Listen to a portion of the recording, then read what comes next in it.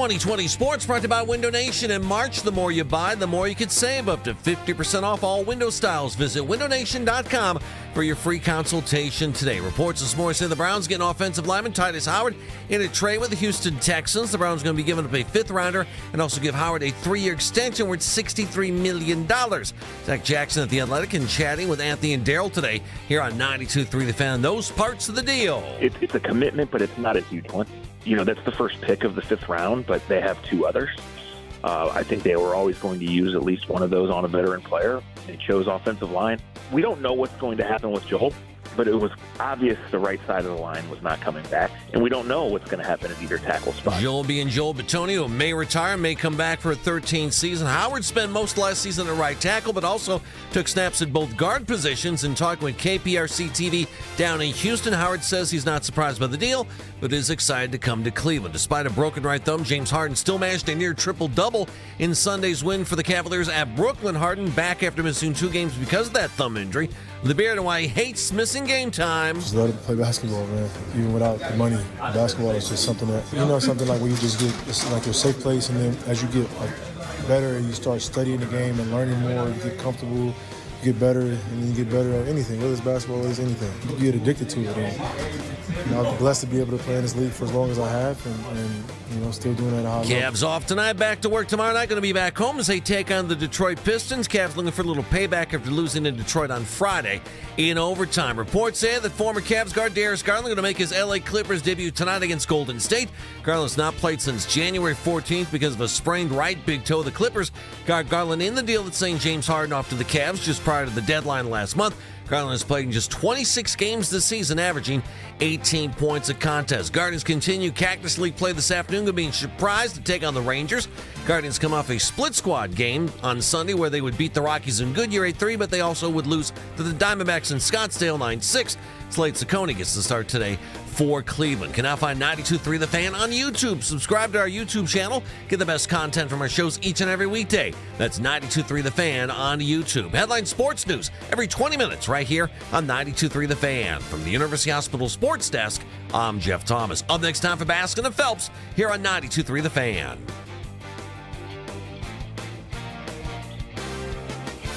Want to talk Cavs at 6 a.m.? There's only one place to go. The Ken Carman Show with Anthony Lima. Weekday mornings starting at 6 a.m. 92.3 The Fan. Talk sports with guys in the know. It's embarrassing. I mean, are they not embarrassed? It's time for Baskin and Phelps. Cleveland's Sports Radio. 92.3 The Fan. Is this a bad way to start the week? Before we even turn on the microphones, Baskin grabs his microphone and the thing falls off. Hey, Ray. I'm good. It works. Ray? Go to the other mic. No, I have a better idea. We'll move the camera. It's okay. No, I have a better idea. Just hold on. I was all ready to talk about the Browns following our lead, Andy. I know. You got 3 fifth-round picks. Please trade them for veteran players who can come in and help. And they did this morning. Now, if they could trade a 7th for a new microphone, we'll put it to use right here at The Fan. This is funny. I'm Jeff Phelps. The man with one hand on a microphone is Andy Baskin. It's true. I may look like some of your friends did in college right now if we just had a little bit of a mist on the outside. How's that sound? I'm not sure what that means. Ton of bag of like 15 bags of Doritos in front of us.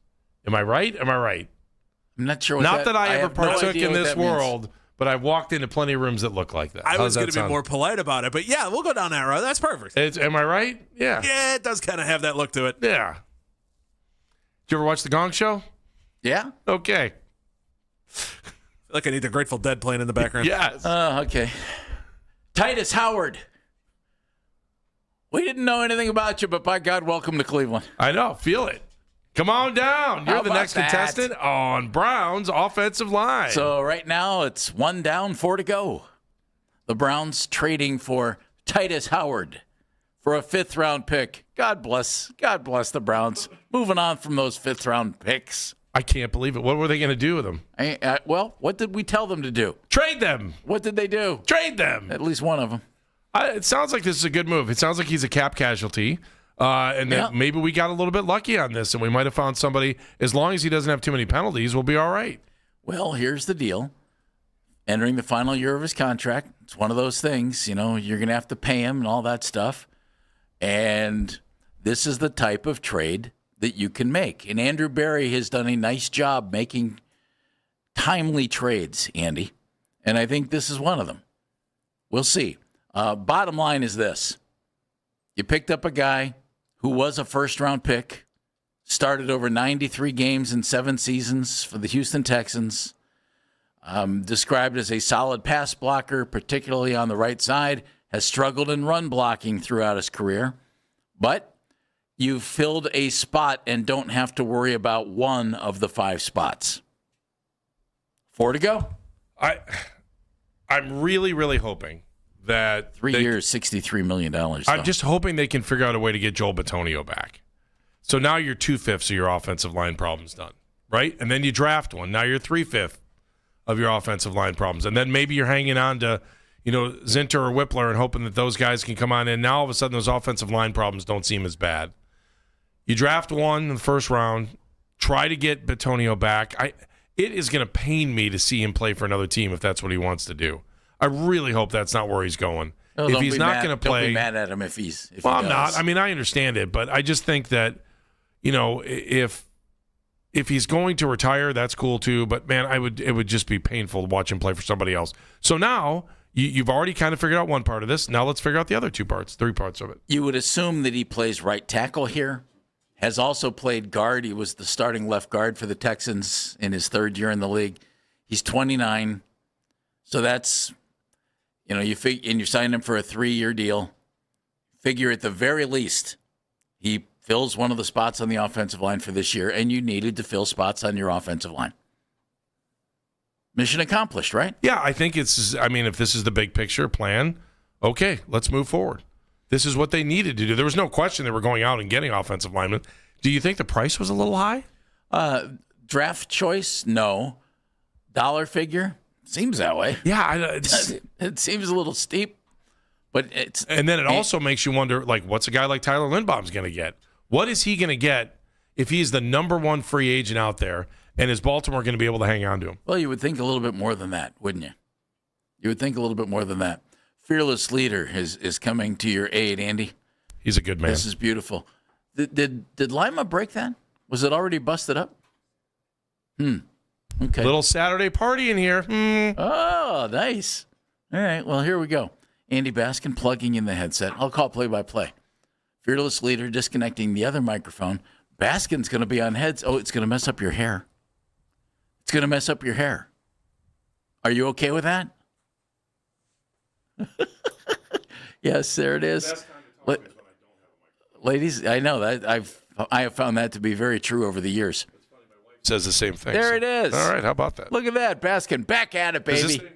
This thing works. Yeah. This is just like being back in normal. I like this now. That's I nice. could do the show like this every day. I have no problem with that. No problem. Keith, Andy would like a personal headset. I have no problem. I apparently. like doing shows off the headset, so I don't have any problem. Andy would like a headset. His hair will be messed, but that's okay. See, I don't have the hair issues the way some other people. Well, I don't have any hair issues, Andy. I know. That's why. I'm concerned for you. Too late. Should have been concerned a long time ago. That's true. Bitonio, you just mentioned Joel. Yeah. If you can convince Joel to come back, that's 2 of the 5 spots taken care of. I would. Who knows what's in Joel's head? We know what's in his heart. He loves playing football for the Cleveland Browns. Is that enough to make him want to come back? The physical toll that playing, in the NFL, especially on the offensive line, it's takes also on a the guy. dead. I mean, it's also the dead cap hit too. I mean, that's not on that's him. their money. Yeah, I'm not worried about that. But I do think that they just gave would Titus be Howard helpful. $21 million a year. They apparently have plenty of money. Everywhere you read, it's like, well, Deshaun Watson's clogging up the system, so they need him to clear out his contract, and then you'll be able to make some movement. Which I don't think. I think they can just do it if they want to. Here you go. Here's cash instead of a check later down the road. Who would say no to that? Nobody.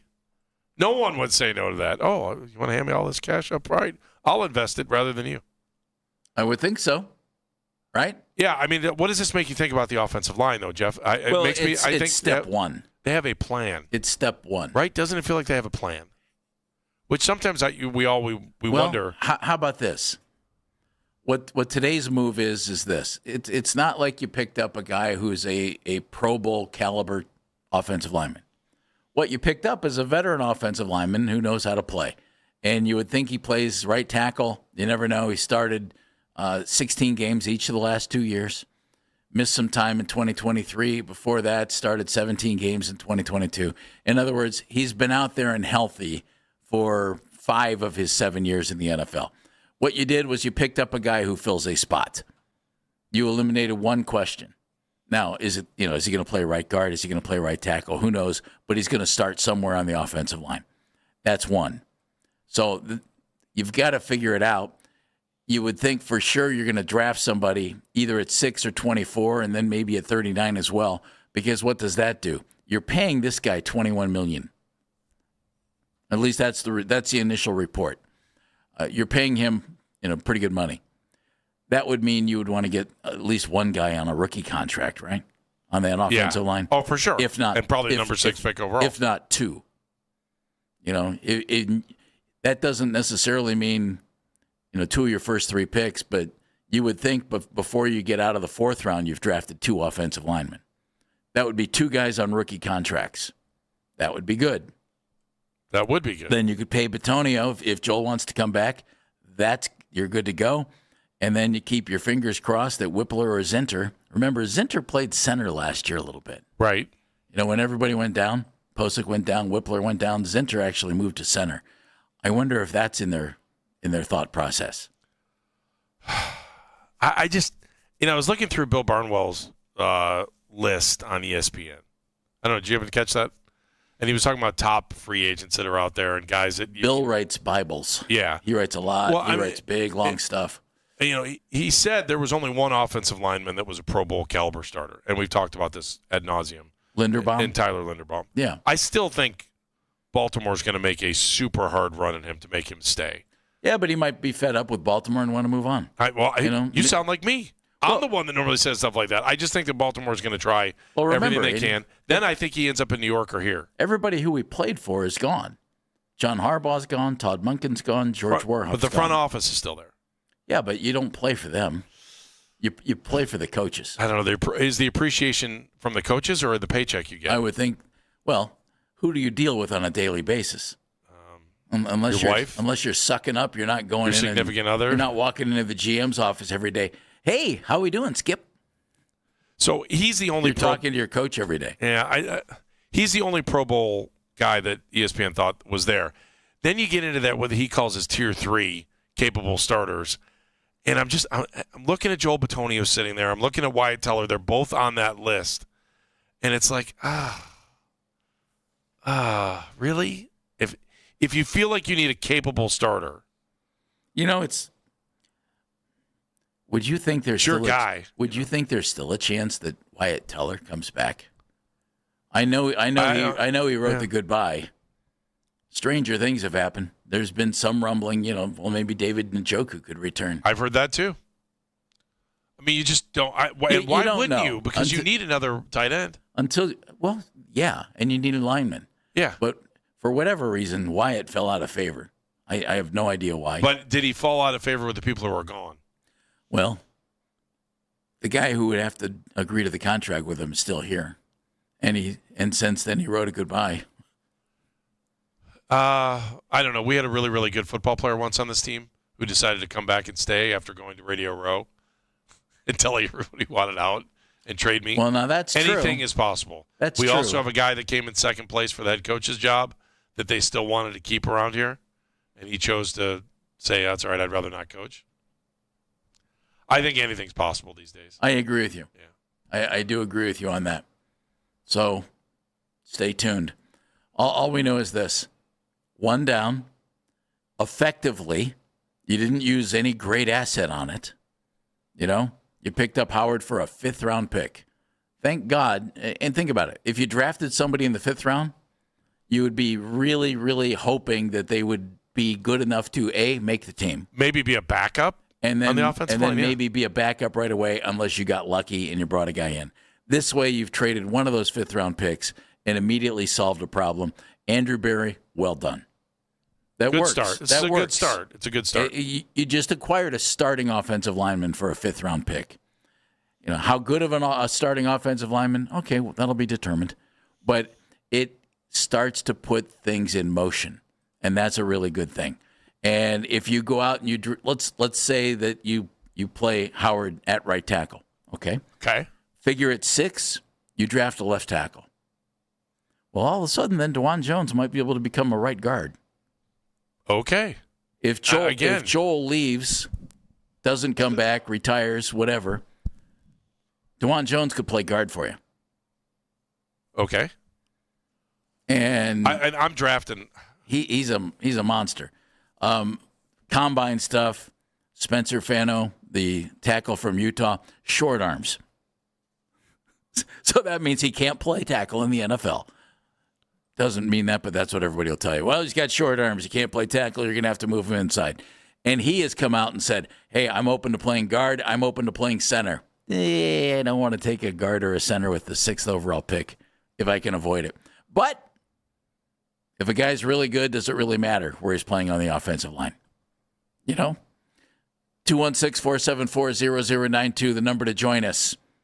A quarterback I've mentioned was mentioned this morning on the morning show. I say, why not? We'll discuss that next.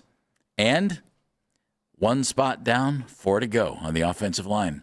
The offseason rolling for the Browns. It's Baskin and Phelps right here on the Fan.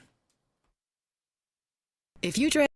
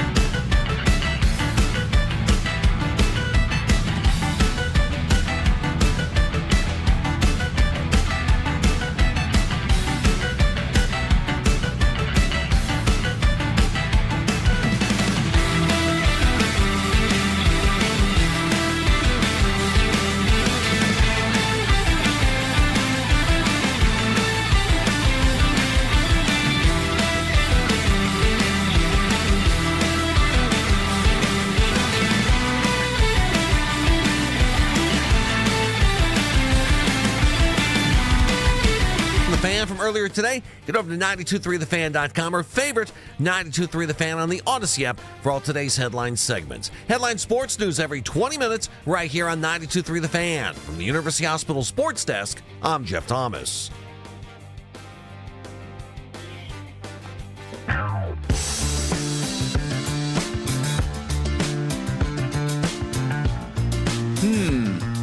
I say give the Browns credit for being a little proactive, for taking care of 20% of the question mark on the offensive line, trading this morning for Titus Howard, a tackle from the Houston Texans, 7-year vet, 93 starts in 7 years, started 16 games each of the last 2 years. He's not small, 6'5", 322 pounds, was a first-round pick back in 2019 out of Alabama State, the alma mater of one Isaiah Crowell. Wow, that's great. Can't wait to go to the class reunion. Looking forward to it. Going to be fun. It's like the last thing I was like, oh, that might be fun. No? Well, it'd be alumni week, probably not class reunion. But yeah. I just, again, I'll reiterate what I said in the first segment. Obviously, they know that offensive line is absolutely the priority, and if their first move going into this whole thing is to trade one of the 50 fifth-round picks that they have to be able to bring in somebody who can start on a weekly basis that's going to be able to go out there and not give up any sacks like hopefully he did that he can do here, I'm all in. It seems to me like it's a good move. I mean, what'd you lose, a fifth-round pick? Okay. Was that Joe Flacco? Who was it? Who was the fifth-round pick they traded for? Even though it was maybe Pickett, maybe it was Flacco. It was, one of your quarterbacks. Yeah, so one of those guys. So I think it's a very prudent move to trade late-round draft picks for players who can come in and play for you. And they just did that. They signed them to some money.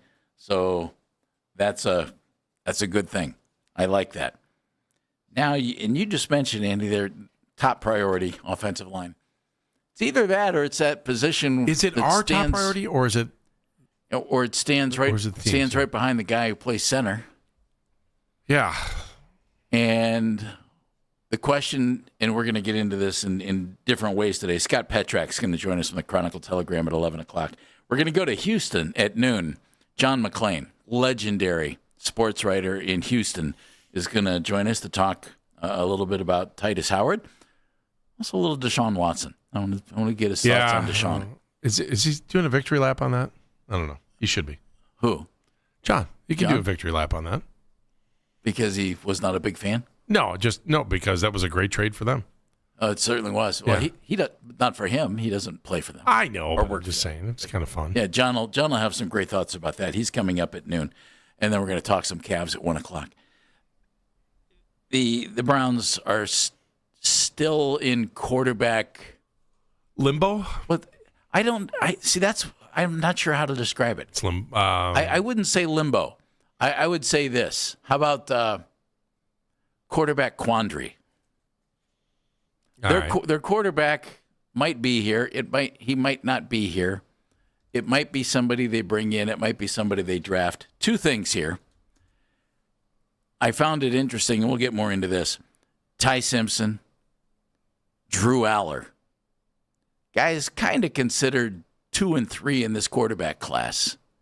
Just singing the praises of Todd Monken and or wanting to be a Cleveland Brown. Now, is that legit or is that business? It could be either. It could be both. Regardless, you've got two guys in the draft. One guy considered the second guy in the draft, who you probably could get if you wanted to. You could certainly draft him at 6, you would think. Right. And you have the ammo at 24 if you wanted to trade up to get him to make sure. That's interesting. He sang the praises of Todd Monken, longtime family friend, and blah, blah, blah, blah, blah. And Todd said the same thing about Ty Simpson. And then Drew Aller from Medina, who some folks said, boy, the ball just came out of his hand differently than everybody else, and 6'5", and didn't run because of his injury, but by God, he sure can throw it. Drew talking about, and Drew is smart. Anywhere I get a chance to play would be a dream come true. But being a Browns season ticket holder and generations and growing up a Browns fan, and Drew said all the right things as well. This morning on the morning show, Zach Jackson, who covers the Browns for The Athletic, was talking with Anthony and Daryl. There's a quarterback in Indianapolis who has been given permission to seek a trade, and that's Anthony Richardson. A 6'5", 240-pound physical freak of a quarterback who, for many reasons, has not clicked in Indianapolis.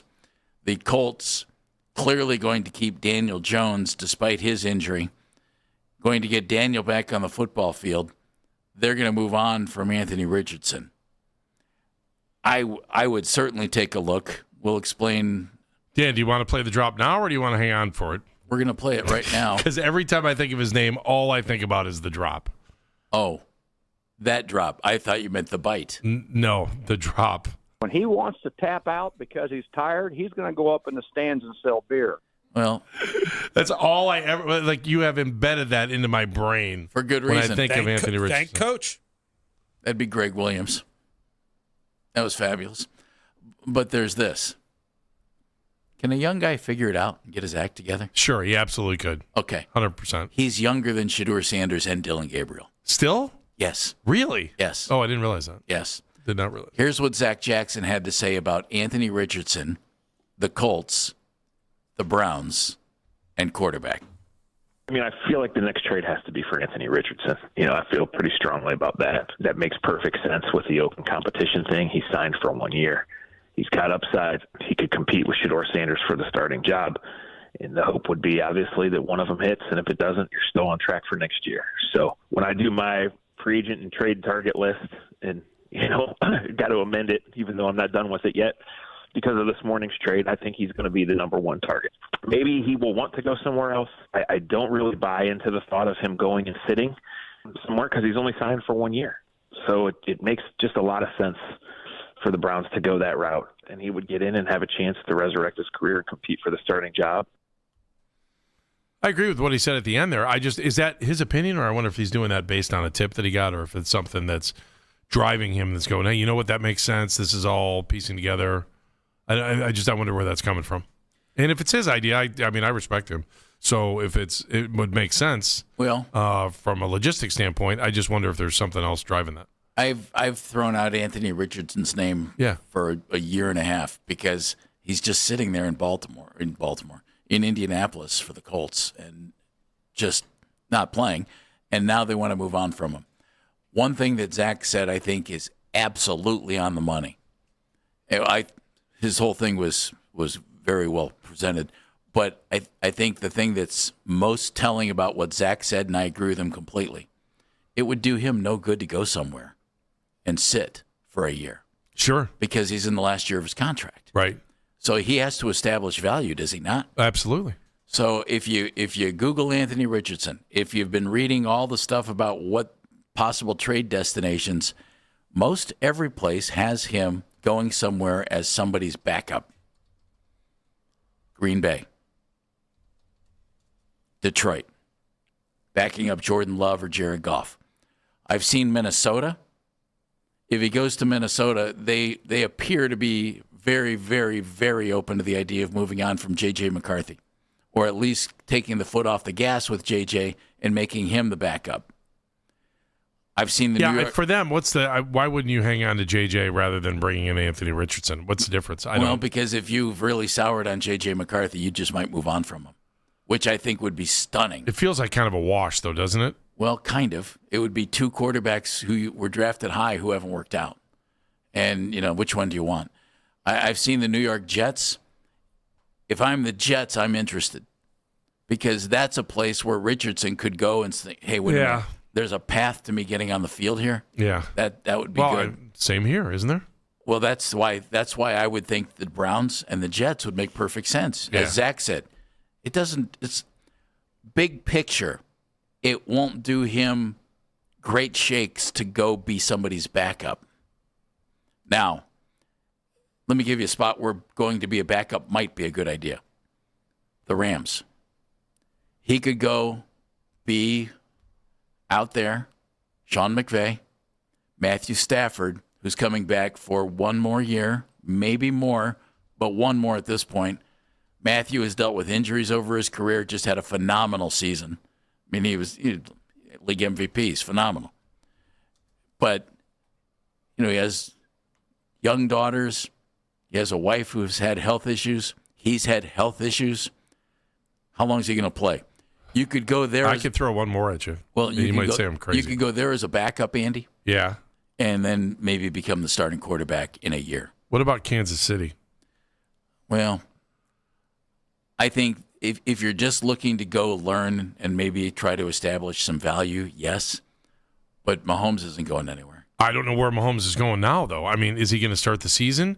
And if you're on a 1 year deal, I would think unlikely. And Gardner Minshew is hurt too. Yeah. So I mean, if you were looking to, excuse me, you'd end up to up your value. Kansas City might be a place to go that you might be able to get that job early in the season and then show your value and be able to go somewhere else the next year. Yeah, maybe. You'd lose that gig, but that might be a great place to go and learn some football. I don't disagree with that at all. And you play with Andy Reid for a little bit, you're going to change the way people perceive you. I would think if you have success. Yeah. I would think that's true. Ryan is in Rocky River. Hello, Ryan. Rhino. Hey, Menigan, Andy, Jeff, gentlemen, I want to chime in on the combine. I think it's tongue in cheek because it's like the combine. What can you really assess for a team that actually can produce a player to showcase what the skill set is? Again, that 40-yard dash stuff, it's a real deal. That Lorenzo Styles putting up a 4.27 flat was freak of nature. That guy is literally 200 pounds. He's not 150, 160 running around like that, like some of these other dudes. Not saying that's the end all, because if it was the end all, there's be some speedsters out there to be drafted number 1 overall. There's a lot of intangibles.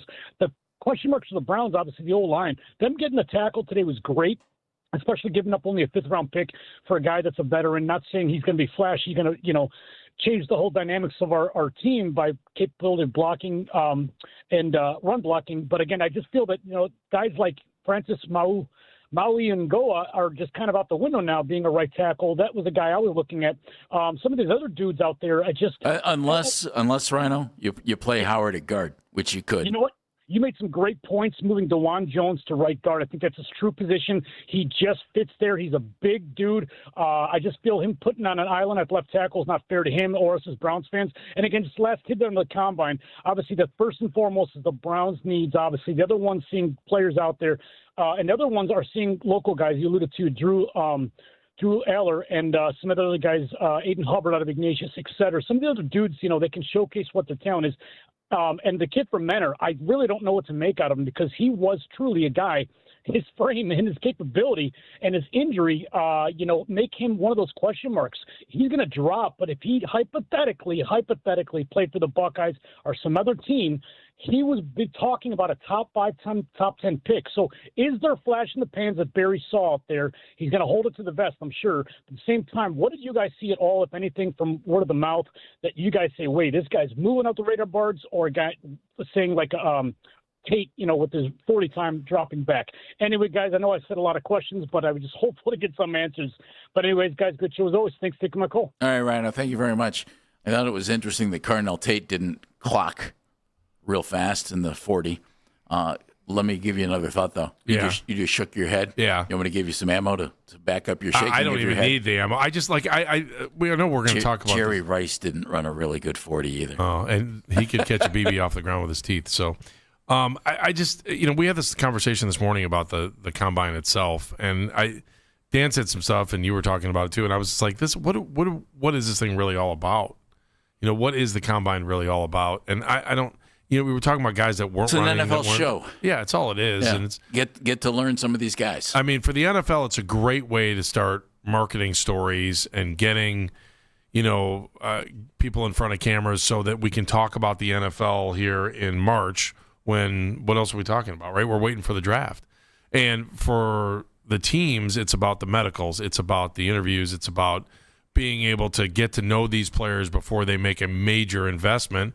It's an NFL convention. I don't necessarily know that it's all about, putting on spandex and running out there and watching Rich Eisen, raise a lot of money for a good charity. It's more about these teams getting to get together for an NFL convention and to start talking with agents, too, about free agency stuff if they haven't been already.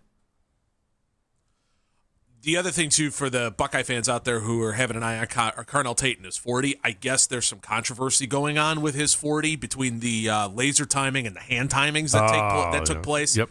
That a lot of teams actually have him faster than what's there. And teams usually go by the hand timer more than they do the laser timer at the combine. The laser timer is basically for the people at home to sit and watch. Every single team has somebody there with a stopwatch. And they go off of that stopwatch because the same person shows up for the pro day and has the same stopwatch. Thank God they have the same stopwatch. Mm-hmm. Well, I mean, between that and then the next thing you know, you're debating the merits of mile split versus athletic.net. Can we just say this? And I learned that courtesy. If you're not listening to Building the Beast with Dane Brugler, listen to Building Beast with Dane Brugler. You learn all that good stuff there. Well, let's just put it this way. Carnell Tate can play, and it would be delightful if he became a Brown. I'm not going to worry about his 40 time. There. I'm not either. Yeah. You heard what Zach Jackson said. Anthony Richardson. He would make him a trade target, number one trade target now that the Browns have picked up a lineman. There's a problem with that thought, though. I agree with Zach, but there's one problem. It's coming up on Baskin and Phelps. Tease. Hey, everybody, it's Andy Baskin for Fan.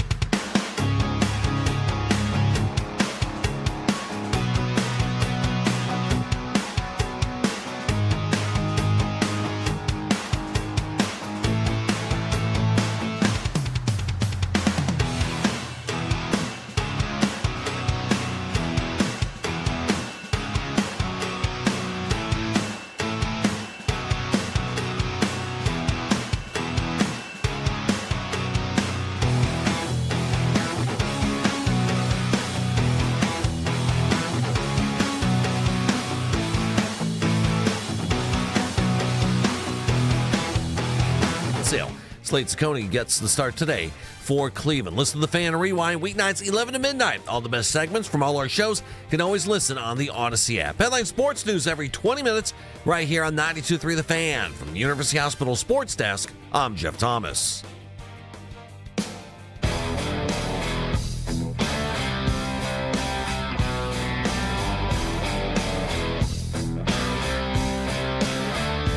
Coming up at 1 o'clock, we'll talk a little basketball with Sam Amico from hoopswire.com.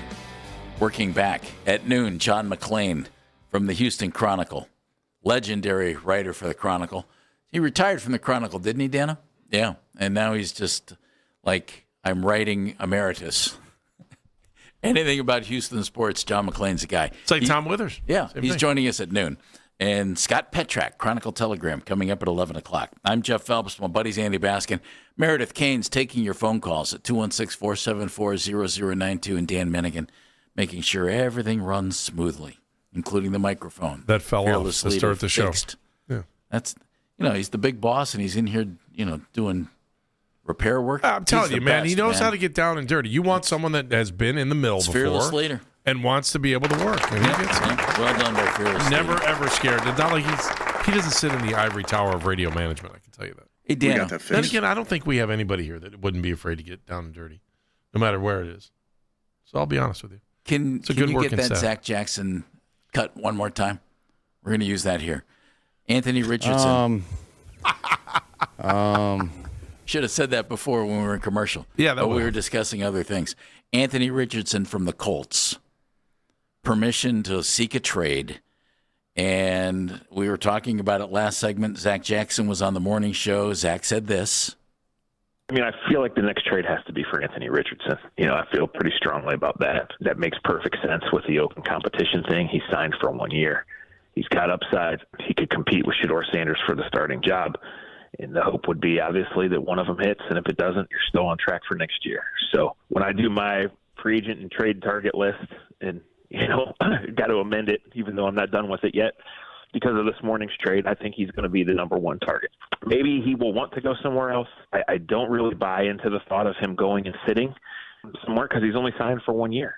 So it makes just a lot of sense for the Browns to go that route. And he would get in and have a chance to resurrect his career and compete for the starting job. Zach's on the money. I agree with him about going somewhere to sit. That doesn't make any sense. If you're him, unless the Rams say, "Hi, we'd like to develop you and you can succeed Matthew Stafford here." Well, that's a different story. But you still have to develop. The problem I would have for him with the Browns, Andy, and I would give it a whirl. If you could get him for a fifth, one of the other fifths. Okay. And you've basically traded your rights to Joe Flacco or Kenny Pickett for Anthony Richardson and give it a shot. That's fine. true. It's this, though. I would think it would end up being a situation where, let's just say Richardson comes in here, okay? And he competes with, you would think, Dylan Gabriel, mainly Shedeur Sanders. I feel like Dylan Gabriel's out. I would think he is. I would think he is too. Out. Okay. I would think he is too. You might even trade him to the Colts as part of a deal for Anthony Richardson. You know what? That might not be a bad idea. They need How a about quarterback. just straight up trade the two of them? Daniel Jones is hurt. Yeah. So what do you think of that? I like that. Dan, would you do it if you were Indy? I would do it. You'd have to throw in a draft pick. For which one? 7th. Dylan Gabriel and a pick for Anthony Richardson. Just do it's a straight swap. If they have any... I don't think the Colts would do that. Yeah, the Colts wouldn't do that. Anthony Richardson still has more stock than Dylan Gabriel does. He's also 6'4", 240. How about cash considerations? No. Wrong sport? All right. You can't just package all of the things you don't want together and offer them to a team for something that you want. How about that? And then you can. The other team has to say yes. Well, there's all that. right, hang on. Let me This throw another isn't one. Madden. You can't turn on forced trades and go, I'm going to trade a 7th round pick and get Randy Moss. This guy was the 4th overall pick in an NFL draft. All right, I am going to throw nothing in. if you get in and you can't play, but he's still a young guy. I am going to throw in 2 seats from the dog pound and when they tear it down. Okay. Because obviously they're going to have to do something with those. My concern is this. Ira Newble. My concern is this. Who The else? rights to Sagana Job. My concern is this. Sagana, one of the nicest young guys to ever play for the Cavs. You had to take him off the tracks. What a nice You young had to bring fella. up Sagana job. You had to do that. Thanks. My concern is this. Todd Monken has a lot to deal with here at quarterback. He's trying to resurrect, at least from what we've been told, Deshaun Watson. He's trying to develop Shedeur Sanders. Mm-hmm. He's trying to develop Dylan Gabriel. True. Until he's not. He's used the word elite to describe all of them. And you could be sure that he's going to think Anthony Richardson has an elite skill set, certainly has elite physical traits. He's a young guy. And he's got to look over the defense, too. Let's not forget that. I think he's going to have to keep his eye on the defense, too, with a new defensive coordinator. Maybe. I'm not saying he's got to do a ton of work. I just think it's not as slam dunk as it could have been. Richardson had 1 year in college that he started. That was it. He's had basically 1 year with the Colts where he started. So this guy's really raw. My concern would be this. Is that enough insurance? Is there enough insurance at the quarterback position for the Browns that you could make Anthony Richardson the external veteran option you've talked about? Because if it doesn't pan out with him, then you're starting Shedeur and or Deshaun Watson. Is that okay? Or do you need to go out and get somebody else who you think is a veteran option? Do we not think are we drafting a quarterback or not late? I'm not saying first round. Not if you get Anthony Richardson, you're not. You would. I don't trust this team to not draft a quarterback. And Anthony Richardson would be the guy you draft. You know what I mean? Could you not see them coming in here with 5 quarterbacks? No, I cannot. They were about to put 4 on the roster to start the season last year. And then there could be this. And then you trade one of them off after camp. We've seen Andrew Berry bring in multiple quarterbacks and then trade them before the season starts. So if you brought in Anthony Richardson, and let's just say you kept Dylan Gabriel, and you didn't cut him. Then you're trading Shedeur. Well, no, you don't have to trade. Hold on. Before the season, let's just say you go to camp and you have Shedeur and Deshaun and Dylan Gabriel and Anthony Richardson. Well, that screams at the end of training camp you're trading somebody. For sure. Doesn't it? And maybe drafting someone late who you probably think that maybe would you're be going to 5 guys, Andy. I don't know if you can manage 5 guys. Like let's say camp? Let's say you drafted Drew Aller. Okay. Where? The later the better, because then you could probably put him on your practice squad. 3rd. You're going to draft him in the 3rd round? I don't think you could get Drew Aller onto the practice squad. I don't think so. It depends. Truthfully, I think you're right, but you never know. So that's my. Sometimes I think we overvalue stuff. That's my concern. Would be, is Richardson enough to make you think, okay, add him to the 3 guys who are here now, and we're okay at quarterback for 2026. I'm not worrying about 2027 because, as Zach said, and he's right. Okay, you play somebody next year, and you still have your assets for 2027. You'll still, and it's a quarterback draft that's supposed to be much better. If one of these guys doesn't pan out, well, then you've got a chance. But Anthony Richardson doesn't turn 24 until May, Andy. So now you've got 3 young quarterbacks on the roster. Yeah, and that to me is something that makes me think, Jeremy Fowler on ESPN wrote a big Combine Buzz piece, and he basically said, it doesn't appear that Malik Willis is coming to Cleveland. Okay. Because if Malik Willis came to Cleveland, it'd be a slam dunk easy. He'd be the starter, and we wouldn't be questioning anything else. That's exactly right. He would be the guy, and you would try to move on, I would think. Although you're still young. Even with him, you'd still be young. You're still young and inexperienced because he hasn't played a whole lot. He's going to be the guy who cashes in on 1 or 2 really good games, and those guys are dangerous. But he's really gifted. Really physically gifted, threw the ball beautifully last year for Green Bay. And he ran for a couple of touchdowns in his start. I mean, he's a guy that somebody's going to bring in, and he's probably going to be their starting quarterback because you're going to have to pay him enough that he's going to be your starting quarterback. And then are you feeling win now then? I mean, if I'm Todd Monken, I'm feeling win now. Well, so if I'm Todd Monken, Malik Willis is the guy that I would want, despite the fact that, Schefter had said that. You know what I'm saying? Yeah, if you're Monken, you want a guy that can walk, especially if you're going to rebuild this offensive line now. Come on. Get me a quarterback that can help me win this year. All right. How about this? That could be Deshaun Watson. Well, you spend a little bit of time developing Anthony Richardson, if that's where to come about, and then you make the move. At some point what in are you the doing season, with the rooks then? Or the sophomores now? And here's the other aspect of this whole thing that I think is a little mind-boggling. We don't know yet exactly what Todd Monken thinks of these guys. And as Todd said about Deshaun Watson the other day, and he was absolutely right at the Combine when he said, hey, you're not going to give the guy a grade before he takes the test. True. And I think it's the same with Shedeur. I think it's the same with Dylan Gabriel. You know, I mean, I think Dylan Gabriel's the odd man out eventually. But I don't think it's eventually. I think it's now. Well, hang on though. What if he went to the OTAs and Todd Monken looks at him and thinks, Lord, this guy's the guy. Jeff. Andy, Jeff. I don't know what he thinks. I'm not buying that. You don't know what he thinks. He won a national championship with a 5'11" quarterback at Georgia. Jeff. I just don't see it. I've never seen. I'm going to be honest with you. I don't think Gabriel's done. I agree with you. I don't see it either. I don't think Gabriel's done. I just think he's done here. I think someone else is going to give him another shot. He's going to go somewhere where there's a starting quarterback that's going to get hurt, and then he's going to get an opportunity, and then suddenly people are going to be like, hey, man, wow, that guy wasn't so bad. I just don't see it here. He's just Todd Monken already called him elite.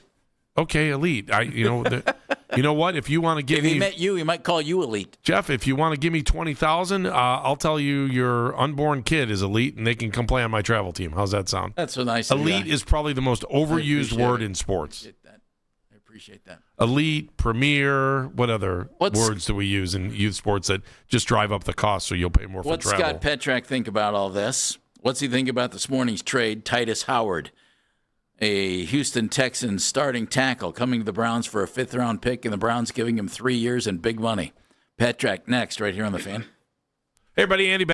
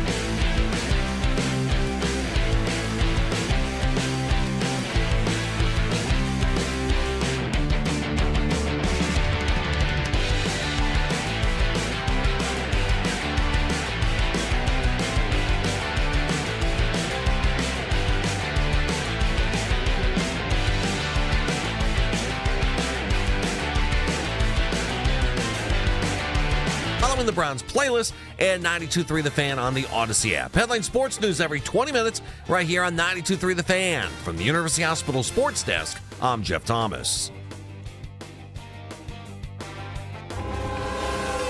All right, I'll say it. Formula One, one of the worst sports movies I've ever seen. I don't know if it's that bad, but we'll tell you the athletes that I would not talk to when I had to work with them. It's the Emerging Podcast Scene, presented by Extend Technologies on the free Odyssey app.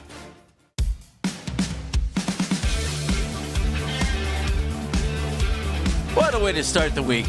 Combine's over. Browns make a trade. You're just tuning in. You missed Jeff just a moment ago. Titus Howard is now a Cleveland Brown. Before you say, who is Titus Howard? All you need to know is this. Mainly a starter for the last 7 years. Mainly starting every game for the Houston Texans at right tackle or at guard. And the Browns have given him a 3-year, $63 million contract. It cost them a 5th-round draft choice. They had multiple. We suggested trade them for players who can come in and start. They did. Yay. Welcome back to Basket and Phelps. We go to the Make It Right, Call Kyle Wright hotline. He's fresh off an extended tour of Indianapolis, Indiana. He's Mr. Scott Petrak, who covers the Browns for the Chronicle Telegram, and you can read all of his work at brownzone.com. Scott, good morning, my friend. Hey. How are you guys doing? We're not as good as Titus Howard. No, I bet you're not. 63 mil, 3 years. Congratulations. It's a pretty good gig to start your week, huh? Not a bad way to start your week, your week, or your gig or wig or whatever you're going to talk about. First of all, you solved one of the 5 problems, and it cost you a 5th-round pick. You like it? I do. My only concern is, he's going to be 30 in May, so it's not, I think ideally you'd have somebody a little younger. But Andrew Berry talked about it last week, and it was going to take a combination of different things to execute this extreme makeover of the offensive line. And he talked trades, free agency, in the draft, and then also developing players that they have currently. So the trade is always the hardest one because you have to have a partner and you have to find the right situation.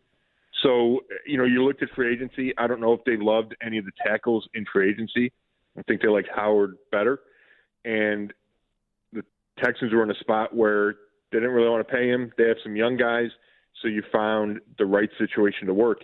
And the Browns can't just go, okay, it's going to be 4 rookies across the line. That's not going to work. Todd Monken talked about that last week.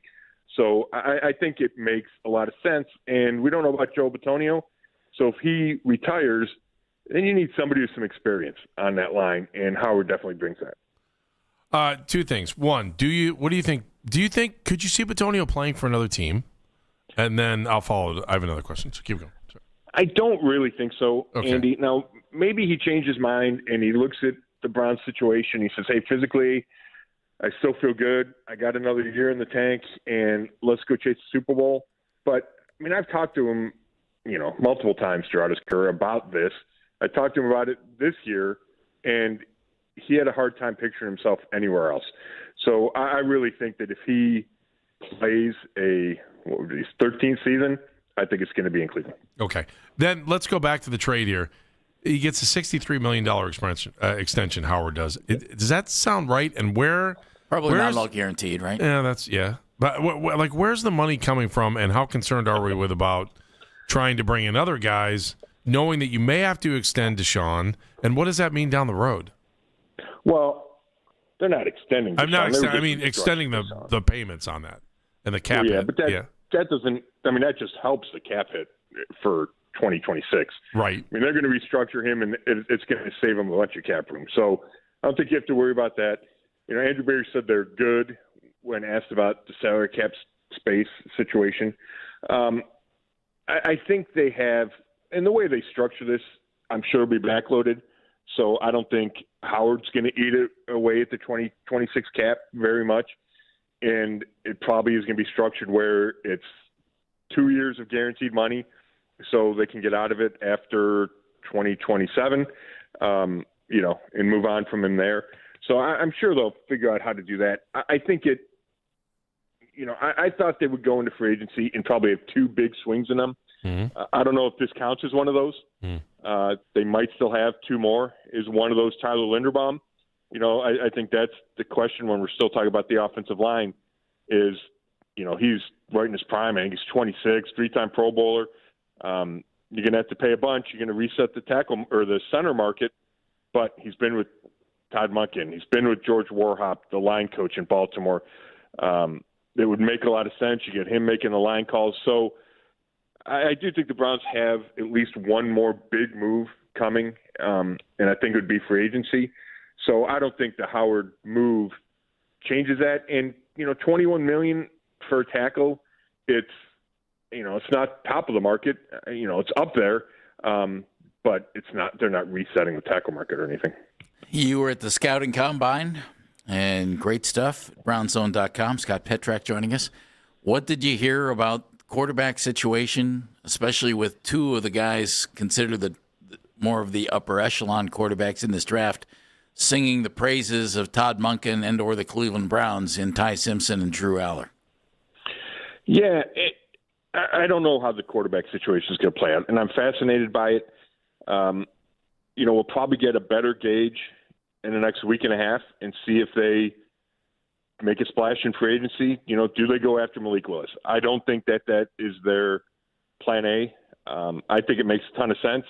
I'm not sure they do. Maybe we talked about the big swings in free agency. Maybe they just don't think they have one at quarterback.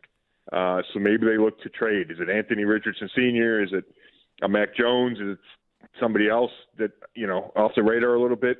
Because I know that they're going to add to this room, right? But that could be free agent, it could be trade, or they could wait till the draft. So I think the next 10 days are going to tell us a lot about the direction of the quarterback room. But I think there's a good chance that we're looking at, Shadur Sanders and Deshaun Watson competing with player X, and I just don't know who that player X is. The Ty Simpson, Todd Monken connection is there. The Carson Beck, Todd Monken connection is there. I'm sure Monken knows Garrett Nussmeier's dad from being around college football and the NFL for so long. So there's some intriguing guys in the draft that you could get, I would think, at number 39 or maybe even number 70 that could come in and add to the mix. But that would only – I'm not saying it would add just questions, but if you draft a guy there, you're probably not saying come in and be the starter week one, right? You just add another guy to the competition. You add another guy to that room, and they're probably more comfortable with that than I would be. They just went through it a year ago. It feels like you'd want more certainty at that spot. But maybe they figure 2026 is another year to figure it out. And if you throw a bunch of options at the situation and find a guy you like and you think Todd Monken's going to help the quarterback situation, maybe that's how they're going to go for 2026. But, we saw it in 2025. That's kind of a hard way to live. So I personally would be seeking a little more certainty. Scott, what was your biggest – I want to ask this question by saying, what preconceived notions did you have that maybe you changed your mind on? But I'd rather ask it like this. When you walked out of the Combine, what's the biggest takeaway you had for the Browns? I think it's going to be that they're going to have a lot of options at tackle. I'm not sure that guy is at number 6 because I feel like the guys we've heard mentioned at the tackle spot at number 6 have some issues, whether it's arm size or, they're going to move into guard, arm length, or they can move to guard. So I don't know if they'll take a tackle at 6, which I kind of thought they would heading into the Combine. Now I feel a trade down is more likely, but I also feel like there's options, whether it's 6 or 10 or 12 or 24 or 39. I like the tackle class. Talked to some of those guys on Saturday, and I think they're going to have options to pair with now Titus Howard. You would assume on the outside you can find a left tackle, I think, in this draft, whether it's Fano or Blake Miller or Monroe Freeling from Georgia. I think there's going to be options there for the Browns, which is good because obviously they need some more help on that offensive line. Scott Petrak joining us from the Chronicle Telegram, brownzone.com, where you can read all of Scott's work. The Anthony Richardson rumbling is out there. Mm-hmm. What do you think? I don't mind it. Obviously, he hasn't come anywhere close to living up to being the number 4 pick in the draft. No. But there's a lot of talent there. And, if you're talking about adding to the pile and taking a big swing, and you might be able to discover something. He's got a ton of talent, right? Big dude, runs really well, big arm, could do what Todd Monken wants to do as far as a dual threat quarterback. So I don't hate that idea at all. I don't think the Browns would have to give up a ton to get him, which fits for what they're trying to do. If they don't want to commit to a Malik Willis in free agency, then a guy like Richardson makes sense to me because he's got a huge upside. You can add him to the pile. There's not a whole lot of risk there, and there is a lot of upside, and maybe Todd Monken can unlock something with him. So I don't have any issue with that at all. And I think there's something that you could get excited about there if you're a Browns fan. Now, he might not make it to week 1, right? Like you come in and be a disaster and they don't see what they want to see. But I think it's worth taking a shot at. With that thought in mind, I thought the same thing. But did you get any feel for what Todd Monken thinking about quarterback? He has said, that Deshaun Watson was elite in Houston. Shedeur has elite playmaking. Dylan Gabriel, elite in 3 different colleges. He has said nice things about all of these guys, but I wonder what he's really thinking about these 3 guys and anybody who might be out there. I keep thinking, is there somebody he really wants here? And that guy's going to show up. Right. I think he has to say nice things about the guys on his team, not just because they're on his team, but agreed. Yeah. Right, but because they could wind up being the guys. Yep. Right.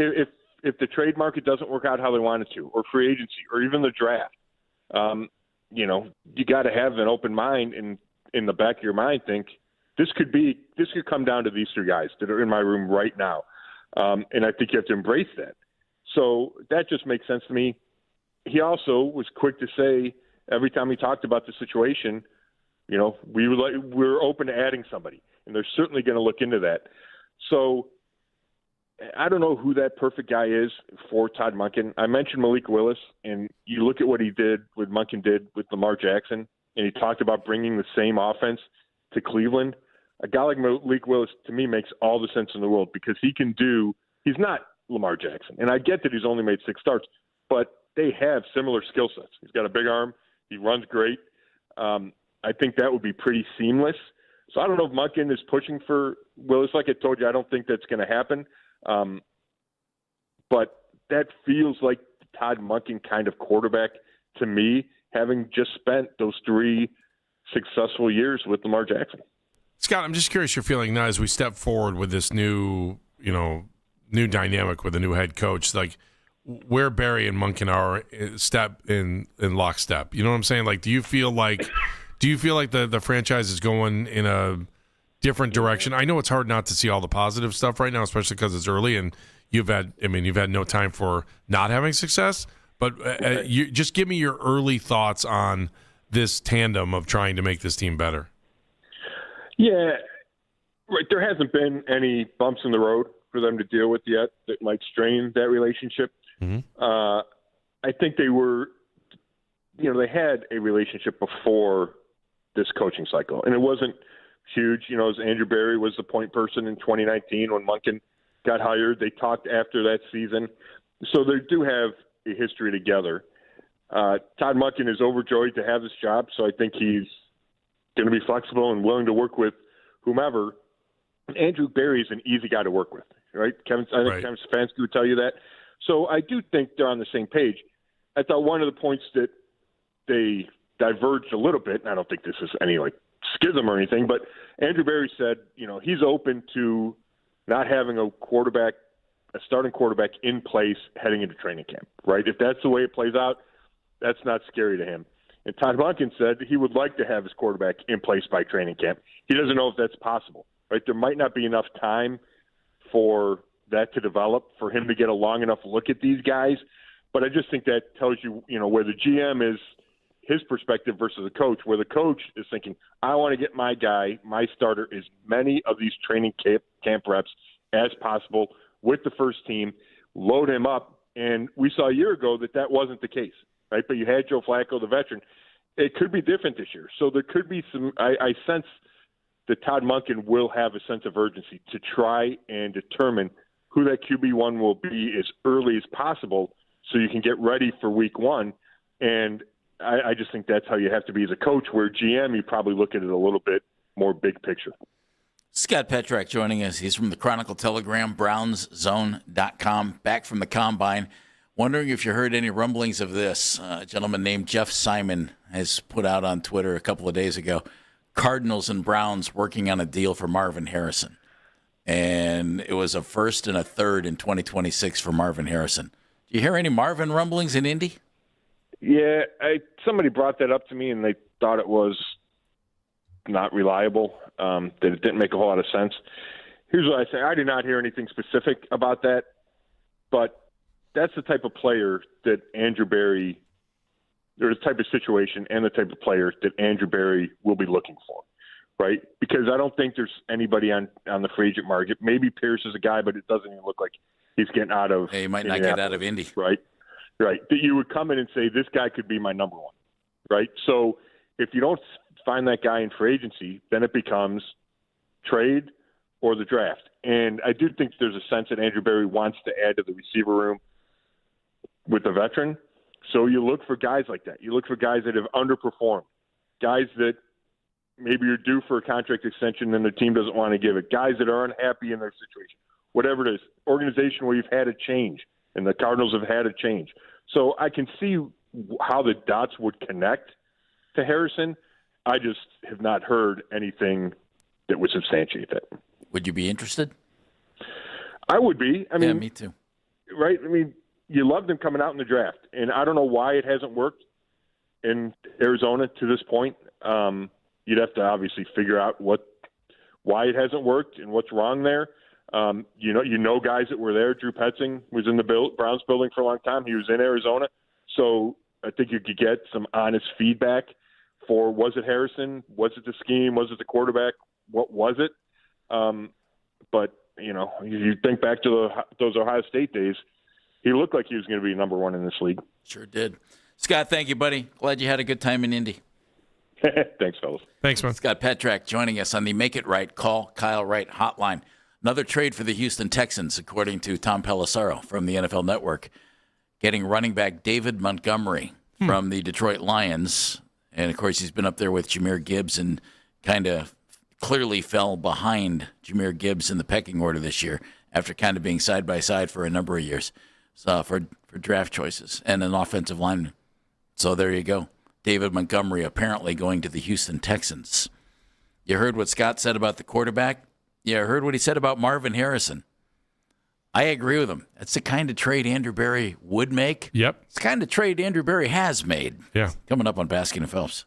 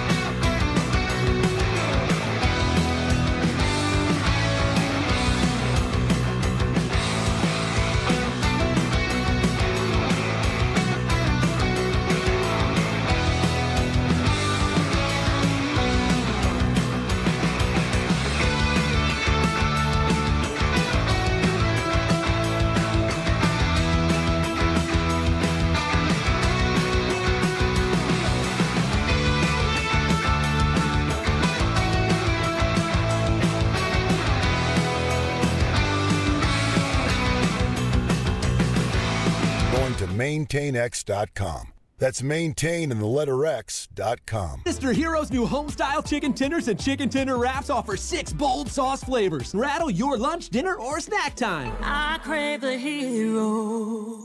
There's only one place to hear breaking Browns news. This is the radio home of the Cleveland Browns. 92.3 The Fan.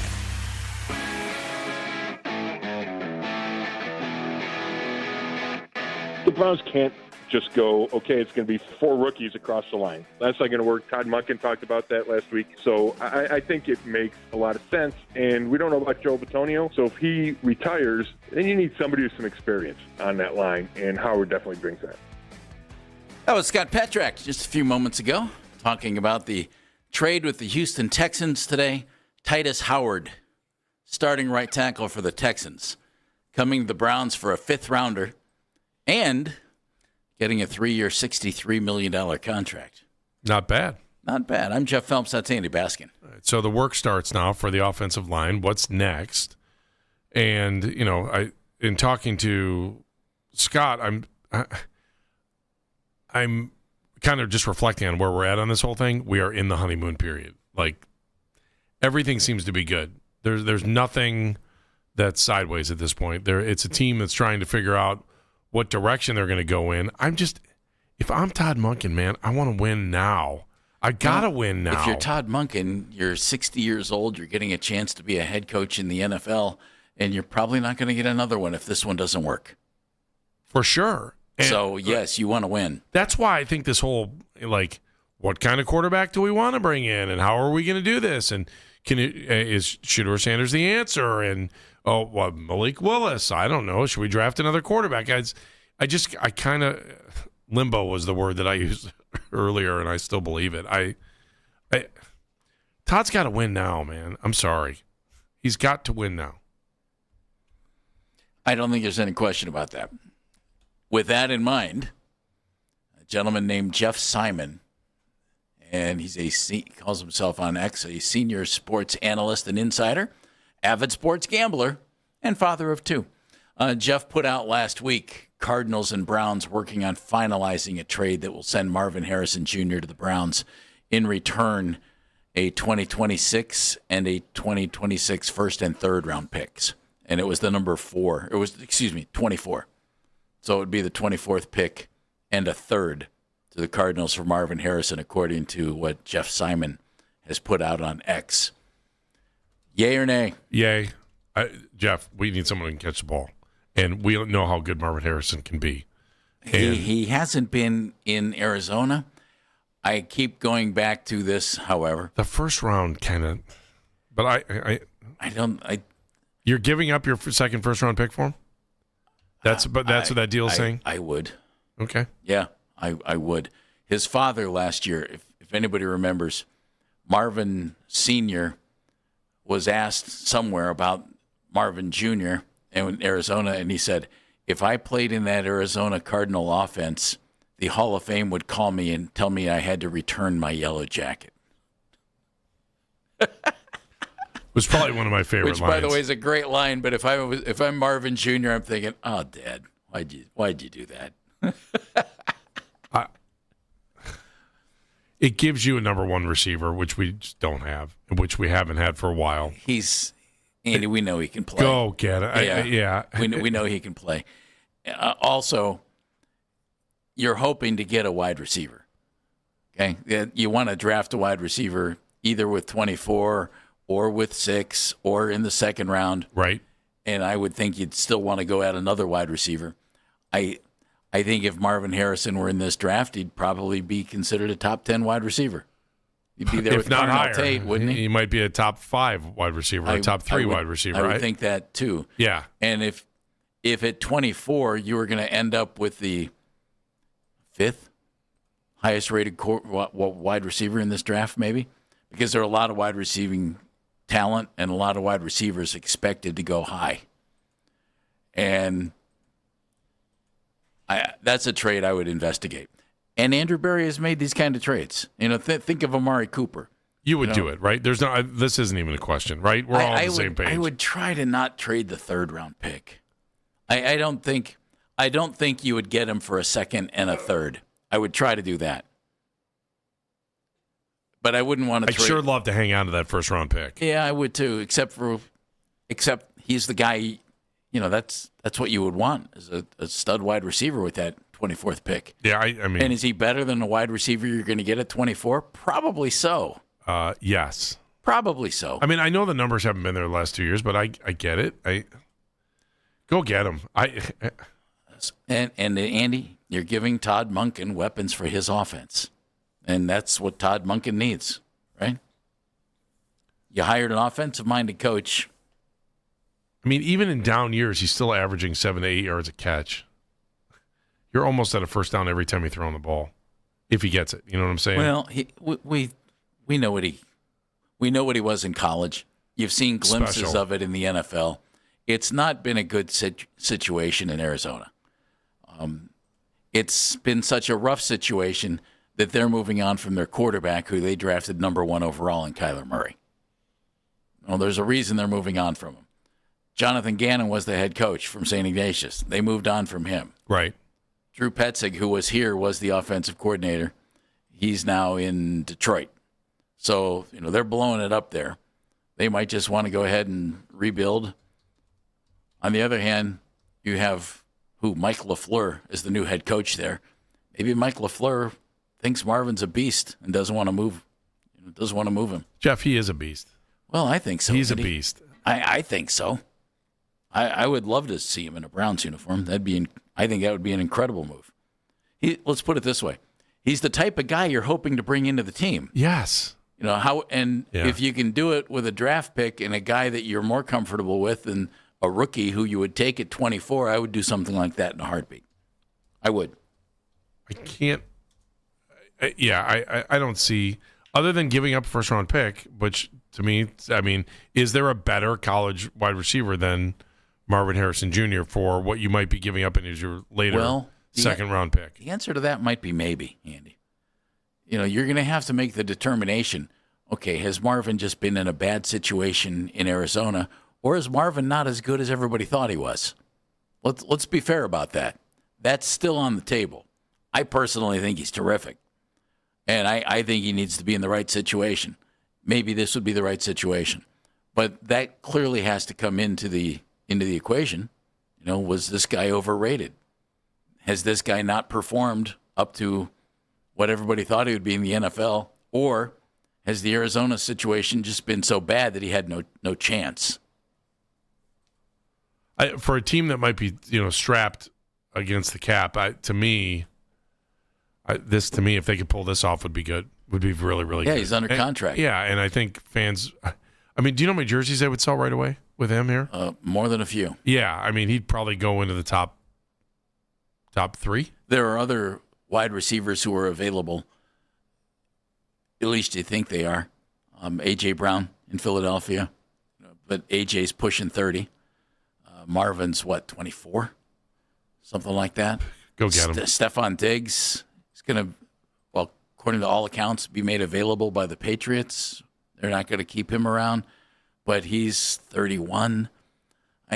Marvin makes an awful lot of sense. At least I think he does. Something weird is going on in the desert, Andy. And it's not the Arizona Cardinals. Really? Something weird is going on in the Arizona desert. Are you going to tell us? In a minute. Are you going to make me wait? In a minute. I'm going to make you wait. All right, thanks. It's Baskin and Phelps on the Fan.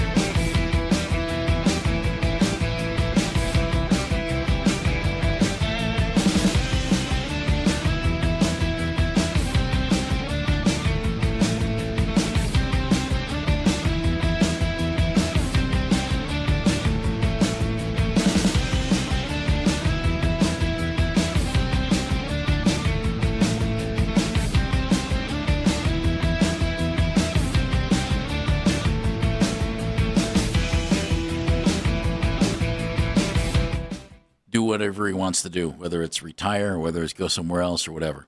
I hope they give him a one-day contract here at least. Oh, absolutely. I would think so. Yeah. Absolutely. That's Andy Baskin, and I'm Jeff Phelps. Something interesting is going on in the desert, Andy. Oh, I'm excited. This is a big week, man. You think? Yeah, World Baseball Classic. You got a bunch of stuff going on with baseball. I love the World Baseball Classic. So I know you do. That's good. I know Dan does too. Yeah, there's an energy and there's an excitement to it. You got games tomorrow already. You got exhibition. You got Canada's playing Toronto tomorrow, and what else? The U.S. is on ESPN tomorrow. They'll play the Giants. Woo-hoo. Here's what's going on in the desert.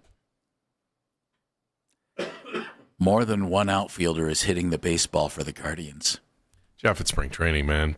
Andy, Jeff, it's I know training. it's spring training, but more than one outfielder is hitting the baseball for the Guardians. Chase DeLauder is hitting .625. It's all limited. Khalil Watson, who was a former high pick of the Marlins, came here in the Josh Bell trade, is hitting .600. Ralphie Velasquez, who is mainly a first baseman but has played a little bit of outfield, is hitting .500. Petey Halpin, who we saw appear at the end of the year, sitting .500.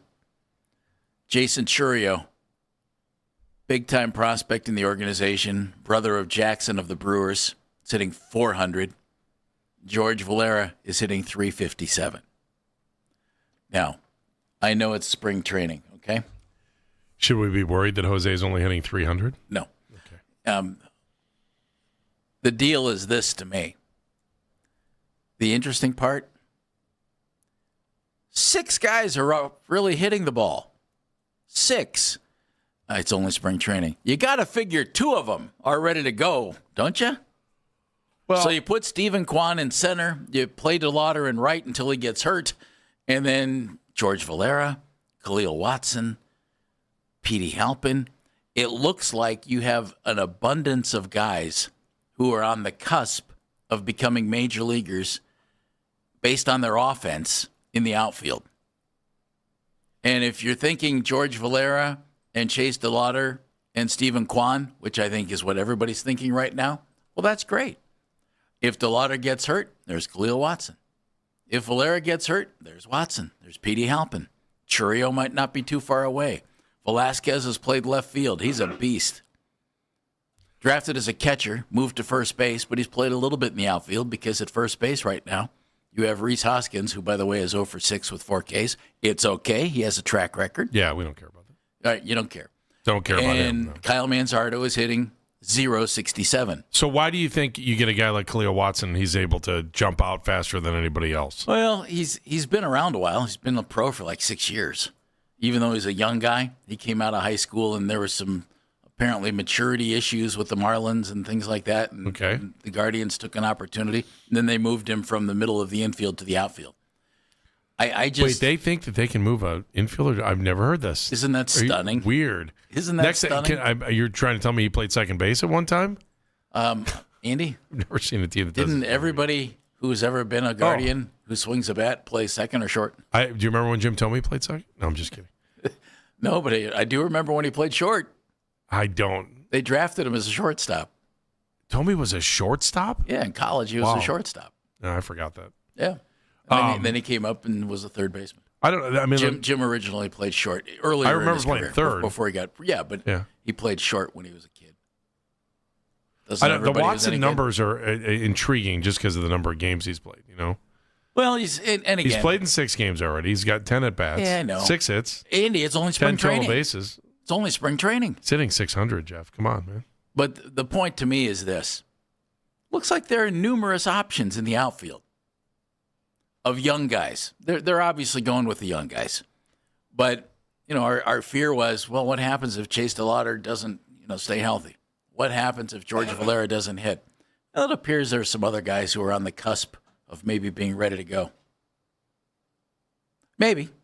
I don't. It's at least nay? Yeah. I mean, it's so there's a couple things that go through my mind here. One, they're young guys, and you're like, okay, I want to see them grow, but it's spring training. Like I do this every year. I find somebody at spring training. I'm like, I want to see what happens here. Want to say, they didn't make the team. Or, they made the team, and then they're gone in a month. They're back in Columbus at that point. So I also think it's weird because of something I said before, because of World Baseball Classic, because it kind of chops up the spring training season, right? And so now all of a sudden you got guys that are hot, and then they walk away, or guys don't get at bats with the same team for a while, and it makes for a very, very interesting spring training. And that's why I think sometimes when you're in these years, you go with what you know. And so it was kind of the way you laid it out. I think there's something I think else. it's harder to kind of jump through because you're looking at something different, because a lot of those, although it's spring training, like a lot of those guys aren't playing anyway. So Does this mean what I think it means? Guess who leads the team in at-bats during the spring? I know, so I'll let you answer.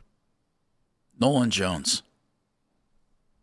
Nolan Jones has 17 at-bats so far. Leads the team. He's also second on the team with 5 runs batted in. And he's also way down on the list, hitting 176.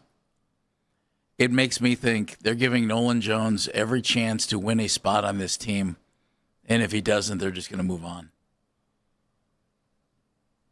Does the Manzardo part of it scare you? He's got 15 at-bats. He's right up there.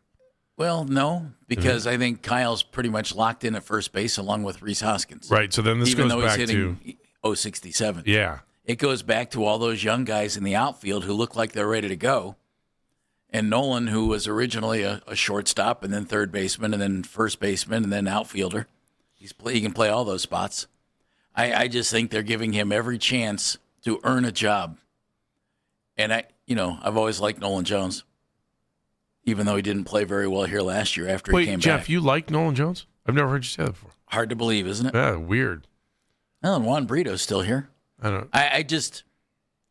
It looks to me, the fact that Jones is getting so much playing time now, they're giving him every chance to make the team.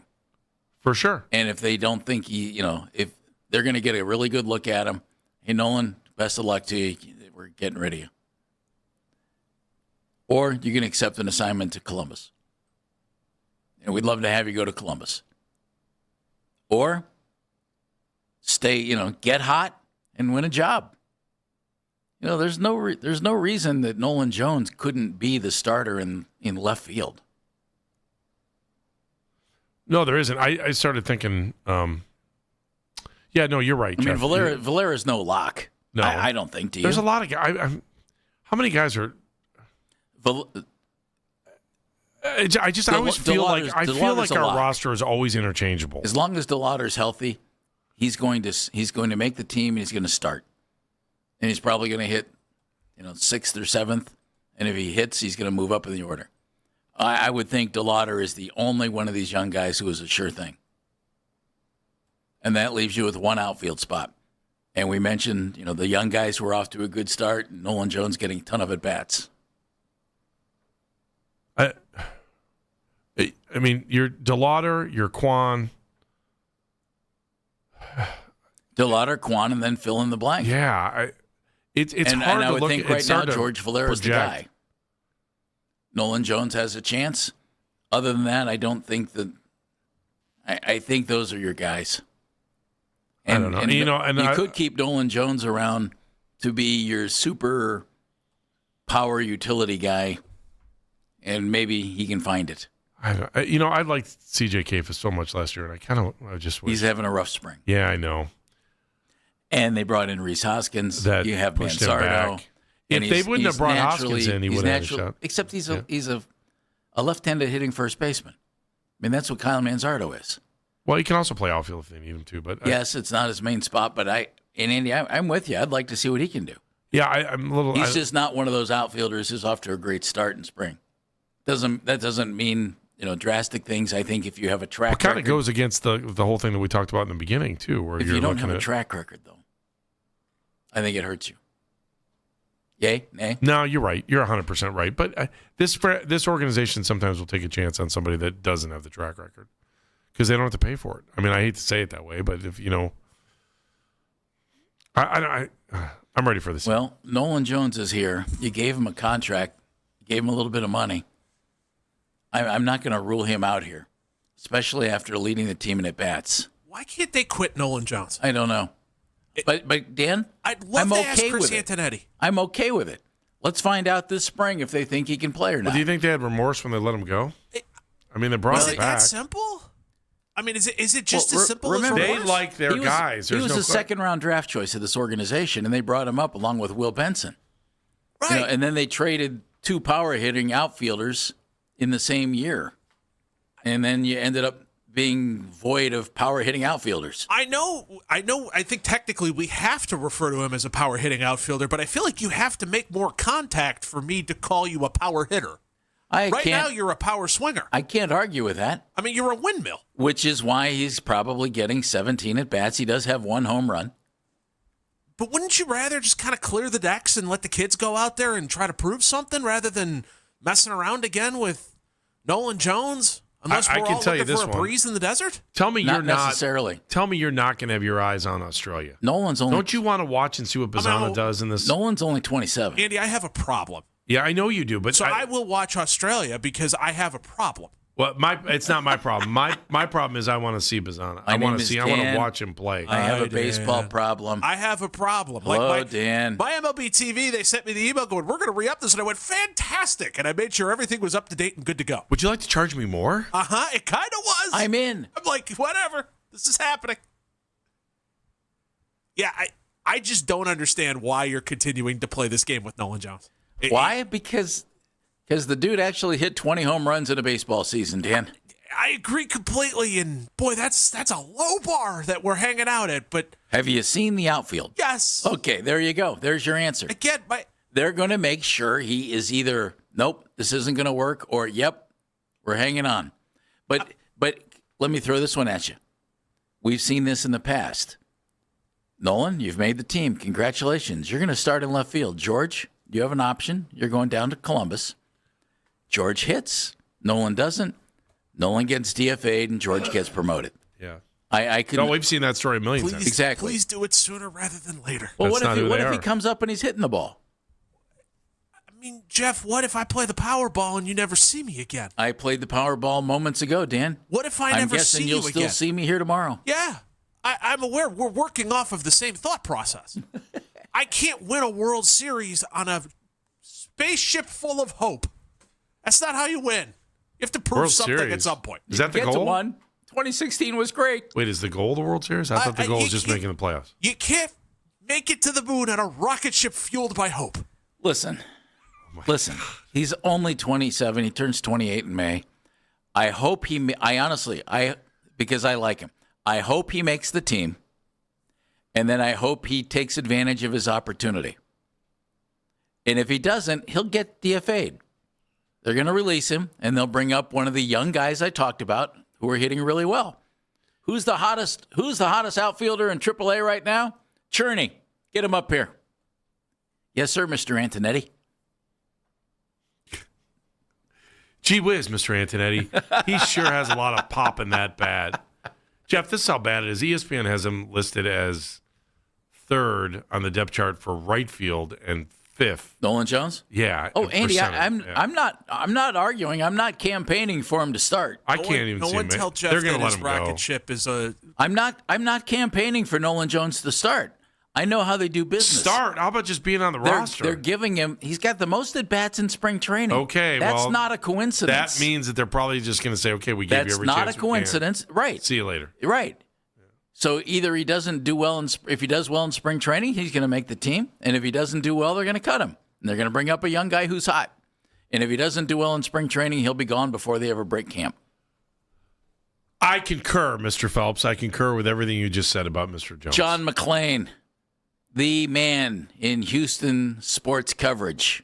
Joining us next as the Browns pick up a Houston Texan, Titus Howard.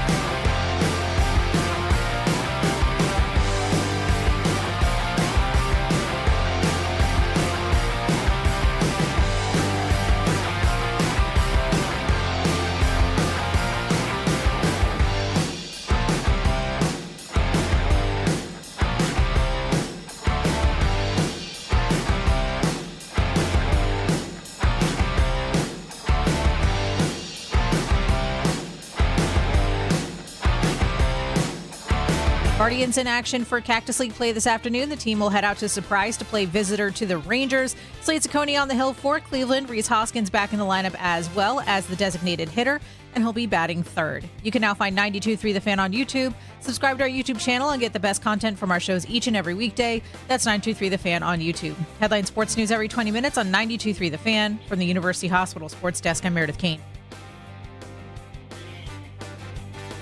Mary Kay, as I look at the coaching staff getting filled out, the head coach, never done this before, OC, never done it before, DC, never done it before, and special teams coach, never did it before at those levels. So with all of that said, what do you think of the coaching staff? Well, I do think the thing to remember about the staff that Todd has put together is that he brought over some of his key assistants from the Baltimore Ravens, and they ran a very explosive offense over there for the last 3 seasons, and they were at the top of the league in many, many key categories. And of course, it takes a Lamar Jackson to do a lot of that. But he brought over a veteran staff. So I think these guys are going to be able to hit the ground running. And let's see what Todd has. Listen for Mary Kay Cabot from the Plain Dealer in Cleveland.com. Thursday mornings at 8:20 on Cleveland's Sports Radio, 92.3 The Fan.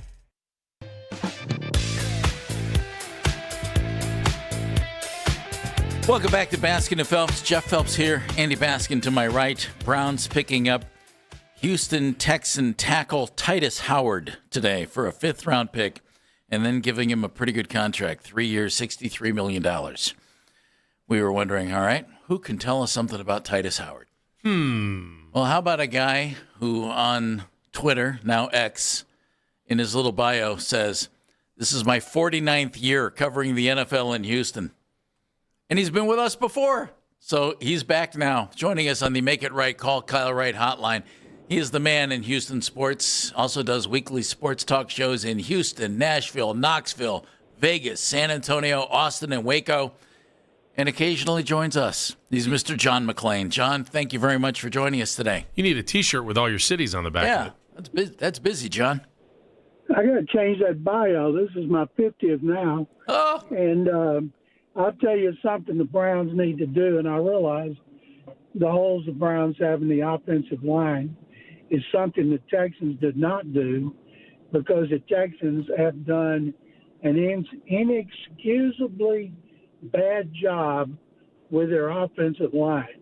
And today they've traded 2, including Titus Howard, a starter, and a backup, Juice Scruggs. Titus was a first-round pick. He was drafted by Bill O'Brien back in 2019. Juice Scruggs was another blown offensive line pick by Nick Caserio. And so it just drives me nuts, the disservice that they've done to C.J. Stroud by having so much lack of stability and continuity in the offensive line.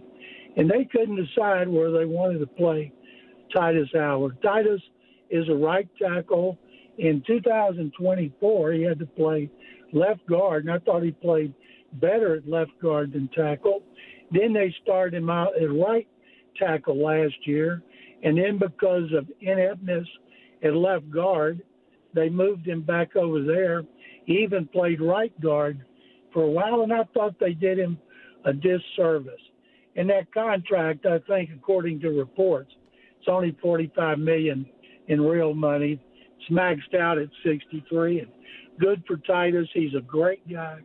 You guys will like dealing with him, a class act ever since he got here.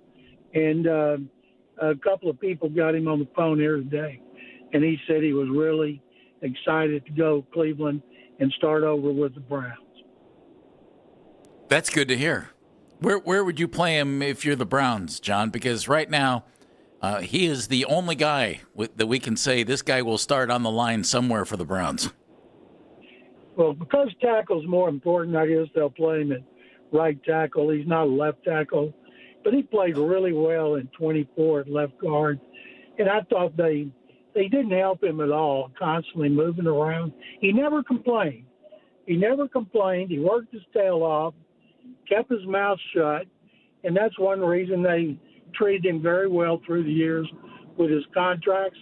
When Bill O'Brien was the head coach here in 2019, on draft night, he was sitting next to the owner of the Texans, Mrs.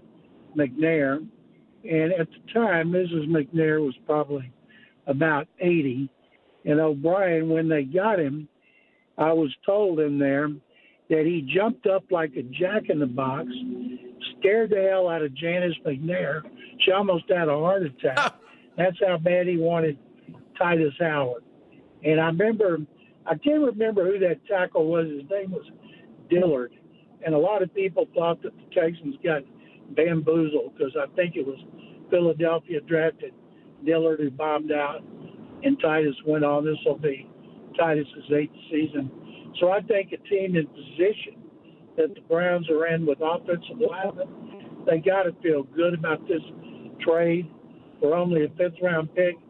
People here are asking me, well, why would they trade a starting tackle for a 5th-round pick? And I said, well, the only thing I can think about is Nick Caserio is trying to pay back Andrew Berry for doing such a good job of rebuilding the Texans. Wow. And by the way, Tommy Togiai, who I think was cut up there, Texans signed him. You're welcome. He started off about 4th team last year, worked his way up until the end of the season. He was starting and making big plays, and they have big plans for him next season. So thanks again, Andrew. Hey, I was going to say, I found the receipt on this Deshaun Watson deal. Is there? I didn't see Is an it expiration. returnable, Andy? Can we send him back to you? You still want him, or? That thing has changed so much because of Casario's trades. It's so hard to keep up with. It's kind of like the Herschel Walker trade, which is still the best in NFL history because the Cowboys won 3 Super Bowls. I see some people, national guys, who weren't even covering the NFL back in that period, saying the trade for Watson's is the worst in history. No, it's not. Texans would have to win 3 Super Bowls in 4 years for it to even tie what the Cowboys got out of Herschel Walker deal. You just made everyone in Cleveland smile today. Now we don't have to feel like that's the worst deal in the history of the NFL, as everyone says around here. I thought it was your nice weather was making everybody smile. Wow, John, you're just throwing the darts today. Thank you. Was there a money issue in Houston with Titus that might have made the Texans think, all right, we can't afford to pay him here. We got to pay CJ. We got to, whatever else we have to do? A couple of media people nationally have speculated because they want to re-sign Will Anderson Jr. And I'm guessing Will, who finished second to Garrett in as Defensive Player of the Year, that he will end up being the highest paid defensive player in history. He has been fantastic.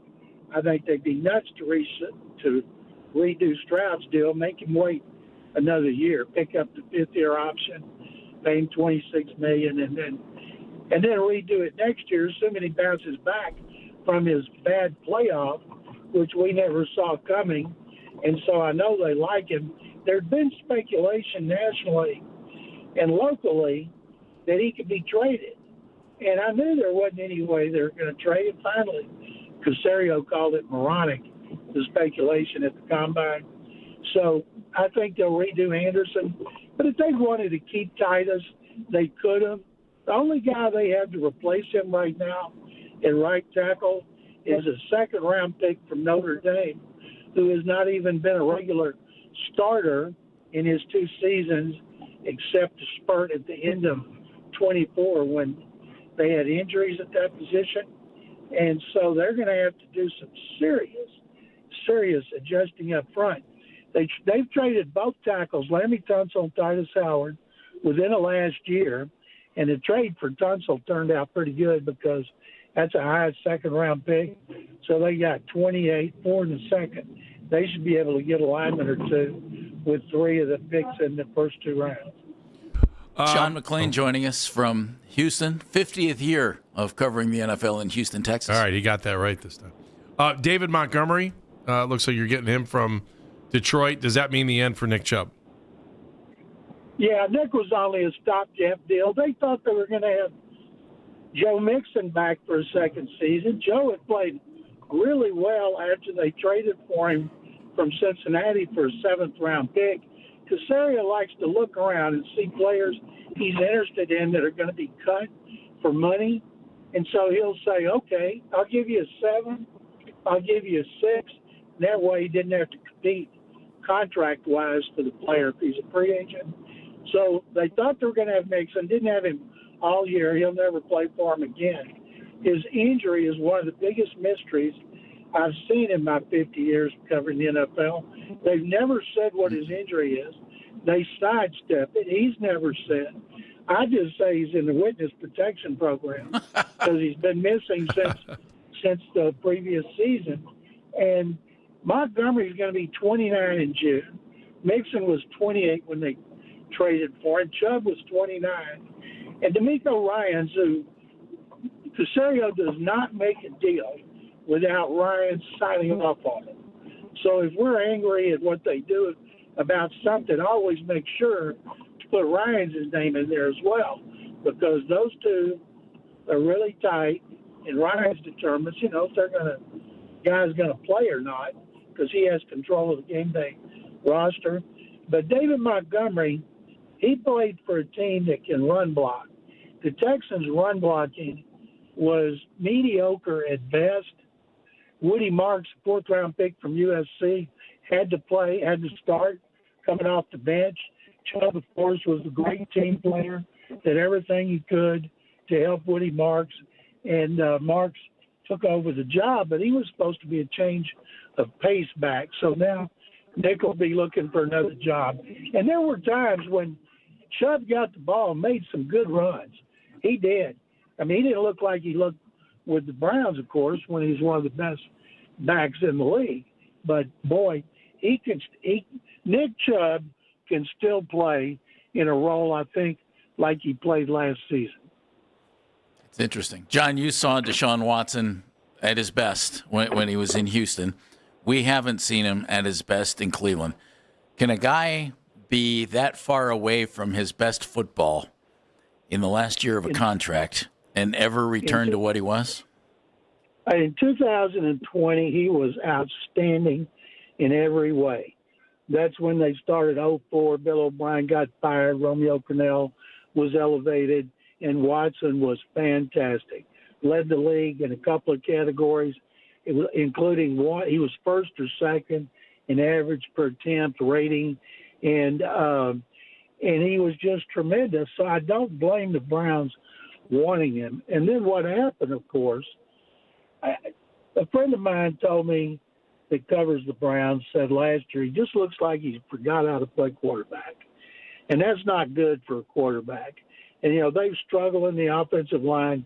What I'm guessing, laughing, he'll get cut up there next year.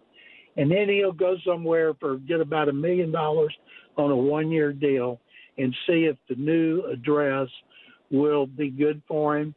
But, man, he's got so much money. We see him on social media traveling the world, and I don't know what's going on with him, but if he never has a chance to return to the form that he showed from the moment he got here in 17 through the 2020 season, he will go down as one of the most disappointing stories in the history of the NFL because of what could have been.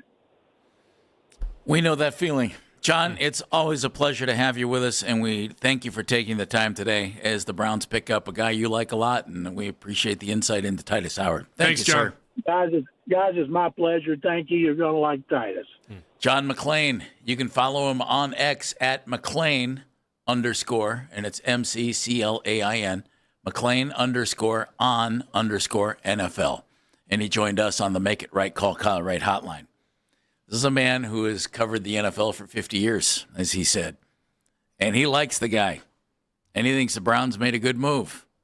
What's that mean for you, Browns fans? Yeah. 216-474-0092. It's Baskin and Phelps here on The Fan.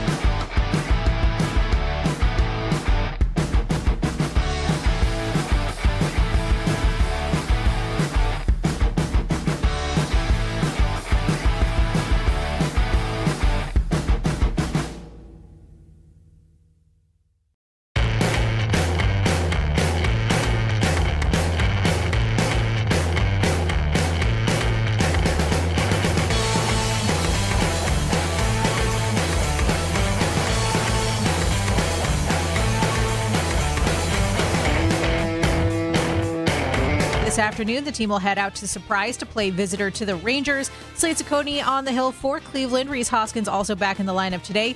He'll be playing the role of designated hitter and batting third. You can listen to the Fan Rewind weeknights from 11 p.m. to midnight. All the best segments from all our shows, and you can always listen on the Odyssey app. Headline Sports News every 20 minutes on 92.3 The Fan. From the University Hospital Sports Desk, I'm Meredith Kane.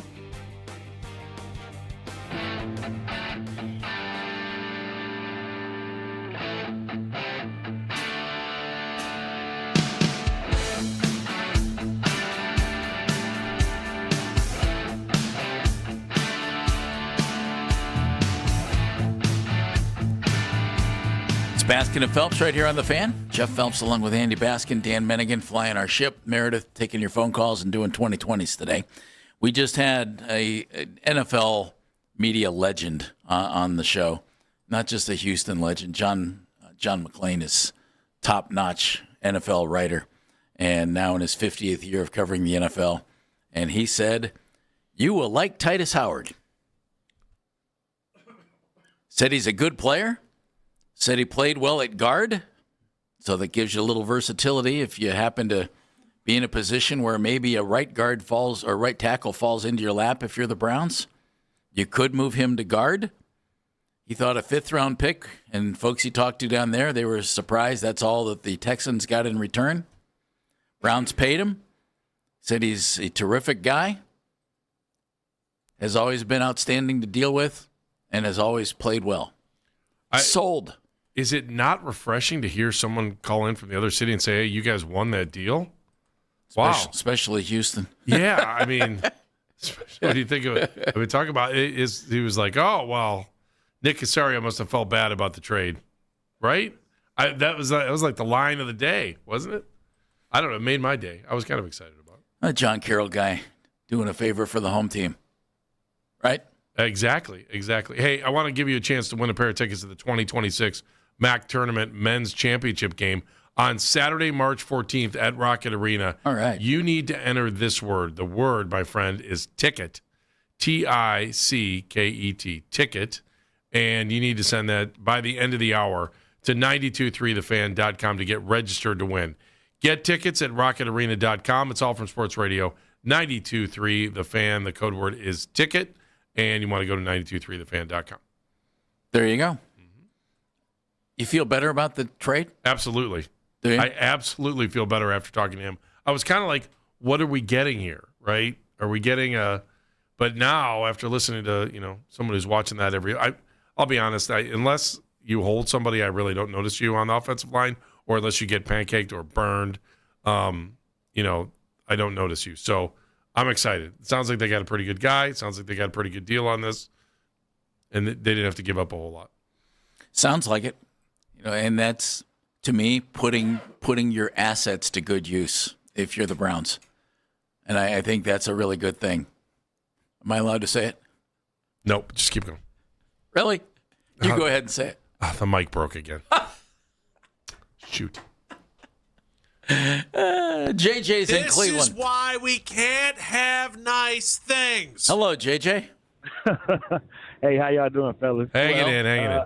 Hey, first off, I'm going to say John McClain, that's a great name. I was hoping you said something good, But as far as the trade, from what he said, it sounds like Andrew Berry is off to a good start, I would say. I also would say, hey, anybody else out there? Because we got a couple more fifth-round picks if y'all would like them for some starting players, Yes, JJ. As far as Deshaun Watson, he didn't say he don't think he's coming back. Me personally, I think he got a chance to come back, right? He got a chance to be our starter with Shedeur as a backup. I don't know. Me personally, because I would like to see the comeback. We watch all these other quarterbacks. They come back after having bad seasons, but his, of course, was something different. It was real refreshing just to hear him talk. You can tell 50-plus years in, his field that he's very knowledgeable and experienced. And, hey, he said we made a good deal. So I'm happy for it. I know. Isn't that the big shocker of the day? It is. I was like, what? Wait a minute. The Browns pulled off a really good deal there, according to somebody? Pulled off something good for a change? All right, I'll take it. And Y'all have a good day, man. All right, JJ, thank you very much. The best thing about it to me, Andy, we've been sitting here thinking, all right, what are they going to do on the offensive line? Jack Conklin, we figured, isn't returning. Wyatt Teller has told us he's not returning.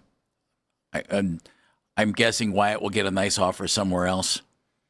We'll see about center. Joel Bitonio, we don't know. We'll see about left tackle. We don't know. It just seems to me that they have taken a very cheap, and I say cheap because it was a fifth-round pick, a very cheap path to filling one of the 5 spots on the offensive line. And does Titus Howard come in here and be an absolute beast for 5 years? Yeah, I'd say no. But if he can come in and play right tackle or one of the guard spots this coming year, maybe be around for a second year, okay, that's where the 5th-round pick, as you're trying to build an offense and get things going. That's one of the keys here. And Todd Monken has said it. Every coach knows.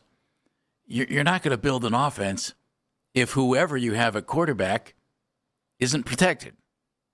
And sack numbers, really good in Titus Howard's favor. And he's really good in pass protection from all accounts. So that's a really good thing.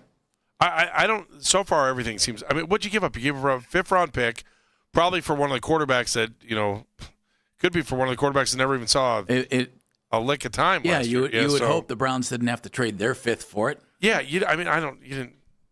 It's not like you gave up a lot. It sounds to me like you got an offensive lineman that's going to be able to start or for the you Raiders. this year. I hope they traded the Bengals pick For the Flacco? You mean the? Yeah, the pick they got for Flacco. Yeah, why? What's the difference? Well, because the Browns and Raiders are picking higher in the draft. Oh, I see what you're saying. Than the Bengals. Yeah. Okay, that makes sense. Okay, but look, they need to build that. They need to rebuild the offensive line. That's all there is to it. And so this sounds like it's going to be a great starting place. And guess what? Even after talking to John McClain, when you think, oh, this is going to be a good deal, sounds like the Browns finally got one. They might be able to do something with it. I'm still kind of wondering why. And I know John explained it in some ways, but if you're Houston, why would you make that deal? According to Albert Breer, they traded the 5th-round pick that they got for the Kenny Pickett trade from the Raiders. Okay. Oh, so that's a high 5th-round pick. Yeah, but it's a 5th-round pick. No, we still got 2 more. Maybe we'll come back and get another 5th-round pick.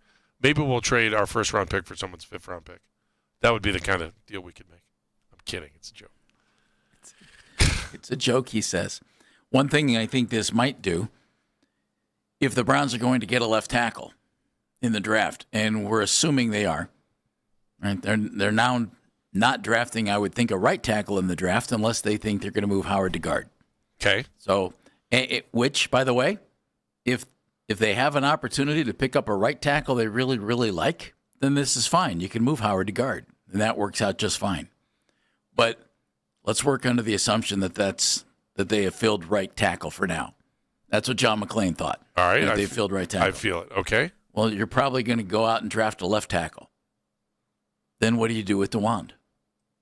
Could you move DeWand to one of those guard spots? Sure, why not? I would think so, too. Mekhi Becton was a bust at tackle. And I'm not saying DeWand was a bust, because I don't think he is. What he is has not been healthy. And if you could move him to guard, and Becton's as big as DeWand, and have a guy who's 6'8", 330 playing guard for you, that's pretty serious. I like it. You got a heavy offensive line in front of you. I would think so. I would think that's pretty serious. And then Quinshon comes back. You run the ball a little bit. You had Dylan Sampson. Did you bring Nick back for your number 3? No. Okay, I'm just saying. No. I'd go with Rocket Sanders. I don't know. I mean, I know you like. But what did we see out of Rocket Sanders last year? Very little, because he didn't get many carries. Yeah. So I mean, but they liked him. They traded for him. But he said that he thought Nick had a little bit left. Yes, he did. He thought he'd be okay in the same role. And this team does not need veterans around 30 at skill positions. This team just doesn't need that. Yeah, but I'm just saying, we're talking about one spot, Jeff, and it's probably fiscally not going to cost you a whole ton to bring Nick Chubb back for a year if you wanted to. What's it going to cost you? Nothing. Well, You'd probably make it back in jersey sales. Come on. You just ask me. I wouldn't do it. You know, it wouldn't end well. Well, I mean, if Sampson and Judkins are there to take the heavy load, unless you were hoping for because that spot's probably has to play some special teams. That's probably why you wouldn't do it. I would keep Raheem Sanders, and I would go with 3 second-year guys. I think Sanders is tough. Yeah, I just don't have enough influence. I understand where your heart is on that. Yeah, I think your head's misplaced. No, I say so. If Nick wants to retire, come back for a 1-day contract, and we'll let him smash the guitar and love it. Love every. Does he have to wear the Batman suit again? He absolutely can do whatever he wants to do. I would agree with that. Yes, He's earned that right. I personally wouldn't bring him back and put him on the football team, and not because I don't think he's terrific, and he might even be able to play. And John McClain thought he could after watching him last year. I just think you need to find good young skill position talent on this team, and so I would do it that way. So now what else do you do? So now where do you go? I still think you're drafting at 6 an offensive lineman. Or a wide receiver. I'm still drafting an offensive lineman. The best offensive, unless 0 wide receivers have gone in the top 5 picks. Is that possible? Yeah.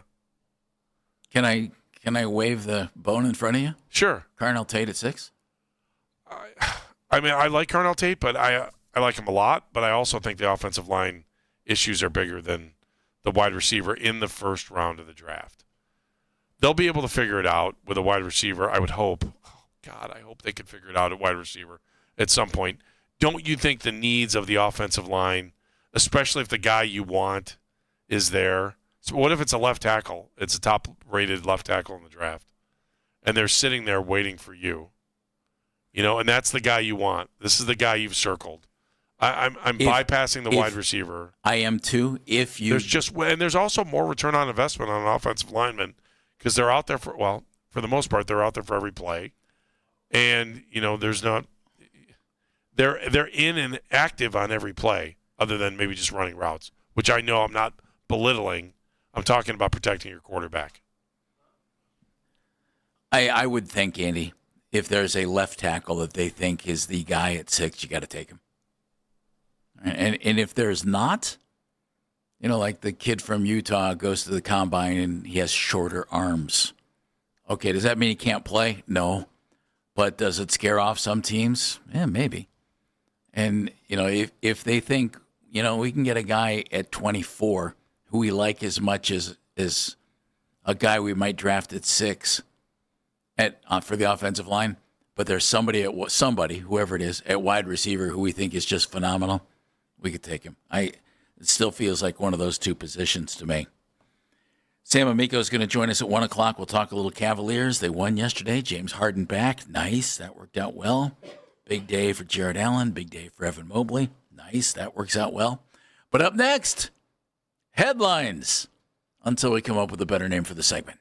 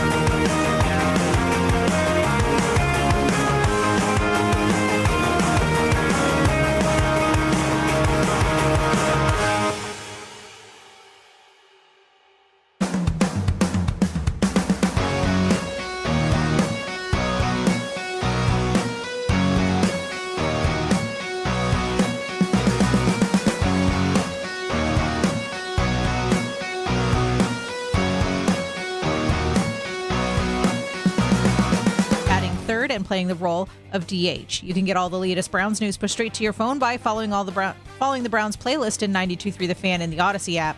Headline sports news every 20 minutes on 92.3 The Fan. From the University Hospital Sports Desk, I'm Meredith Kane.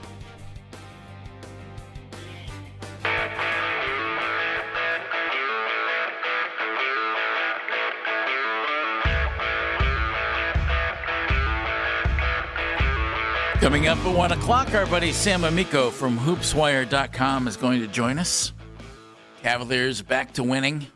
They have lost, I think it's 3 of their last 5 games. Don't worry about it. They've been resting guys. Well, they all came down to the wire, didn't James they? Last Harden couple games? hanging out. Yeah, don't worry about it. Sam's going to join us coming up at 1 o'clock. I'm Jeff Phelps. That's Andy Baskin over there.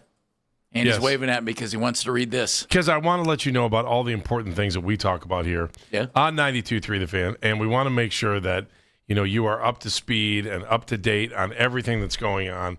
And we'll always tell you at some point once my computer loads. Yes. Can I tell you? Yeah. If you missed a moment in our show, and like John McClain chatting with us, Scott Petrak chatting with us, you can use the Rewind feature on the Odyssey app. It's powered by Integrated Restoration, your local experts in water, fire, and storm disaster restoration. The beauty of that, too, is that you can always take the fan with you, like wherever you go. Listen to us on the Odyssey, iHeartRadio, or TuneIn apps. Well, didn't we just shoehorn those babies in? Yes. Have you figured out a better name for this thing yet? Dano, you're the producer. No, you're the big cheese. You're the brains behind this operation. We're blaming you. My 2 weaknesses are naming things and talking and typing at the same time. Now, that is true. Why don't we just call it the dumpster? What? The dumpster. Who's going to pay attention to the dumpster? Because people always, dumpster fires are fun sometimes. I think people look at them and they're like, Have you ever actually seen a dumpster fire? No. Well, only in an. if there's a trash can and people are standing around singing around the outside, is that a dumpster fire? I don't think so. It's not. I'm just Usually a dumpster is a bigger receptacle. Yeah. Yeah, but so this would be like all the other things that don't fit in the rest of the show. They're headlines, and we put them in the dumpster. I like but that means they're crummy. They're not crummy. necessarily. Not necessarily. Could call it the news dump. That's already been taken. Yeah, it's taken. Has it? Yeah.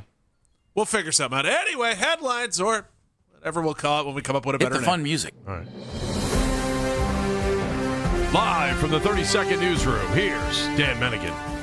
All right, gentlemen, we begin today. You've made Andy's day. He can say that again. We begin today with something that just happened a little bit ago. Todd McShay was on Kay Adams' show, Up and Adams, had this to say when it came to the quarterback situation, and something to maybe keep an eye on. I'm a big Ty Simpson fan. I'm already starting to hear people like, could he go as high as Cleveland? Really? Sitting there at 6. And I hope for Ty Simpson he does not become a Cleveland Brown. They don't have the protection. They don't have the weapons. I'd love to see him with the Rams. They pick at 13 to the first of their 2 picks.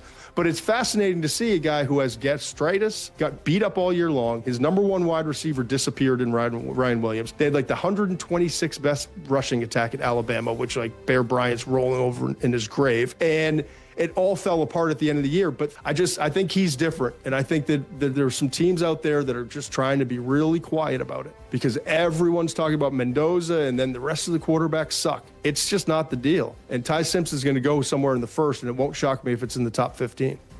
Silly season. It's silly season. Now you want to start talking about it, and you're like, oh, well, I won't be. How about come out and say he's going to get picked here? Oh, I wouldn't be surprised if he goes in the top 15. Okay. This is what we're all about here, right? This is the next couple weeks. You're going to hear about, oh, he's rising. Oh, the scouts I talked to said this, blah, blah, blah, blah, blah. Half of it's garbage. But he'd like to come play for Uncle Todd. Right.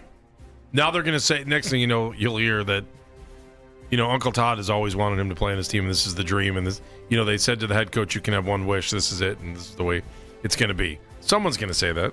Hell, I just said it. Of course, the Uncle Todd draw was so strong that he didn't go to Georgia. He went to Alabama. Stop. Facts don't need to get in the way of silly season. Well, kids, buckle in because we got about 2 months of this stuff coming our way. It's we'll see. It's I think about Ty Simpson and I think, boy, is that a reach at 6? It's a big reach. But guess what? If he's your guy and he's your quarterback, all it's he's got not. to do is step in and play well, and all of a sudden, hey, look what we got. That worked. Albert Breer reporting that he is leaning toward a Max Crosby trade happening at some point this week with the Raiders. He has been upset with the Raiders for a good period of time. One of the premier pass rushers once again on the move. But this isn't about Max Crosby more than it is about the position itself. So last year we had Micah Parsons move. Now we're talking Max Crosby. Do you find it interesting how these pass rushers are just kind of moving wherever, getting traded all over the place? Is that fascinating, or do you think these teams Are should they not the settle gold? in? Are they the gold standard on defense now? They're hired help. They're the easy, quick fix. And we have one here who wanted to be traded last year. Yep. If I was the Raiders, I'd trade Max Crosby for a couple of number ones. And that's supposedly the going price for him. If I'm the Raiders, come on, you're not good. You're rebuilding. You have a new coach. That's hurtful. Well, no, but seriously, You're not good. You got Fernando Mendoza. You stink. I know a team with a couple of number ones. Not good. Could you imagine him on the other side of Miles Garrett? You're an incredible slouch. No, they wouldn't do. The Browns would not do that one. No. You couldn't afford it, frankly, because you got to hand him a contract. Yep.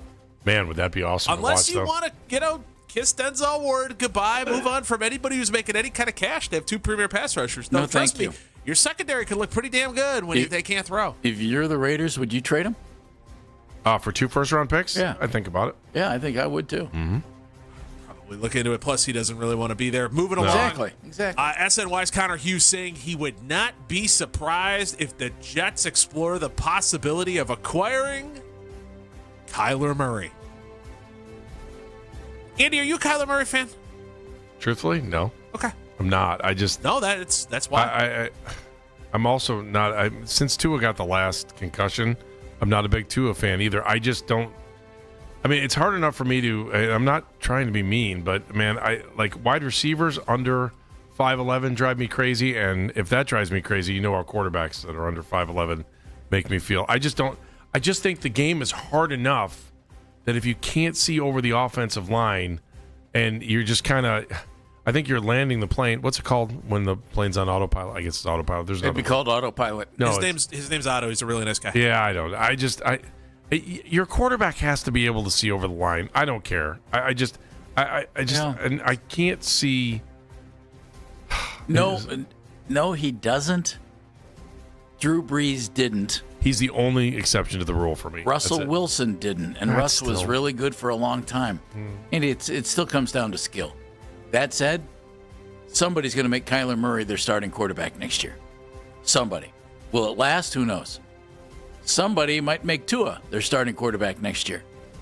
Will it last? Well, you hope he does so that he doesn't get another concussion. So it was funny because I brought up that Kansas City thing with you earlier in the show, and I think I was reading some kind of Kansas City fan forum, and they were talking about it was a beat writer on a fan forum, and he was just saying that I think it was Tua, that you could see Tua or Kyler, I can't remember. I think it was Tua in Kansas City next year, based on that same argument I was making. Start for a while, rebuild your value, and take off. And then wait till Mahomes comes back. Yeah. Tua's arm strength scares me in Cleveland, but there's also a rumbling from Jeremy Fowler about him possibly heading to Atlanta if they decide to move on from the other side of the dome, which that'd be interesting. I would definitely throw a wrench in some things. That, and probably anytime someone says Kyler Murray, one, I always think of how much fun it is to watch Kyler Murray, and the second one is somebody had on Twitter, and I wish I could remember who it was because I'd give him credit, but they said that Kyler Murray runs like a kid who has something in his hands that he shouldn't.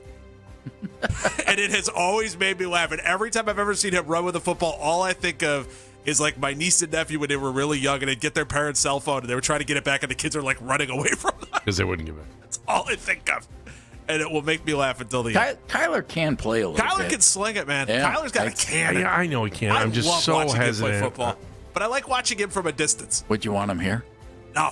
I don't know if I can handle him here. I think I'd enjoy it, though. It would be very fun. Again, I've been going back to this too often because we don't know. He's pretty damn good.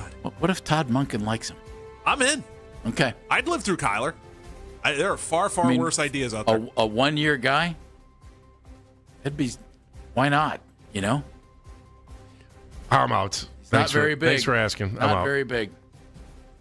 All right, so moving along to something that is going to happen. So the Atlanta Hawks, now, For those of you who are not aware of Atlanta's, let's call them clubs. I think that's the nicest way to put what Atlanta has a boatload of.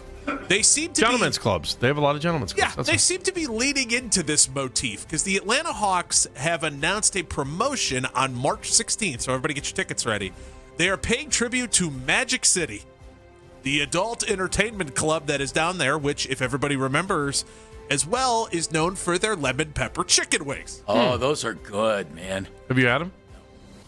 You have or haven't? They were good enough. Not that, theirs. Oh, remember, Lou Williams broke quarantine during the bubble. Yeah. To go to Magic City and get the chicken wings. Way to go, Lou.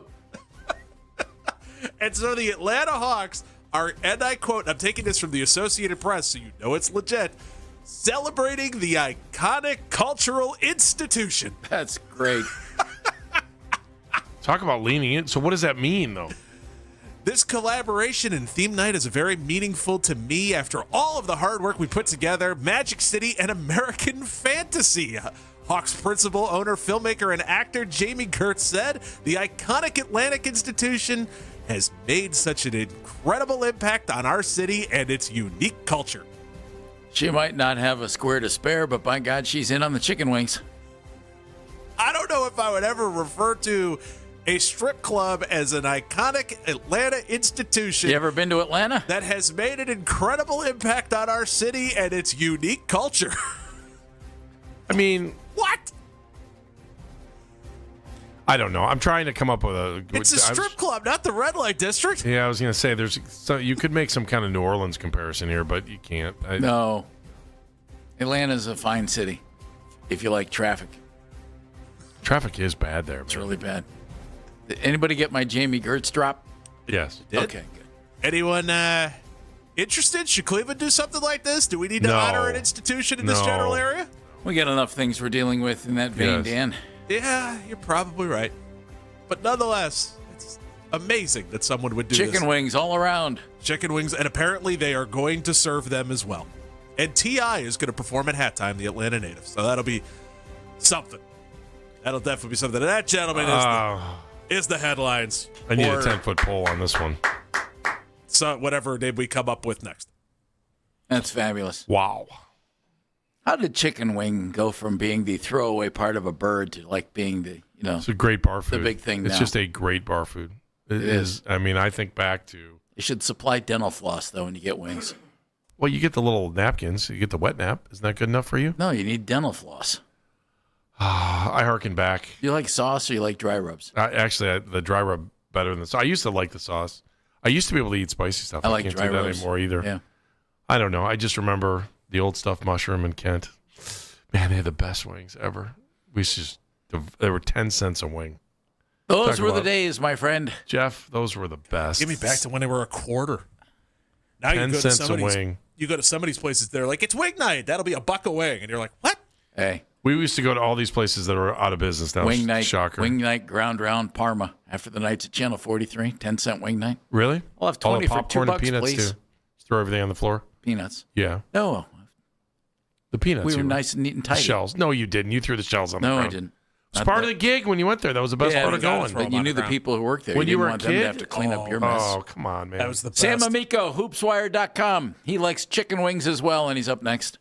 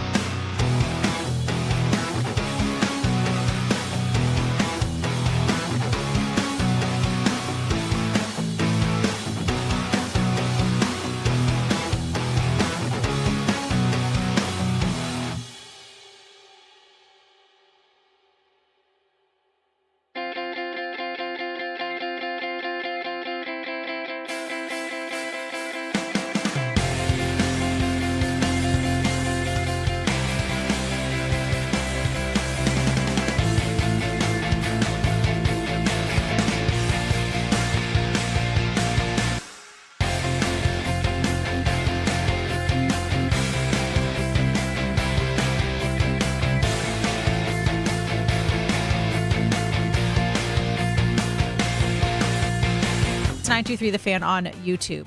Headline sports news every 20 minutes on 92.3 The Fan. From the University Hospital Sports Desk, I'm Meredith Kane.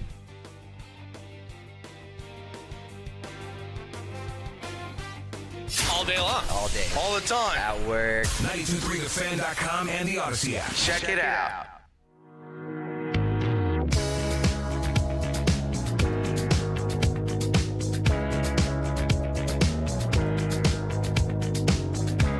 Brooklyn Nets are on the schedule, so you might as well beat them.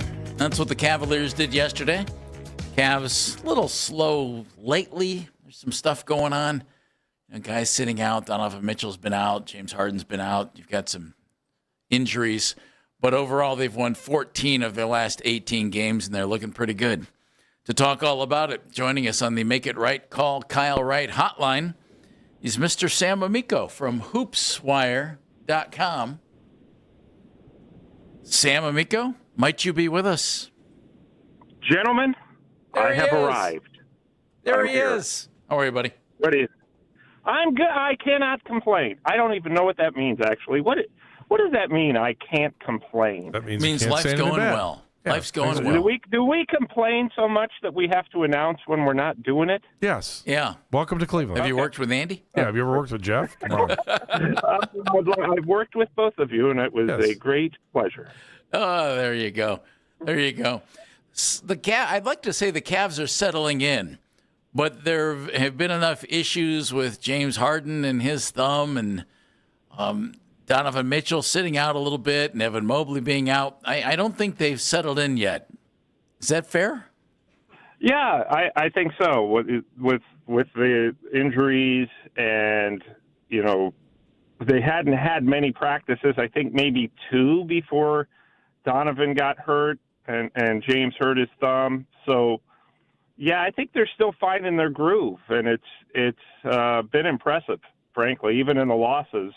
Lost to Milwaukee, lost to Detroit. They're in every game. They're giving themselves a shot to win, regardless of who's out there. And I think that has, speaks to their depth, as well as the younger guys are getting the job done. But yeah, I don't think that they're like, okay, we're really rocking and rolling right now because of the injuries. They're not as good as I think they can be. Sam, I know every win's important, but I thought yesterday, after having a couple games that came down to the wire, that they needed to finish yesterday's game and they needed to get the win at Brooklyn, even though it looked like there for a second. I was like, oh, is Brooklyn going to come back in this thing? What are we doing? But, you follow a guy going for a 3 one night. Next thing you know, you end up losing. I thought yesterday's game was important, especially if you want to hang on to that 4 spot. Yeah, no, that's you look at the games James Harden has played.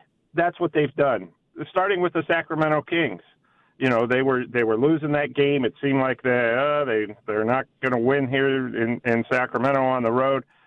He's finishing games. That's what stars do. He may not do it himself, but he helps rise the other guys so that they can finish it. And you look at those games, Milwaukee and Detroit, excuse me, and those losses, they just did not have that guy to help them finish games, whether it was Harden or Mitchell.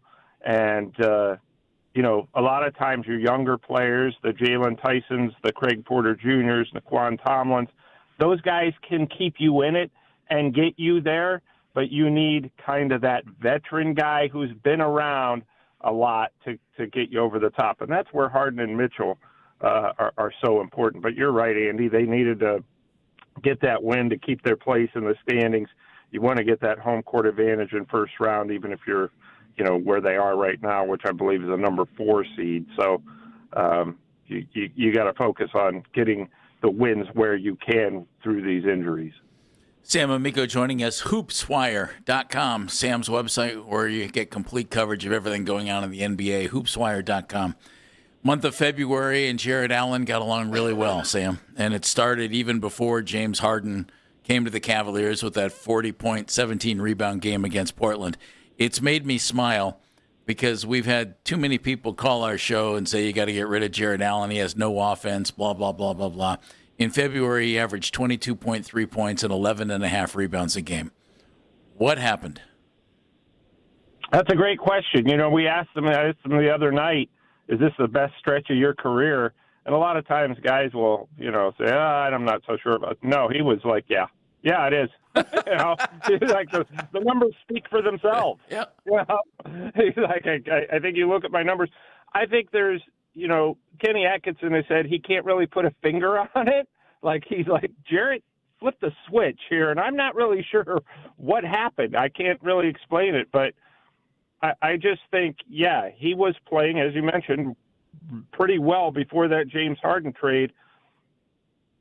I just think he's been able to take it to another level, and I don't know that anybody's been able to explain why, other than, you look at him now, and I kind of mentioned this to him, he's demanding the ball. I mean, this is not the Jarrett Allen we're used to. Is just a guy kind of, getting his points off rebounds and in the flow of the offense. He's like wanting the ball and calling for the ball, and he's finishing shots when he does. He had mentioned, earlier in the year he did have kind of the finger thing, the injury going on, and that bothered him. He said it's gone now. So I just think sometimes guys get into a comfort level, and not just physically, but emotionally. If you look at his good play, to me, that coincides pretty much just before the trade deadline and after. And it's like, despite all the fans talking and all the buzz, we're not trading you. And I just think he's found a groove that's been like no other time in his career, for sure. Sam, when this thing is heading towards the playoffs, what do you think, and I'm talking more about like player 5 on, what's this rotation going to look like, and how many guys do you think he's going to use on a regular basis when we hit the playoffs? I think if you'd be lucky, and I'm just basing this on history. If you use 9, it's probably going to be more, closer to 8, and then maybe a 9th guy plays a little bit more. The good news is they do have that depth. You hope that you blow some people out in the playoffs and you can rest your main guys, but generally, there's going to be somebody we're seeing a lot now that we may not see much. It's hard for me to predict who that player will be, because I certainly see, say everybody's healthy, including Max Strus. I mean, you're going 11, 12 deep. So he's going to have some tough decisions on that bench, isn't he? I mean, it's going to keep him up at night. Yeah. I mean, that's the type of thing, and he'll be thrilled that he's up at night, but he's going to have to figure it out. And I think, we saw last year a little bit, at least I believe in the first round against the Heat, he did go 10 deep, Kenny Atkinson. So I think that's a possibility, but it's just the playoffs. We're going to be asking some nights, where is so-and-so? I mean, why didn't he get in? But and that might be after a win. So it's just the way history has showed us about the NBA, particularly. It seems like, teams with depth, some guys just get left out in the playoffs. Sam Amico's joining us. Evan Mobley back. Evan has had some very solid games here, but it doesn't seem to be enough for just about anybody who wants to call our show to talk about Evan Mobley. What's realistic for Evan, Sam? And is what he's doing now fine? I'll take terrific defense and a double-double most nights, every night of the week. Yeah, what he did last night was, or yesterday against the Nets, was that, I think that's kind of what they're looking for, but it doesn't have to be that way. And, I agree with you, Jeff, and I think the Cavs think, 15-10, or, it doesn't have to. They have plenty of scores, and there's going to be nights where he's going to have the big games. He's going to be the main guy. But you have to remember, now with the rise of Jarrett Allen and James Harden and obviously Donovan Mitchell, you've got plenty of guys now who are going to be able to score. Jalen Tyson is a guy who could score. Sam Merrill is a guy who can go nuts. You don't need Evan Mobley to get you 25 and 15 every night. It's just not going to be possible unless you're averaging 170 points. So I think, listen, his defense yesterday and every day is always very good. Offensively, I think he's just fine. He hit, was it against Detroit that he hit the 4 threes? And is being aggressive. All anybody wants from him, whether it's the Cavs all the way down to the fans, they just want him to stay and be aggressive and not, kind of get lost out there. But I think since he's come back from the calf strain, he's been very good. What's your thoughts on Harden's long-term future here? And do you think he's enjoying playing here right now? Comes off that way. Yeah, I do. Yeah. I do think he's enjoying it. Yes, I think he's really found a place where kind of the pressure is off a little bit, in the sense that I don't have to be either the face or I don't have to be this huge superstar. There's one game he took 4 shots, and one game yesterday he took 9. This is a guy who's willing to defer at this stage of his career.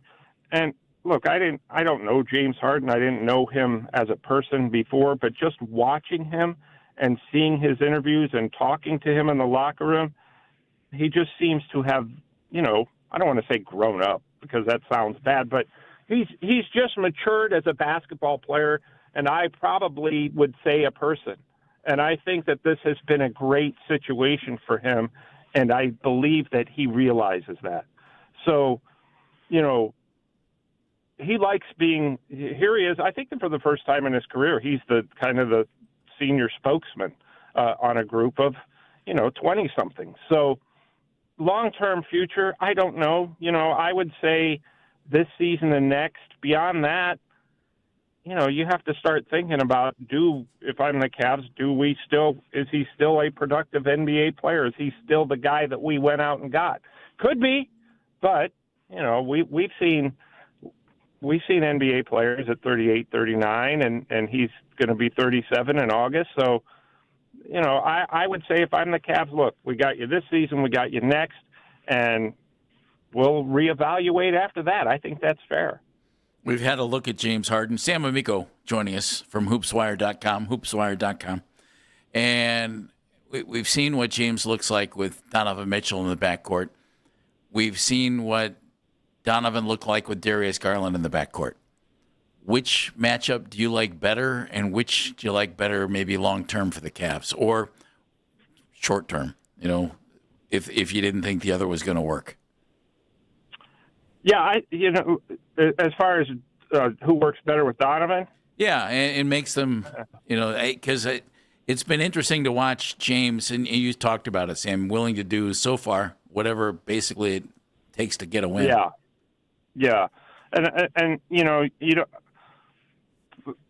to be short, I like the fit of James Harden a lot better. And that's not meant to be Darius Garland slander in any way, but he just gives you size and can see over the defense a little bit better. They blitz. The opposing defenses blitz James Harden almost every possession, and he finds the open guy. This, Jarrett Allen, Sam Merrill's really benefiting from this. It's usually his guy that goes and double teams Harden. So I just think Harden's experience and the fact he's been there and the fact that he rebounds, they need help on the boards, and he's a big rebounding guard. He's a very underrated defender when it comes to holding his ground in the low post. When he gets, the Celtics would switch off, make sure that Darius was guarding Jason Tatum. James Harden's way more physical and can do that. And he's just been around more. He's been in every situation. He's seen it all. So, Darius has an injury history. Well, here's James Harden playing with a broken thumb and saying, if I can dribble, I'm going to play. I just think that this is what the Cavs needed. And credit to Kobe Altman, because I think it's more than just James Harden. You look at Ellis and Schroeder and the toughness and the edge that they bring. Kobe Altman identified what the Cavs needed and was able to go out and get it and save money at the same time. So, I just think that Harden's a better fit. Here's a guy who's at the age where, I don't care if I take 4 shots because we won by 25. Well, you can read him at hoopswire.com. There are no pictures there, so you won't be able to see his striking good looks, but you can check him out on X. I'm sure there's a picture there. He's Mr. Sam Amico from hoopswire.com. Thank you, sir. Thanks, Sammy. All right, guys. Thanks for having me. We'll chat with you soon. All righty. Bye, buddy. Sam joining us on the Make It Right Call Kyle Wright hotline. You've seen the Harden-Mitchell combination, folks. What do you think? How has it struck you? 216-474-0092. It's Baskin and Phelps here on The Fan. You know, you can.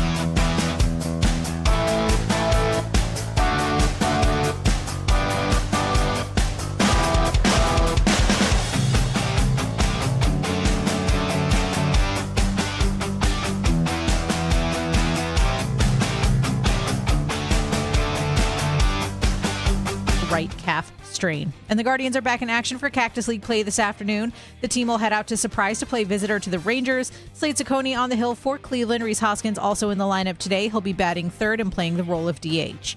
You can listen to the Fan Rewind weeknights from 11 p.m. to midnight, all the best segments from all our shows, and you can always listen on the Odyssey app. Headline sports news every 20 minutes on 92.3 The Fan. From the University Hospital Sports Desk, I'm Meredith Kane.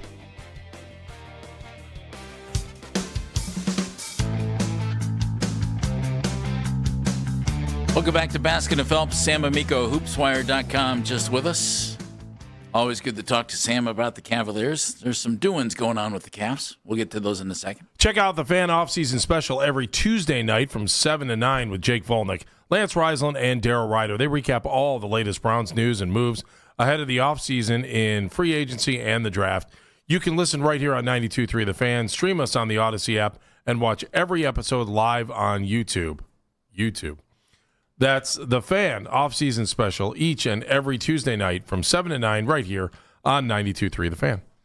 It's Andy Baskin. I'm Jeff Phelps. James Harden, Donovan Mitchell together with the Cavaliers. So far, it's gone real well. I don't think there's any question about that. That's what you're looking for. Harden as a Cavalier has been real solid, averaging over 19 points, 8 assists, 5 rebounds a game. That's been really good. I personally think it's a much better, and Sam used the word that I always use, fit for the Cavaliers than Darius Garland was with Donovan Mitchell and the rest of the Cavs.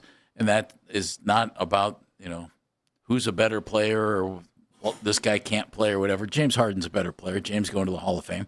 Darius hopes to get there. Darius will make his debut tonight, by the way, for the Los Angeles Clippers against the Golden State Warriors. It'll be interesting. Yeah, so we'll see that.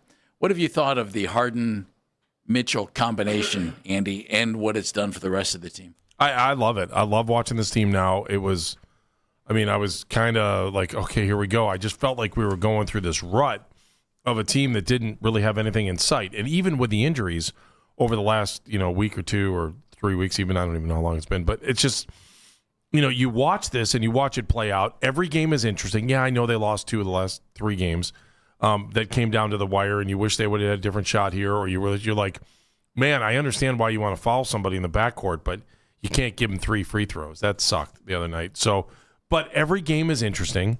Every game is fun, and I can't wait till they get completely healthy because I do think they can make a push to win this whole thing this year. And I'm not selling it short. I'm not saying that they're going to, but at least I feel like they have the opportunity to put something together. If they catch the right breaks, if they stay healthy, they have an opportunity to be one of the last 2 teams standing. Harden has played in 8 games with the Cavaliers. Their record in those games, 7-1. The only game they lost was the road game to the defending NBA champs in Oklahoma City, where James used to play. Yep. That's the only game they've lost that he's played in. And I agree with Sam. Whatever has been needed on that given night, he's taken as few as 4 shots. He took 8 shots in one game. He's not taken more than 18 shots in a game. He took just 9 shots yesterday. And I just think he's been able to make an impact without doing that. And Andy, I think that's something that Darius Garland struggled with. Well, any doubt or hesitation I had about Harden is completely gone, and it was gone after 3 games. Because you saw the way he was buying into this, whether he, it didn't seem like he was in L.A. You're like, what are we getting? Is this going to be more trouble than it's worth? But absolutely not. And the fact that, he's playing for a contract too, I think he's been outstanding. I love watching him play. He's playing with a bad finger. I mean, what more can you ask out of this guy? He's doing a great job, and it's fun, and he makes me want to watch Cavalier basketball. Bottom line, if you make me want to watch you, and more than a job, you know what I'm saying? Like, there are days when, you'd go there or you're like, okay, I'm going to watch the game. I'm going to watch it. I don't know. It's not I'm going to watch the game now. I want to watch the game now because I was getting tired of the way games were ending in the beginning of the season. It was mundane. It was almost borderline pathetic. Mundane. The way nice, they were good word. Thank you. Yeah. The way they were just throwing up threes left and right and was there a plan here? It didn't seem right. Now it feels like there's some real focus on this team, even with injury. Like there is hope for this team to go as far as they can get. And again, this is not about not picking on Darius Garland. I just mentioned that James Harden, since he's been here, has had 3 games where he has taken 9 or fewer shots. He's played 8 games as a Cavalier. Darius Garland all season had 3 games where he took 9 or fewer shots, and he took 9 in all 3 of those games. In other words, Darius was going to get his shots. James doesn't seem to care. And now, was that by design? Was that coaching? Well, Andy, that could be a very big part of it. Or it could be a very big part of it. Or did he not want to change? I don't know the answer to that. I'm just giving you the facts. Mm-hmm. Harden has taken 9 or fewer shots in 3 of his 8 games. Cavs are 3-0 in those games. Why? You tell me, Jeff. Is there an energy about this team that we didn't have before? In the games when he didn't take those shots, Harden had 11, 9, and 8 assists. He's finding other ways to help the team win. And Darius's role was a little different. Yeah, and I'm not ripping Darius. Oh no, at all. not I'm at not all. trying to at all. It might be scheme. Maybe that's what they were doing. Or it's what you've been saying for 2 years. Fit. The fit is different. It is different, and it's exciting and it's fun. And again, it's nothing against Darius. It's all about. Do you think your team has a chance to go all the way? And I say yes when I see what I'm watching now. They've been really good. There's absolutely no question about that. I asked Sam about Evan Mobley and, what he thinks, what he feels. Is it okay if Evan goes out and plays great defense and gets 15 points in this situation now? Gets 15 points and, 9 rebounds a game? That's what he did last night, right? 17 and 9? 17 like that. He had 17 and 13, 9 defensive.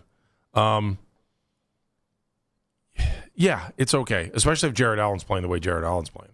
That's the difference. See, that you're exactly right. It's not about, like you and I have said, 2 big guys playing offense and scoring points and being a threat. And by the way, Evan came up with a huge rebound at the end of the game last night off of a free throw. And so, if it's one of those 2 guys, I'm okay with it. I don't know that if I'm all in on what I used to think, well, this team's only going to be as good as Evan Mobley. It's only going to be – man, Jarrett Allen has really made you think twice about that, hasn't he? I know that Mobley is the guy that they're vested in, but Allen has been the huge winner in this Harden trade. And like he said, like Sam said, he's calling for the ball. There's a difference here. And it's not just 2 big guys standing around in the corner as we sit around and watch guys just jack up threes left and right. God, does that get old when you start missing? And you don't give the big guys a chance to get a rebound. That's the harder part about it. Next thing you know, you're down 12. Sucks. I hate watching that kind of basketball. I couldn't agree with you more. Does it mean anything? One thing about Jarrett Allen's surging here, none of it came with Darius Garland playing. Does that mean anything? Doesn't that go back to the fact that Harden's shooting less or doing what they're asking him to do? Whatever it is Harden is doing, it's different than what Darius was doing, and it clearly has benefited. But it started before, before James got here for Jarrett Allen. Not a whole lot before, but none of this has happened with Darius Garland in a Cavs uniform to Jarrett Allen. I get it, but if we want to sit here and compare and contrast, I don't know anybody that wouldn't take what we're seeing now over than when he was here. I agree completely. Thomas is in Shaker. Hey, Thomas, welcome. Hey, man. Hey, Jeff. Hey, Andy. Hey, so I go to a lot of Cavs games. I actually went to the game in Detroit on Friday. Oh, nice. And I would say for Detroit fans, man, they're vicious. I'll say that for sure. But I love you, Detroit, but I don't love y'all. So one thing I've been liking since the James Harden trade is the way the Cavs are playing, the philosophy the Cavs are playing. The Cavs have went more from an inside to outside game, so they're playing from the inside out. And I've been loving that because what they've been doing is they've been attacking inside. They've been saying, you know what? Hey, we got these 2 bigs. Let's use them instead of just jacking up a whole bunch of threes. Boom. We have all these shooters. Totally agree. We have all these shooters. Our shooters will get their shots, but let's establish our game inside first, and then we can establish the outside game. It's been working a lot. If you notice, James Harden been putting the ball in perfect positions where Jarrett Allen's been able to catch it and have easy dunks and layups. And now other players on the teams are following it. And it's almost like the whole philosophy is now our identity is let's get our bigs going early. And if our bigs get going, then our shooters get every shot they want. And I love that philosophy because we're harder to beat now. Remember, Thomas, too, the big guys, Jarrett and Evan, are willing and good passers. Yeah, you get the ball inside, double drops down, and then they can kick out to an open shooter.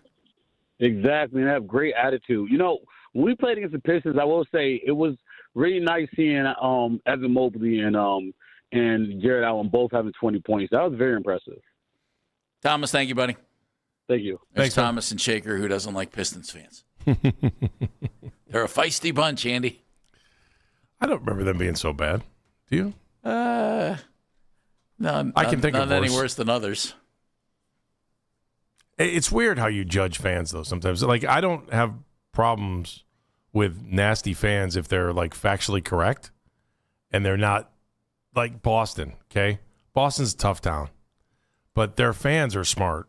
Sorry, Yankee fans are pretty smart, too. A great place to watch a game because the fans are so good. It's Madison Square Garden. Sadly, one of the few places I haven't been. You've never been there? I've never been there. I never caught the trip to go. Their fans are off the charts smart. Well, that would match with the Yankee fans. Yeah. They were really good. Like if you're getting ripped for something you did in the minors when you're playing in New York. Yeah. Right now, the Cavs sitting 8.5 games back. They're fourth. Watch Toronto. They're in fifth place, 2 games back. And the goal, of course, Andy, I think more than fair and more than acceptable, finish in the top 4. Get home. That's what you need. 4. Right. Get home court in the first round.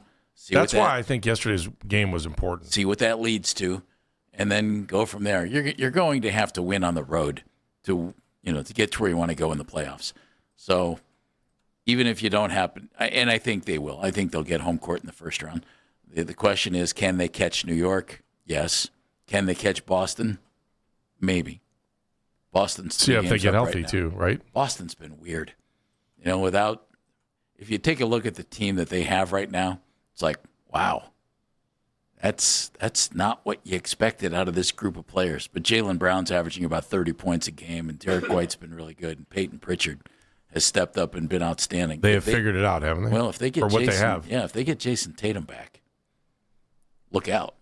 It's Baskin and Phelps. You're on the Fan.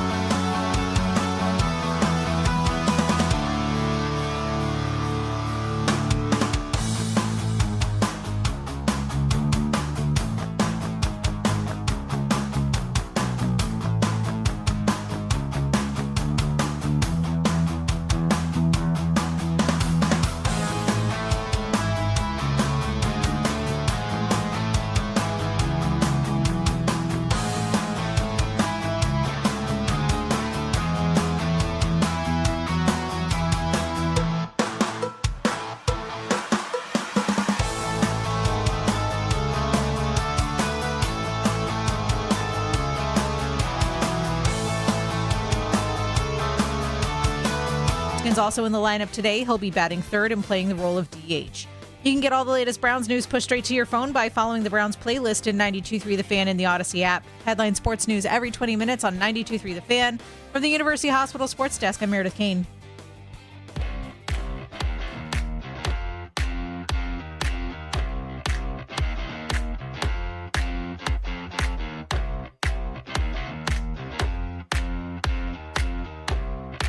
Well, what an eventful day it's been for the Cleveland Browns already. First of all, they make a trade today. That's a good thing, we think. Titus Howard, offensive tackle from the Houston Texans, coming to town.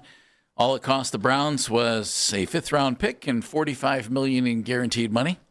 $63 million total over a 3-year contract if it lasts that long. And it sounds like it was the Raiders pick for a fifth, right? Yeah, Can he pick that's it? what it sounds like. And John McClain from Houston NFL coverage, Houston Chronicle forever, and John now does all kinds of other things as he's retired from the Chronicle, tells us, and you can go back and listen to our interview with him, it was at noon, that, hey, I like him. You'll like him. He's good. Does a nice job. Sounds like good trade for the Browns. Yeah, he said good trade for the Browns. You're gonna really like him. Okay. Sold. That's one. He made Now it you sound need four like more. Nick Caserio felt bad for us. So he threw us a bone. Threw his old hometown a bone. When Thank I was you. a blue streak, I always thought about the Browns, so here you go. So that's one. You need 4 more offensive linemen. Who are they? I'd like to see Joel be one of them. I would like to see Joel be one of them. We go there. How about DeJuan Jones? Okay, maybe up to 3. Guard. How about whoever you draft at 6? That's 4. Then you need one You don't more. have Zinter You need a or center. Whippler in there? Not yet. I think one of those guys lands this As year. the starting center? Yeah. I think that's Whippler. I think that's quite possible. Yeah. Or you could go get a center and maybe hope that Whippler or Zinter can play guard. We'll see. We'll see. I mean, it's just going to be weird because it's going to be a completely new offensive. Well, I mean, except for maybe if DeJuan Jones is back next year, and then, right? Do you hope DeJuan is back? I There's a do. part of me that does. Yeah, I mean, why wouldn't you? I do. I love the way he kind of overcame adversity when he first got here. Yeah. And was able to step up and answer the call, and then he gets hurt, and you're like, oh man. The thing I like about him, Andy, 2 things. You can't coach 6'8", right? Nope. He's quite big. If you put him at guard, fine. If you think he can play tackle for you, you would think he would go to right tackle, and Howard would become a guard, which he's played in the past. And John McClain saying he thought he did a really nice. John McClain, excuse me, forgot the L. John telling us that he thought he did a really nice job when he played guard for the Texans. So that could be a possibility here. If you move DeJuan to the right side. Only problem is, then you're banking on DeJuan staying healthy and being your starting right tackle. And I don't know that you can bank on him, do you? I think, well, no, I don't think you can bank on it. But I do think the one thing that happened today with bringing in Howard is that they don't feel, I think they've taken the pressure off of themselves if they felt like they needed to draft 2 offensive linemen in the first round. I think they took the pressure off by doing that. Or today. even in the first and second. You know? Yeah, that they don't necessarily need to bring in two. You could go, but I still would. You could get a guy in the third. You can get another guy in the fourth. You can get one guy in either one of those rounds. You know, the one thing out of the combine that you keep, at least to me, everything I saw talking about the combine said, boy, is there a lot of high-end defensive talent. And that makes me think, we all know you need something that's, need another offensive lineman. But could you pass up a generational talent at 6 on the defensive side of the ball? Well, is a generational talent going to be there at 6? That's the first thing I would ask you. Do you really think a generational talent's going to be there at 6? Caleb Downs? David Bailey from Texas Tech, the pass rusher? Especially on a rookie contract. I know. Yeah, on a that's rookie contract. I need an offensive lineman. I know need you to do, stick to my guns but on you this. don't want to draft an offensive lineman if you're going to see somebody, if you just bypass the Hall of Famer. Yes. Yeah. I mean, I hate to say this because this sounds bad. You can go find a big guy to play offensive line and coach him up. I mean, the Browns picked up Wyatt Teller from Buffalo when Buffalo decided after a year, this isn't going to work for us. Wyatt was outstanding here. Teams seem to be able to find and develop offensive linemen. There's no reason our team can't do the same. Now, that said, I hope they take an offensive lineman with one of those first-round picks. But if you could bring in another just outstanding defensive talent to this team, I'd understand it, Andy. And today's trade gives you the opportunity. You said it, takes the heat off just a little bit. I mean, you'll still get a really good offensive lineman at 24 if you make that pick. Mm-hmm. You'll get another good offensive lineman in the second round. Joe Bitonio was a second-round pick. How'd that work? Worked out pretty well. Sure did. I don't know. It gives them, I think, a little bit more flexibility when it comes to the draft. You do not have to draft for a position of need at 6. It's going to be hard to walk away from an offensive lineman. I'm sorry. I know it is. And, I was hearing rumblings about Monroe Freeling, too, the kid from Georgia. Give everybody his size. He is 6'7", 315. 6'7", 315. And his mother apparently is a yoga instructor. So think about that. He a knows 6'7", 315 guy who knows how to stretch. He prospect grades out to be a starter plus. I don't know. Will eventually be a plus starter. That's his prospect grade, according to NFL.com. Ran a 4.93 40. That's all right. All I need him to do is run really fast for about 10 yards. That's it. Refer to him as sir. Yes. Could you imagine? Let's say they draft him, Andy. He plays left tackle. Let's say Joel decides he's had enough. You play DeWanda at left guard. You got 6'7", 320 at left tackle and 6'8", 370, 350 at left guard.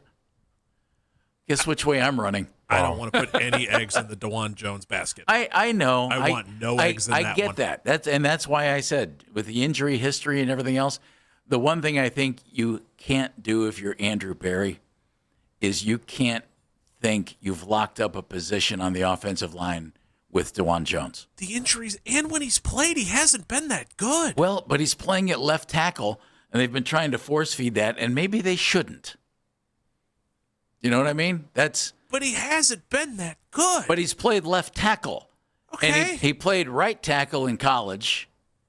He had to switch to the left. As we found with Jed Wills, that doesn't always work. But then they had him at right tackle, and he struggled. I can't argue with that. Right, so But Dano? He's a fourth rounder. 6'8". Well, fourth rounders usually stick on the offensive line in the NFL for a while anyway. It's the skill position guys I worry about. You know, you're such a young guy to be this bitter, Dan. To be this much of a non-believer. To be this just like, no, that won't work. I'm so tired of I want to give you a hug, man. I'm so tired of just selling the bucket of hope perpetually. when in reality you look into it and it's a bucket of something else. I want to live in reality, not in Hopeland. Not in Hopeland. All right. I get it. I think they'd be okay if they brought DeWand in with someone else and said, okay, you're competing for fill-in-the-blank position. I think you need two options there. And then the other guy becomes a backup. I think that would be okay. Moment of the show, Miss Meredith Kane. Hey, Mer. Our moment of the show comes from John McClain. And as we know, the Browns and the Texans have a rich trade history. And our moment comes from John talking about it. And I can't remember who that tackle was. His name was Dillard. And a lot of people thought that the Texans got bamboozled because I think it was Philadelphia drafted Dillard, who bombed out, and Titus went on. This will be Titus's 8th season. So I think a team in position that the Browns are in with offensive linemen, they got to feel good about this trade for only a 5th-round pick. People here are asking me, well, why would they trade a starting tackle for a 5th-round pick? And I said, well, the only thing I can think about is Nick Caserio is trying to pay back Andrew Berry for doing such a good job of rebuilding the Texans. Wow. And by the way, Tommy Togiai, who I think was cut up there, Texans signed him. You're welcome. He started off about 4th team last year, worked his way up until the end of the season. He was starting and making big plays, and they have big plans for him next season. So thanks again, Andrew. That was John McClain. He joined us at noon. You can go back and listen to that interview. He was really good while he was driving the mean streets of Southeast Texas. You can hear him on the Rewind app, Rewind feature on the Odyssey app. Why Are We Smarter After 4 Hours of Basking and Phelps, brought to us by QC Kinetics, the leader in regenerative medicine.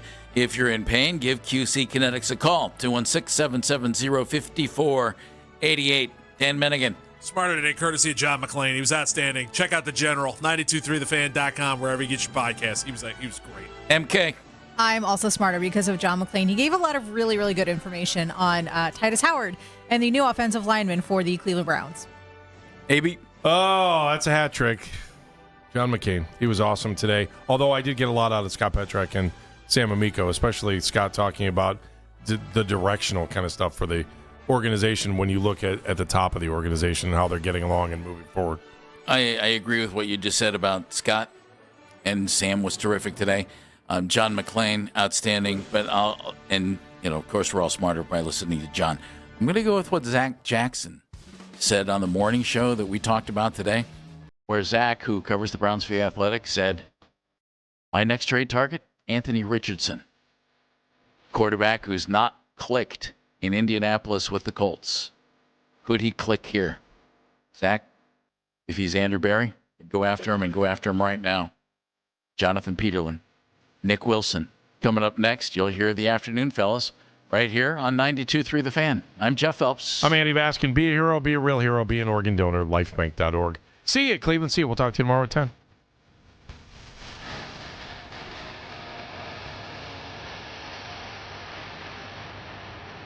And that's it.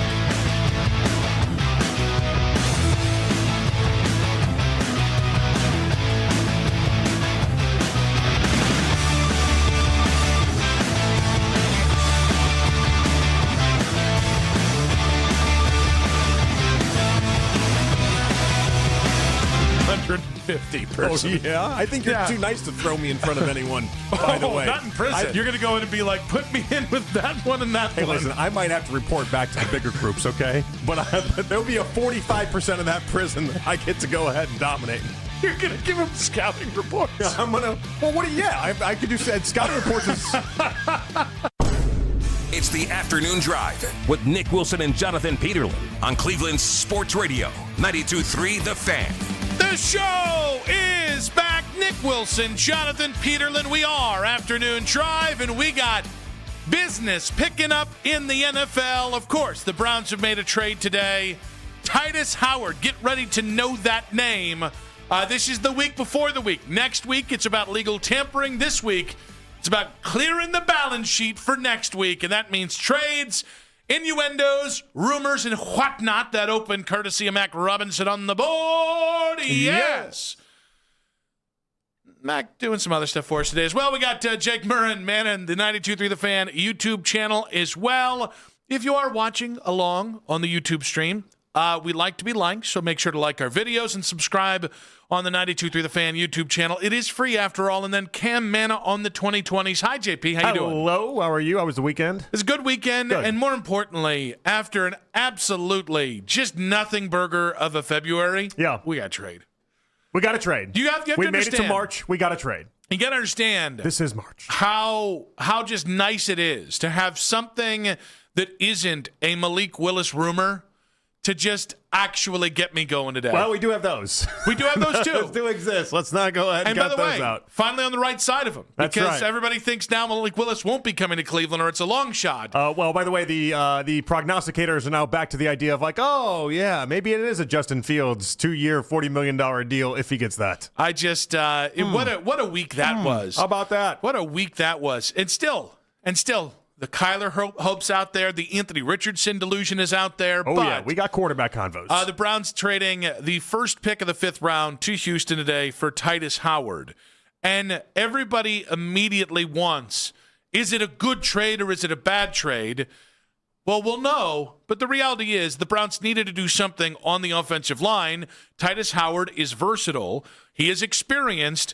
And I don't really give a rip about the money part of this, which I know is the one thing that people are reacting to most negatively. Yeah. If Titus Howard was here last year, he would have been either your second or third best offensive lineman. To get that for a 5th-round pick, I'll go ahead and take that value. Yeah, I mean, it's going to be interesting to see how this all plays out. But the versatility that he offers, I think, is immense and extreme in these conversations. He can play and has played left guard. He can play right guard, and he can play right tackle. Like, he gives you options entering free agency and then entering the draft that the Browns just didn't have before. That's a good thing. Even if you have to overpay for what turns out to be maybe not your starting right tackle, even though I think that's where he'll end up being, that's a good thing. Versatility is a good thing. Yeah, I mean, at right tackle, if they can't upgrade off DeJuan Jones, he is DeJuan Jones, I guess, insurance. And by the way, even if they do draft a guy to play at right tackle, you can slide him in at right guard or left guard. And I do think, this is all about, he's available for a reason. He is. This isn't Trent Williams 5 years ago. There's a reason why Titus Howard was available.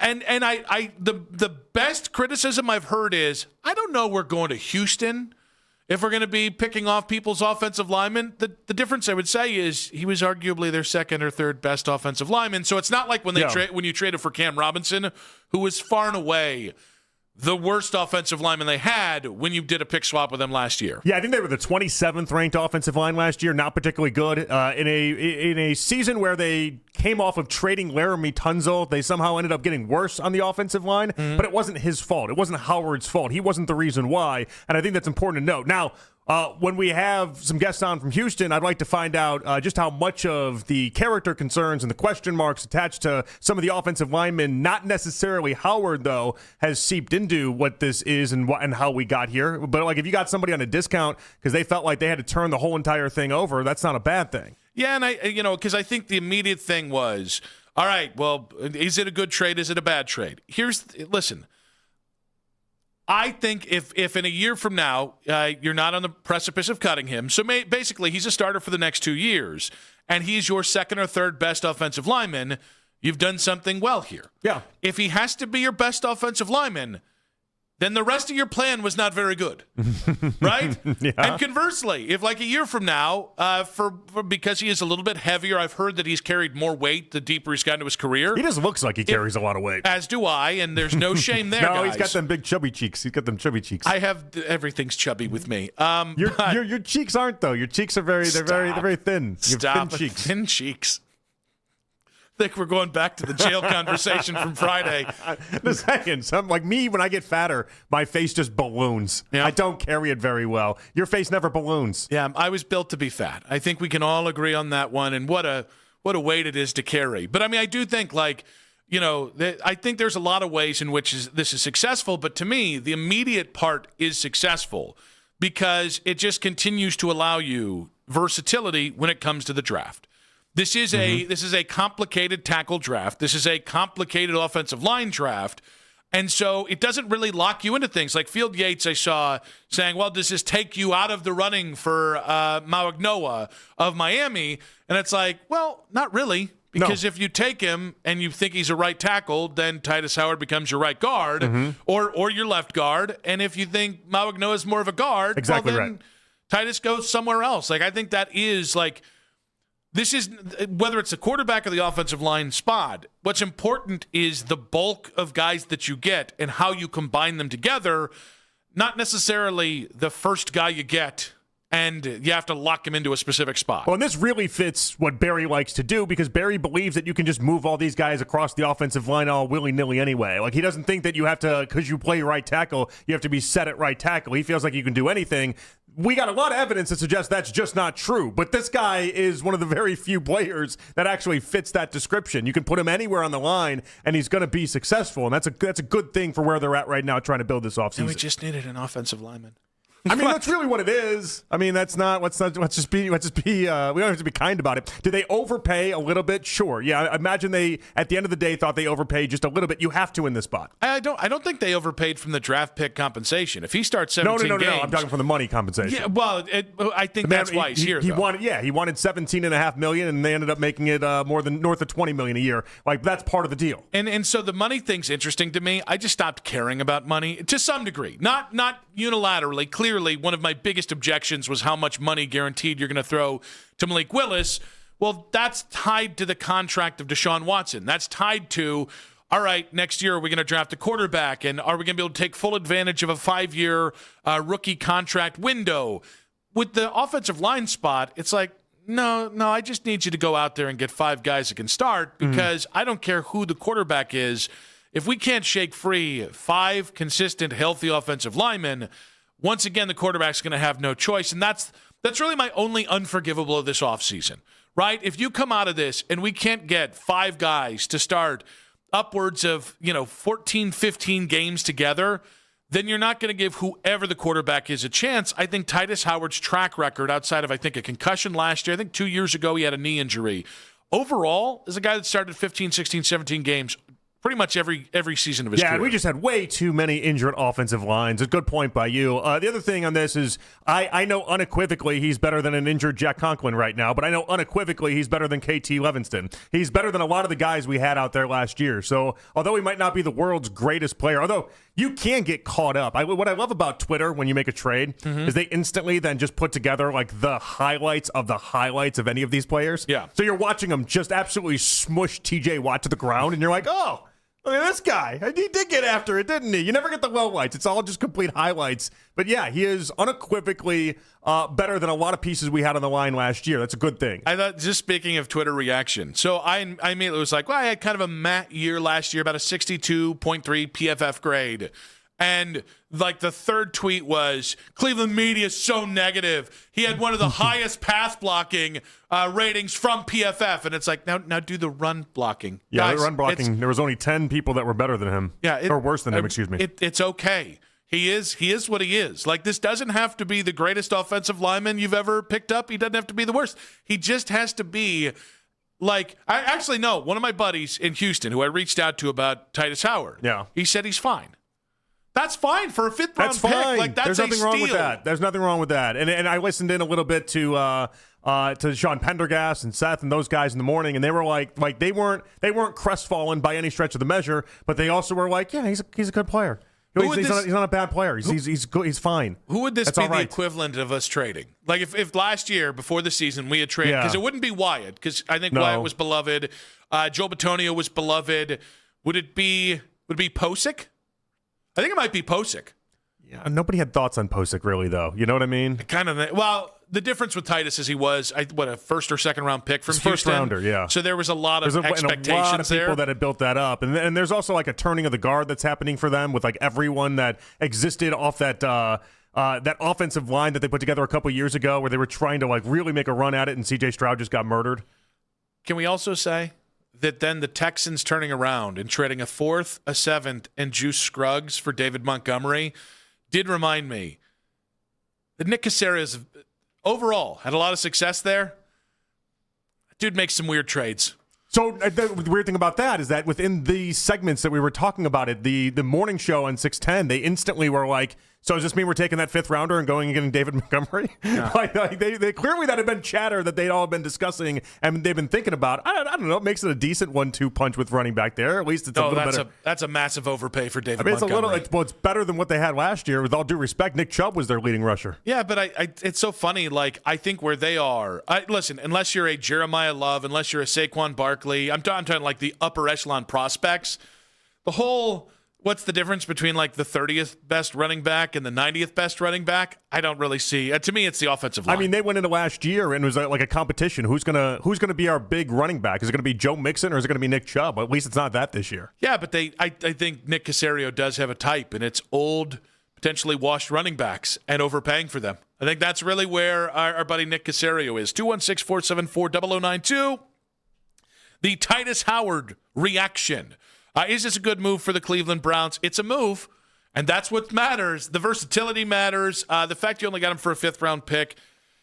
I know we want to just fist fight about every possible trade. No, this is fine. This is fine. It's the first step. Let's see what the next step is before we say it's the worst trade or best trade in Cleveland Browns history. We got quick hits coming up at 2:40 today. More importantly, we just have a move. We're just very happy to have a move. Seth Walder, ESPN NFL analyst, hated the Titus Howard trade. We'll get his take on that at 3:20. Seth Payne, who you heard JP talk about there, Sports Radio 610 in Houston. We'll get his take on the Titus Howard trade. We'll also get his take on C.J. Stroud and whether he's a short-timer in Houston.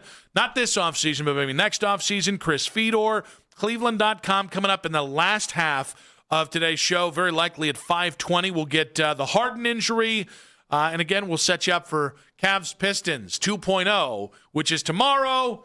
We'll ask how much of a win the loss was on Friday, but 216-474-0092. At Nick Wilson says, at J. Peterlin on social media reactions on X, powered by Scheiben Jewelers, Cleveland's premier jewelry store. Is this a good move for the Cleveland Browns? And we do have to get to how the Browns can shape their offensive line moving forward so that it is a good move. That's coming up in 5 minutes on 92.3 The Fan.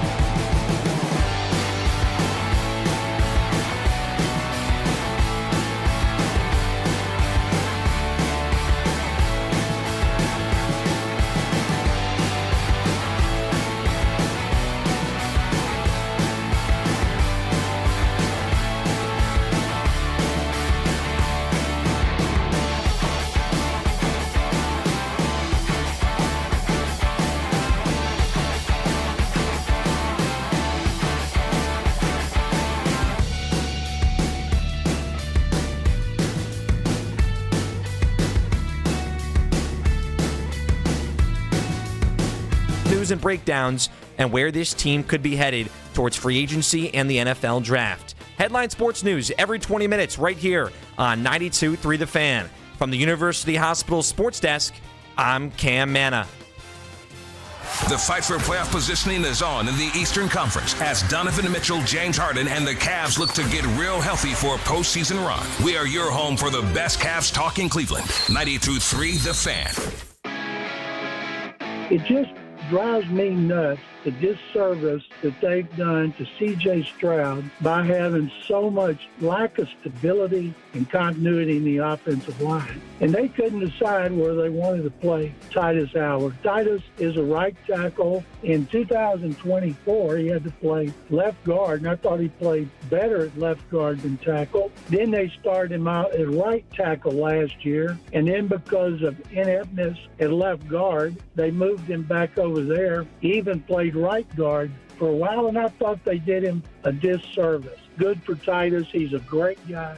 You guys will like dealing with him, a class act ever since he got here. And a couple of people got him on the phone here today, and he said he was really excited to go Cleveland and start over with the Browns. The General John McClain, $45 million in new money will do that to a man being very excited to go to a new place. John McClain on a Hall of Famer down yonder in Houston, giving us his take on the Titus Howard trade for the Cleveland Browns. And it's interesting. It's either been from the Houston crowd, or it's been a little bit of outrage there. Like you saw from John McClain. We do also have to point out the Browns breaking ground out in Brook Park on the new stadium today. So we got the hard hat videos. If you guys haven't seen those, I actually haven't seen those. How have I not seen the hard hat videos? I don't know. J-Dub with an orange hard hat. Okay. J-Dub Johnson. Does it have the stripe too and everything? So I didn't see the stripe. Because I do like that. I know when they've done it for other breakings, like when they did it for Berea, they all had these helmets that kind of looked like football helmets. I thought that was a nice touch. So I will tell you, we drove past the site, obviously, because we went to the IX Center for the car show this weekend. Yeah. I kind of wanted to break in with just a shovel and just be like, so then have a video. I break ground. Yeah, I actually broke ground on Saturday, guys. You're 2 days behind. But yeah. I didn't think any. Well, okay, two problems. You might get arrested. That's the first problem. Okay, so 3 problems. Okay. 1, might get arrested. That's a very valid point. Didn't think about that one. 2, I didn't bring a shovel. Should have thought ahead. Oh, yeah. 3, I don't know that they would have appreciated my attempts at humor. Generally, probably not. Generally, if you're not the hurting Browns anybody, do not strike me as an organization with an overwhelming sense of humor about themselves. If anything, it might be the opposite side of things, that anytime somebody maybe points humorous things out, they get a little testy. And I thought, you know what? Maybe on their, $2 billion baby, maybe I won't kind of have even a video of me and my beautiful Dodge Ram being like, I'm gonna dig some holes today. There we go. Okay. So he does have the helmets that has the stripes on them that look like a football helmet. I love that. I think that's so. It's such like a thing that 12-year-old me gets excited for. But I like it. Where's the gold shovels? Oh, that's true. Maybe not enough gold shovels for me in this. I need gold shovels. Every cool dig has gold shovels. Did Cleveland get them in the divorce? Is that how that went?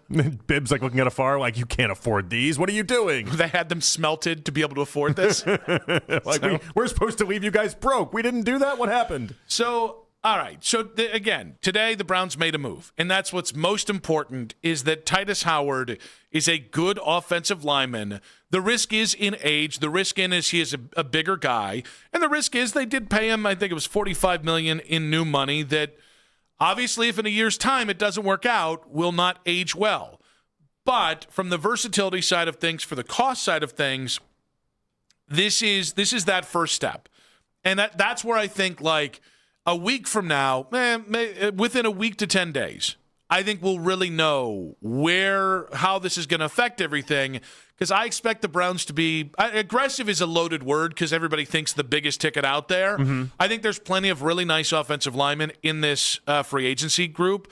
I think you'll get at least one free agent starter, at least, and then at least 1 or 2 other guys who are going to be able to come in here and compete for jobs as well. And to me, that's a great start for this offensive line if that's where we are 7 to 10 days from now. And I like that the Browns, though, they had some urgency to do this before you even get to free agency, because let's be honest about it. There's no guarantee that you're going to land the guys that you all want in free agency. That's just not reality. Like, in fact, I heard your guy Jonathan Jones earlier today. He was like, the Browns have to make trades because in free agency, they're just not going to be able to get the guys that you'd want because no one wants to play for Cleveland. And I don't know if I believe that 100% of the way. I believe more with Monken's philosophy of the highest bidder typically gets a lot of these guys. Mm-hmm. But when you can have somebody that you can trade for and extend and you know then is going to be happy to be here, like, that's a good thing. Take that win and then now move to free agency where you don't have to get desperate in any sort of way and you can kind of let everything come to you. Yeah, and I think versatility is going to be the name of the game. Unless you get a Linderbaum or a Rasheed Walker, don't be surprised if the other guys they sign are guys who are multi-hyphenates, a guy who can play left guard and right guard, or somebody that can maybe is a swing tackle but kicks inside. Like that, there's a part of me that it would be so much easier if you could just say right tackle, right guard, center, left guard, left tackle, but that's not where you are. When you're trying to replace everything in one fell swoop, and we can get to the why behind that, like whether they feel they need to. But, like, unless Joel Bitonio comes back, you're going to need a lot of cover at a lot of different spots and basically just say, all right, we're gonna throw you guys out there in camp, and the best offensive line is going to reveal itself. Yeah, I mean, I think that's what they liked about Tevin Jenkins so much. You know, the versatility part of this, the idea that you can play if you need a tackle, great. If you need a guard, great, and then you can run from there. I think from that perspective, I think it's very, very wise. Who knows? Maybe Howard won't be the greatest player we've ever seen. He had a pretty decent year last year, though. Now, I do think beyond just the Titus Howard trade and where you guys are with this trade, I do think it was really, really interesting. And you and I started talking about this last week, where because of the dearth of left tackles in this draft class, I had thrown out, listen, Monroe Freeling of Georgia's getting a lot of love here early in the draft process. Maybe he's not going to be there at 24 after his athletic testing this weekend. Man, does it feel like if you're gonna get Monroe Freeling, the left tackle out of Georgia, it's going to be at 6 or at least in a trade down somewhere in the early teens. Yeah, his RAS score I need to find out who the top 2 RAS scores of all time was. If he was third, I need to do some research on this. Because if it's 2 slappies, I noticed. You notice that though when they have like all these different combine testing and stuff. If somebody's like third all time and it's somebody that's like Calvin Johnson at 1, they're like, well, Calvin Johnson was number 1, and like they do. No one volunteered that info up. I'm just going to put that out there. I just also want to know. I would love to know just a comprehensive ranking anywhere, so we can say where does Joe Thomas rank? Where does Trent Williams rank? So that way I can just feel better. Listen, he's 6'7". He's got the arm length that you need. 6'7". He's got the arm length you need, and he does seem fast as hell. Now, the scary thing about Monroe Freeling is he doesn't have a lot of football to him. Like, I think he's got 17 career starts. At this point, if you would like a left tackle, this is what you're going to have to do this offseason. Yeah, it's funny, but you're right, though. People were talking about him last week as if it was 24, and now all of a sudden, after one weekend, he's popped into if the Browns want him, they're going to have to take him at 6 category. But at least he fits more what we traditionally talk about when you're taking someone at 6 overall. You know, like we had all these convos about these right tackles and guys that would exclusively play on the right side. That's not the end of the world, but at least this is more traditional. It's going to be very interesting to see, again, what they do in free agency. And I actually want to play this from Scott Petrak because Scott had, I don't know if this is a bold prediction, but it felt bold when he said this about the Browns and swings, big swings in free agency. I thought they would go into free agency and probably have 2 big swings in them. I don't know if this counts as one of those. They might still have 2 more. Is one of those Tyler Linderbaum? You know, I think that's the question when we're still talking about the offensive line is, you know, he's right in his prime. I think he's 26, 3-time Pro Bowler. You're going to have to pay a bunch. You're going to reset the tackle or the center market, but he's been with Todd Monken. He's been with George Warhop, the line coach in Baltimore. It would make a lot of sense. You get him making the line calls. So I do think the Browns have at least one more big move coming, and I think it would be free agency. So I don't think the Howard move changes that. And, you know, $21 million for a tackle, it's not top of the market. You know, it's up there, but it's not. They're not resetting the tackle market or anything. The problem with Linderbaum, and again, it's sign him. If you can sign him, because I think in lieu of having a absolute standout left tackle, the next best thing you can have is an absolute standout center, one of the 3 best centers in the game. So it is a no-brainer to me if he's willing to come here for whatever money you're going to pay him. The problem with Linderbaum is Baltimore still wants him back. Yeah. The Giants, who John Harbaugh just took over, they're interested in him. Jim Harbaugh out in L.A. is interested in him. And obviously, so there's 4 teams with connections to him personally. Obviously, you've got the connection with Monken. Linderbaum's like the most explosive free agent. And beyond that, it's going to be really interesting to see if there is 2 big swings in free agency, and it doesn't count the Titus Howard trade, what the other big swing's going to be. Yeah, and the Howard trade doesn't count as a big swing, though. We need to make sure we just put that on the record. We have an understanding. It's a something. Yeah, it's a something. It's kind of like, when Andrew Berry in this offseason was promising us that it was going to be bigger than last offseason. All right, you're trending in that direction, but this is not the 2 big swings. This is not one of the big swings of the 2 at all. This is your Malik Collins. Yes, this is it. Yes. Because Malik was not seen as like oh my God, you just reinvented football with it. And then it paid off, and he ended up being one of your 3 best players. And if it works out that way, then it works out that way. Fantastic. But yeah, that's about that. So we need to see a lot more is the point. So what are your big swings? Is it just offensive linemen? Because I clearly will not be upset if they just took 2 big swings in the offensive line. I mean, it's so hard because how do we project out even some of the wide receivers that are going to shake free or not shake free? Like we talked about George Pickens, but he's going to be tagged. We talked about Alec Pierce, but who knows what's going to happen there? We've talked about even trades with the Steelers for DK Metcalf, like all sorts of. Everything I'm thinking right now is more wide receiver based than it is anything, and there's like 10 different names that could satisfy that. All right, because again, when we say free agency, it is free agency and trade. Right? Yeah, we got to group them together. I will be very clear. Anthony Richardson is not a big swing. No. And we have more on this as the show goes on. Friends don't let friends say yes to Anthony Richardson. That's a new motto? It should be.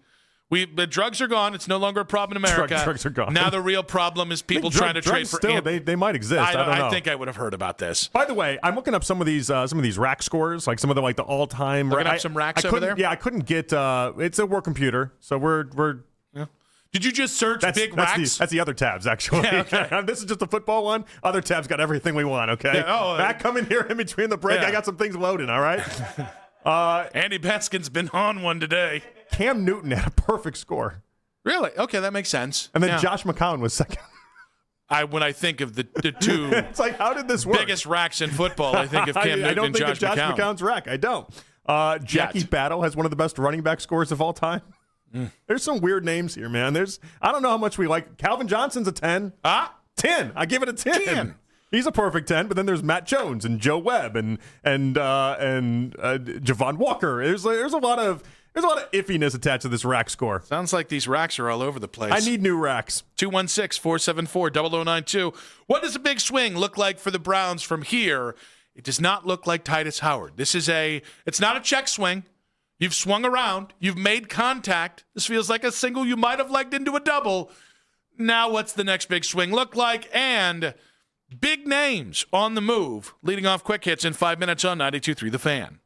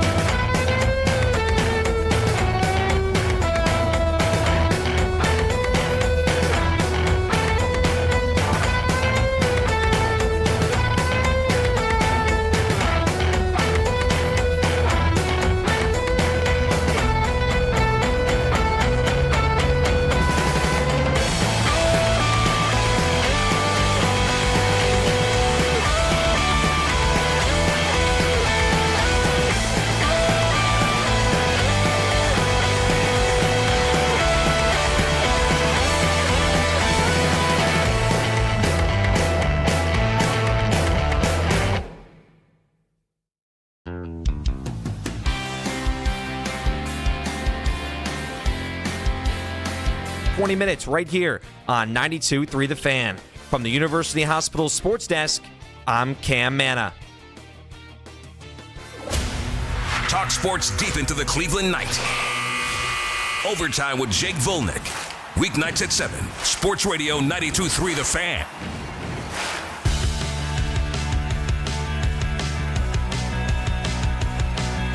Back on Afternoon Drive. Nick Wilson, Jonathan Peterlin. Coming up in just about 40 minutes, Seth Walder, ESPN NFL analyst. He did not like the Titus Howard deal. We'll get the why on that. We'll also get his thoughts on the feasible quarterback options for the Cleveland Browns.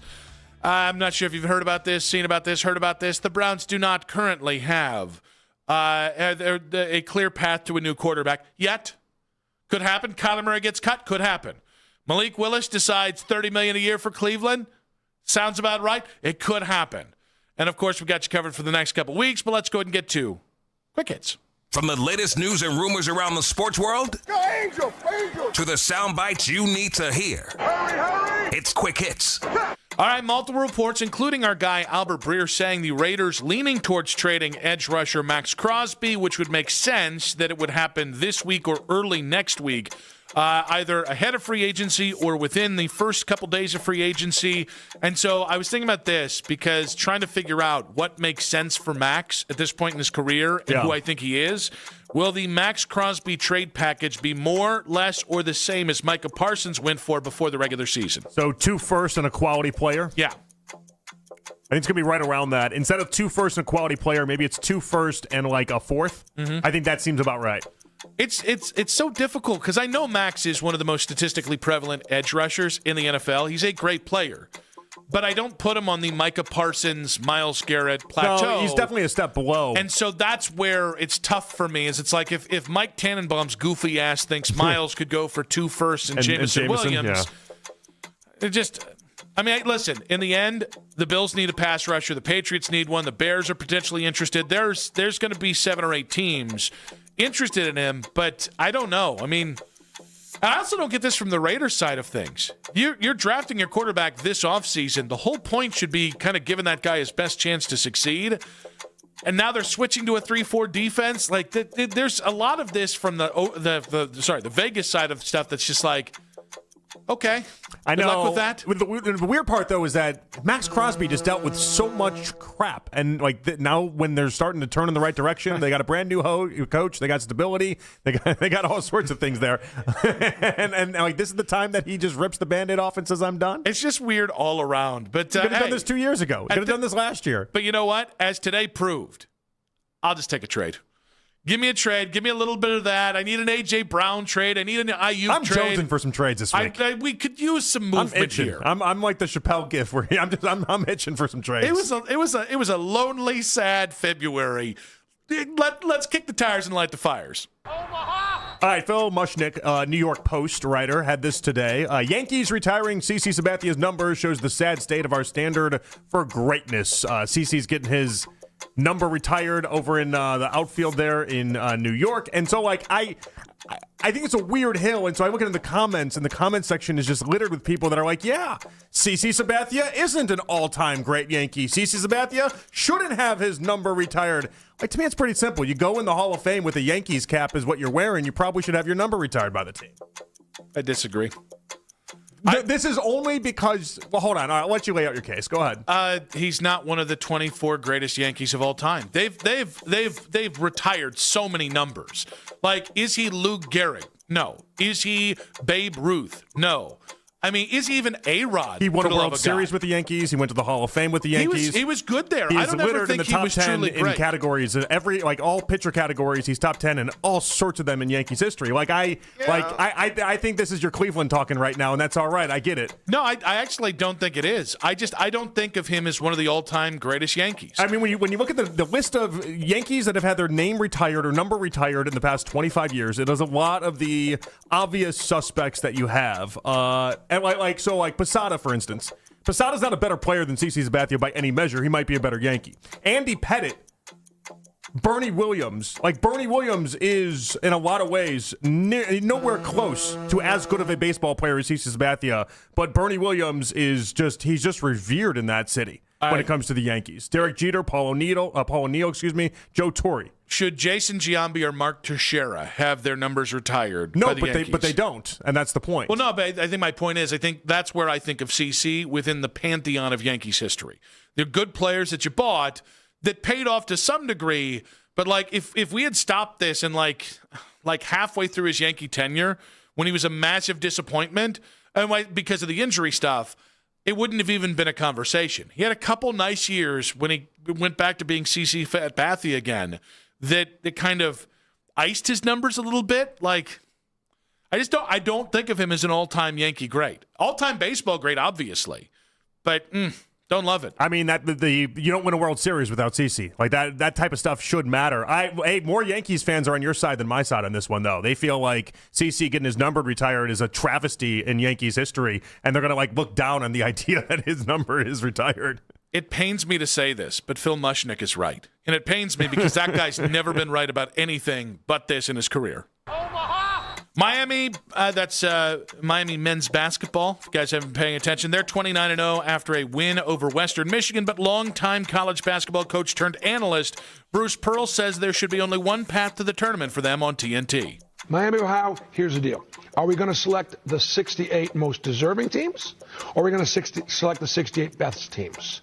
If we're selecting the 68 best teams, then Miami, Ohio is going to have to win their tournament to qualify as a champion. Because as an at-large, they are not one of the best teams in the country. And that's going to be a difficult choice for the committee to make. I hate everything about this. It's 68 teams, for the love of God, and the MAC, amongst others, of the smaller conferences has been squeezed out. To me, okay, Ohio State. I know that's the big thing. Yeah. Oh, what if Ohio State makes it? It's like, let's compare what Ohio State has done, and let's compare to what Miami's done. It's not even close. What Miami's done is far more impressive, and the idea that this is rigged, that the NCAA tournament has become rigged towards the most mid big teams like Ohio State and stuff like that is ridiculous. Okay, so Ken Pom, which is like what everyone uses in college basketball and have for a million years, they absolutely hate this Miami of Ohio team. They do. This is not helping their case. In a very Phil Munchik way, I'm going to go against you here, okay? You son of a... Their overall ranking is 87th in Ken Pom. Their offensive rating is anywhere from 63rd to 70th. Their defensive rating is around 144. Their strength of schedule, 312 out of 320 teams. So, yes, they're undefeated, but in no measurement are they one of the best 64 teams outside of just the straight-up win-loss record. They got to get in through the tournament, and if not, they're just not at the same level of these other teams. It's 68 teams. We got to stop acting like this is, it's sacrosanct to put a team. Guys, at some point, we are scraping the barrel here. I'd rather scrape the top of the MAC as opposed to the bottom of the Big Ten or the SEC or all the other crap that they're doing. What Ken Pom is telling you is that if they get in and they get in throughout, he's not God, you're right, but he's what everyone in that world uses to kind of figure out who is and who isn't. What he's telling you based off all these metrics, they're going to get just the floor just beaten. They're going to get destroyed. There's no other way to put it. They're going to get destroyed. Isn't that half the first round? Like, we act like it's such a pure, we can't. Guys, I've watched an 11-seed UNLV team get the crap kicked out of them. Half the first round it's littered with all sorts of teams that get in through their conference tournament. Like, if you throw the, sixth best team in the SEC against Miami of Ohio, that sixth best team in the SEC they're going to be the favorite according to Vegas, and it's not really close. I'm anti-Ken Pom now. I used to have a subscription way back in the day. Luka Doncic turned a slip on the floor to a beautiful made three highlight last night, which he talked about after the Lakers' 128-104 win over the Kings. I used to have one mixtape. I was a kid and I couldn't be on the internet. Maybe Iverson. Did he do it? I didn't hear a word of that. Yeah. Also, I poorly told Jake how to cut that. So Luka made my teammates were shouting the And One mixtape at me. And then a reporter was like, I didn't know you liked And One mixtape. What was your favorite? And Luka was like, Did AI do one? He had no idea what it was. And the reporter had no idea. And Luka just tried to salvage it. It was the funniest, honestly, it was basically the same thing that happened in the press conference as happened on the play, where he slipped and turned it into a beautiful three. Okay, that's fun. I am more and more soured on Luka Doncic after seeing this Lakers LeBron James experience.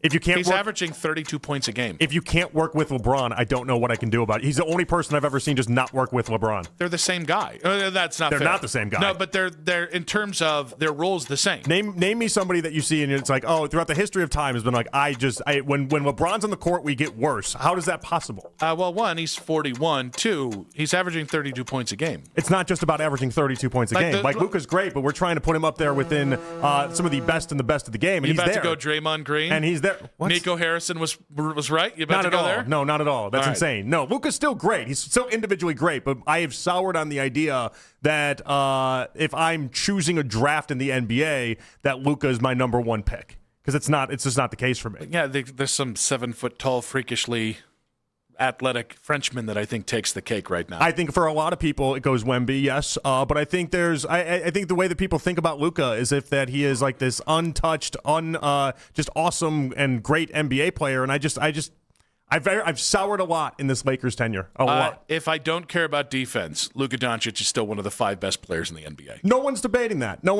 He's still one of the of course he's still a top 5 player. But the idea that you can't work with LeBron is something that it's very confusing to me. I've never seen a player like this just not be able to work with LeBron. He's better with Austin Reeves on the court than he is LeBron. I just think they have a skills overlap, which complicates. Like the way you want to build a team around Luka is very similar to the way you want to build a team around LeBron, and both guys need the ball in their hands to be the best version of themselves, which is where the overlap comes from. I don't think it's a Luka problem or a LeBron problem. I think it's I don't even say they're the same player, but they kind of take up a similar place on the court. LeBron's IQ should make anybody better at the game, and with Luka, it just doesn't, and it's perplexing to me.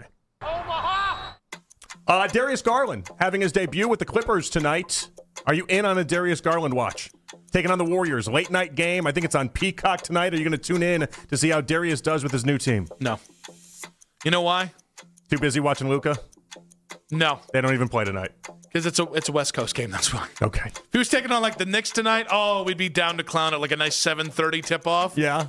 Late tip-off. It's a late tip-off. I think it's 10 o'clock Eastern time on Peacock. Yeah, it's a late one tonight. Is Fanta on the call? I don't know. I'm just thinking about that because is Fanta exclusively only Tuesdays on the West Coast? Is that all he is? I don't know. It's Monday. Fanta after dark. We're throwing everybody off with a Monday game. I don't know. I got to look it up now. Is Fanta on the call? Mac, can you find this info out for us? I'll try to look it up here for you. Look at that. Yeah, they're visiting the Warriors, 10 o'clock tonight, following the footsteps of his father, Winston Garland. Yeah, people have really gotten behind every time. It's weird. I don't know. It's weird. Winston Garland was also a Cavalier, so it was like part of his story here. He was actually like a really decent player, all things considered. But if you go back and look at his basketball reference page, you're like, oh, Winston Garland. That he really wasn't that bad, all things considered. Are you curious about how Darius is going to look tonight? I am. Yeah, I am. Yeah. I expect him to look good. I'm going to tune in. Well, I expect him to get injured in like the first half, but that's neither here nor there. But I do want to see. I want to see if he comes out at least for the first game with a little bit of a chip on his shoulder to try to make like an exclamation point. The Clippers aren't playing for anything. If Darius is like my welcome to LA moment, I want it to be where I score 50. I want to see if he's got that in his bag and goes ahead and does it. I doubt he will, but I want to see it. That is Quick Hits. The Browns QB situation remains murky. We'll elaborate in 5 minutes on 92.3 The Fan.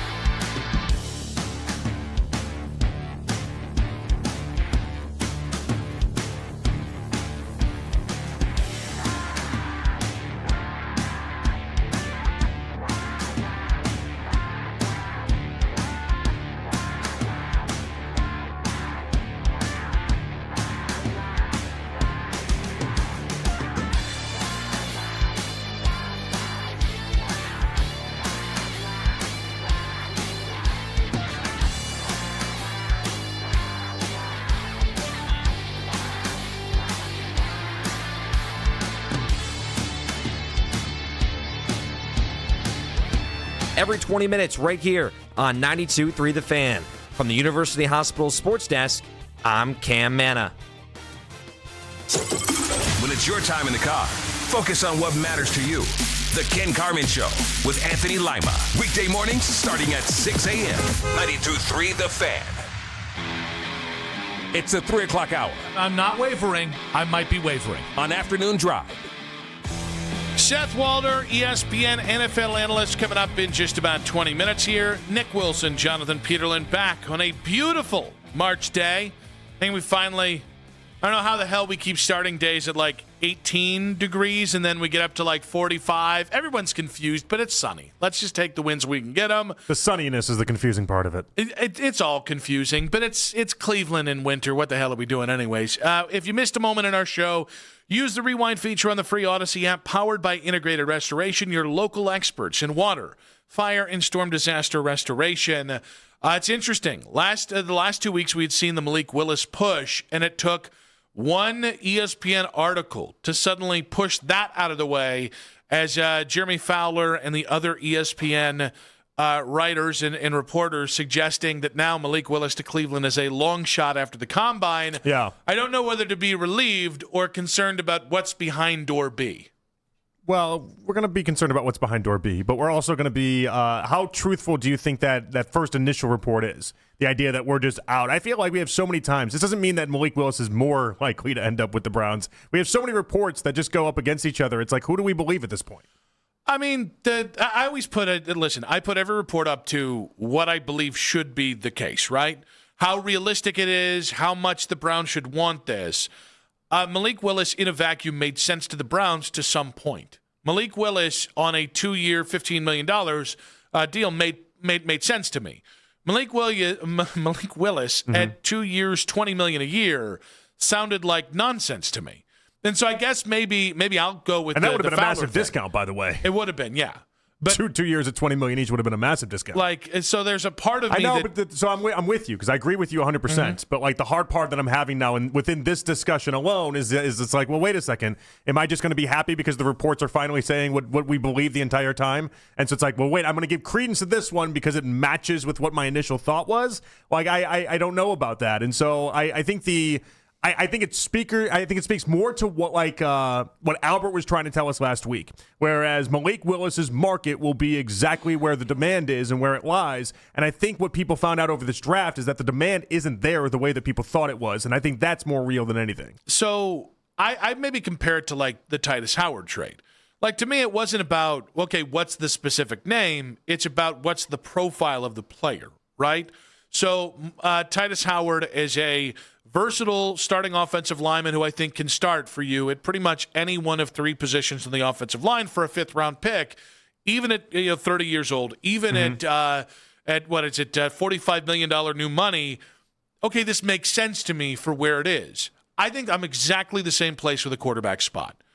Like just decent money for an okay quarterback to some degree makes sense to me. Giving up draft collateral for a guy that has never done anything in the NFL doesn't. So it's weird to me. Like it's not even just like Malik Willis for $25 million a year versus Anthony Richardson for a 5th-round pick. Like you have to quantify. Okay, how much do I actually think this could actually give the Browns a chance to do something interesting this year? And I think that's what I'll continue to come back to. The best thing for the Browns is that Kyler Murray gets cut in Arizona. Yeah.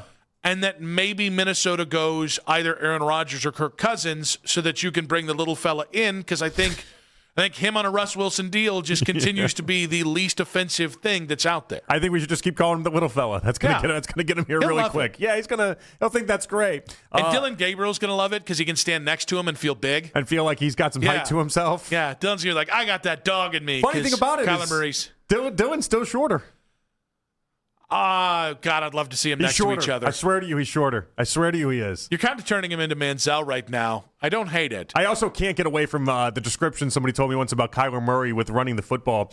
Well, anytime he takes off, he looks like a toddler that just stole their parents' iPhone. But it doesn't help that you put him up against offensive linemen in the huddle, and all of a sudden, but he's got that. He runs where he his whole body is moving the same way. He's got that excitement to him. Legs kind of kick out to the side. Yeah.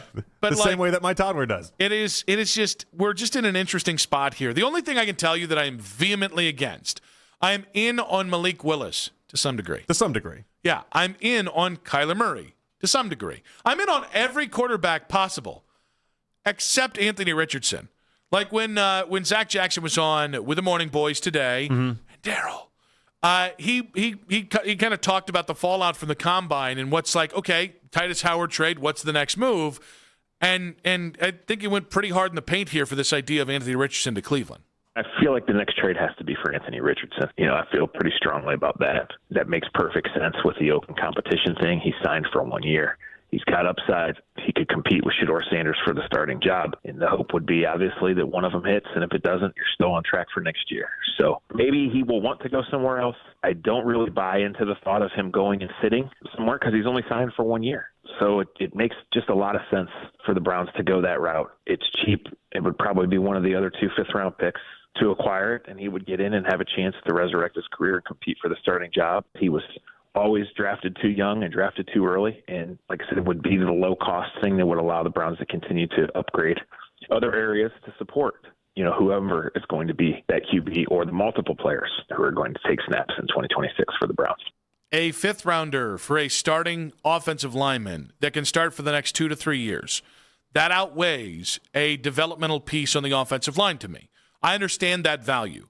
A fifth-rounder for an absolute overdraft of a quarterback 3 years ago who hasn't done anything in the NFL to dispel what the knocks were coming out, including is he mature enough and does he love football, just so you can say you have another name in the quarterback room, does not, to me, make more sense than a developmental fifth-round pick that you'll have under contract for anywhere from 3 to 5 years. It just doesn't. Yeah. No, the hard part I have is I get some teams going to have to invest time and they're going to try to put some resources towards Anthony Richardson. I just don't want it to be us. Yeah. And I don't understand why it has to be us. We're not in the spot where it has to be. And so, yes, we need a quarterback, but between Shedeur and then obviously I know some people, you want to create a buffer between Shedeur and Deshaun Watson, but I'm fine. If it's Shedeur and Deshaun, just let them battle it out and go for it. Also, I do think we're missing a step in the Anthony Richardson chronology here that matters. What's that? Sam Darnold needed to sit for a year before he got another chance, before he got his last chance, which ended up being Minnesota, if it's all which he about extended. Richardson being too basically early to the party and still being too young, he's probably going to need to just hang out in NFL limbo for a few years, kind of like what's going through Trey Lance right now. Yes. It won't surprise me if 2 years from now Trey Lance all of a sudden gets another chance and an opportunity,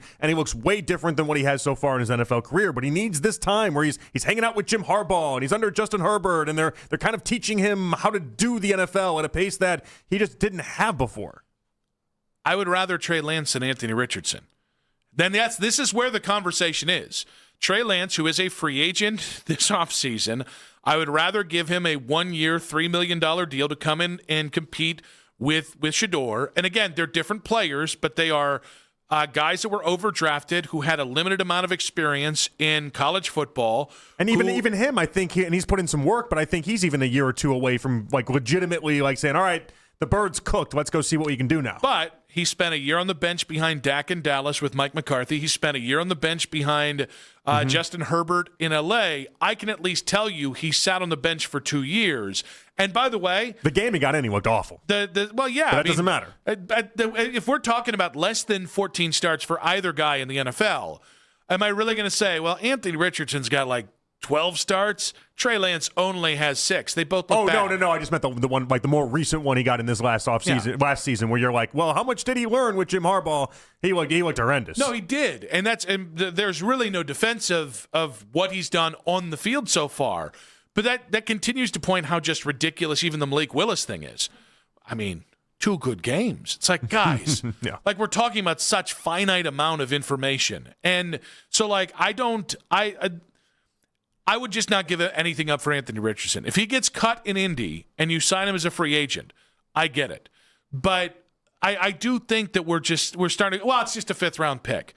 No, like the flaw with the Browns and how their roster building is gone. And it's funny, I made the point this weekend on social media about ultimately Andrew Berry's inability to build a roster is like the most damning thing about him.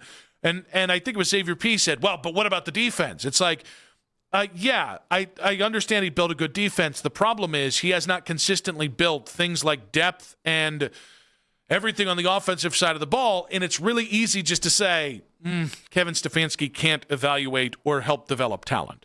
Like, the Browns drafted, I think, 4 offensive linemen in 6 drafts for Andrew Berry. That's not enough. You need, like, the reason why Green Bay, amongst other teams, can just habitually kick out guys like Rasheed Walker. Yeah, and like in that Whippler was a 7th round pick? Was 6th rounder, but 6th rounder, and you look at the value they've gotten out of that. But like Rasheed Walker, 7th round pick. Zach Tom was, I think, a 7th round pick. Like Sean Ryan was a 3rd round pick. Like they just you continue to take 1 to 2 offensive linemen a year, and that's where you need to be. I'm not willing to give up one of those potential guys for a year of Anthony Richardson to say a year from now, hey, we tried it. Like I still think Kenny Pickett for a 5th round pick was a waste of a pick. Yeah.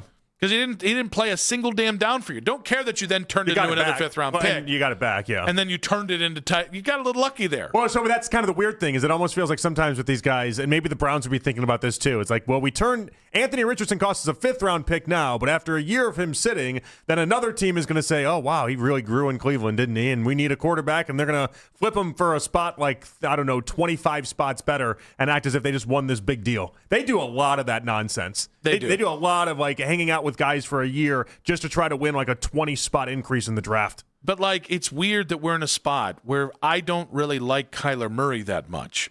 And I feel like the safest, the outcome that's going to fill me with the least amount of what the hell are you doing is if Kyler Murray gives you a Russell Wilson kind of deal, at which point, by the way, the probability of him coming to Cleveland and you suddenly being a different organization or him being a different quarterback might be 25%. Yeah, I mean, he still doesn't have a playoff win. There's a lot to dislike. As much as I like Kyler, but there's a lot to dislike about Kyler. But if he chooses you for $1 million, what's the harm there? And so to draw it to the Russell Wilson conclusion, Russell Wilson versus Justin Fields. Now, Russ won, and then Russ went out there, and they had an okay season, whatever. But, like, because you were only paying Russell Wilson $1 million, you could then turn around and have him compete for the job, which I think for you makes sense because then you can see Kyler versus Shedeur and see where they go from there. Yeah, I just think I think Kyler. I think he's got enough options where whether it's a team like the Jets or somebody else, I think he'd have like almost like. Does Kyler get assurances he'd start week 1 if he signs there? I think he would. Where? Anywhere he chooses. Yeah. I don't know. I here's the thing. He's been so under talked about in all of this. I don't think anyone really knows what the market for Kyler is. People assume it's Minnesota. Minnesota's got multiple options because of Cousins and other guys like that.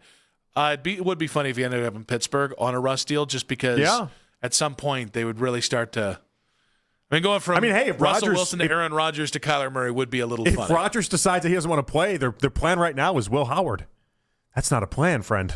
You got to trade up and as much as they want to tell you about Will Howard, that's not a plan. 216-474-0092. Does Kyler Murray feel like the big prize of the offseason for the Browns?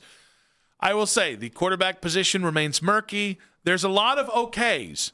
It's just a couple non-negotiables. Trading anything for Anthony Richardson for me is, oddly enough, a non-negotiable. Seth Walder does not like the Titus Howard deal. He'll tell us why in 5 minutes on 92.3 The Fan. Sports Radio 9.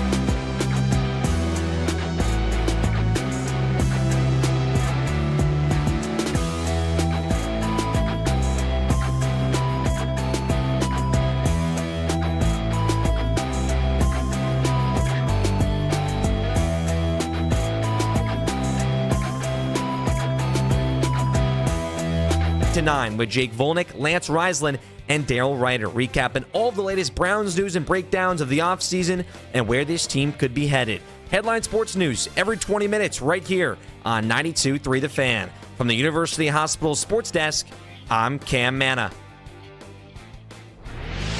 Catch the latest Browns news all offseason long. Stream us on the Odyssey app and on your smart speaker by telling Alexa to play 92.3 The Fan. Nick and JP back on Afternoon Drive. Seth Payne, Houston Sports Talk Radio, coming up in about 40 minutes. We'll talk the Titus Howard trade. Titus Howard to the Browns, a new contract for a 5th-round pick.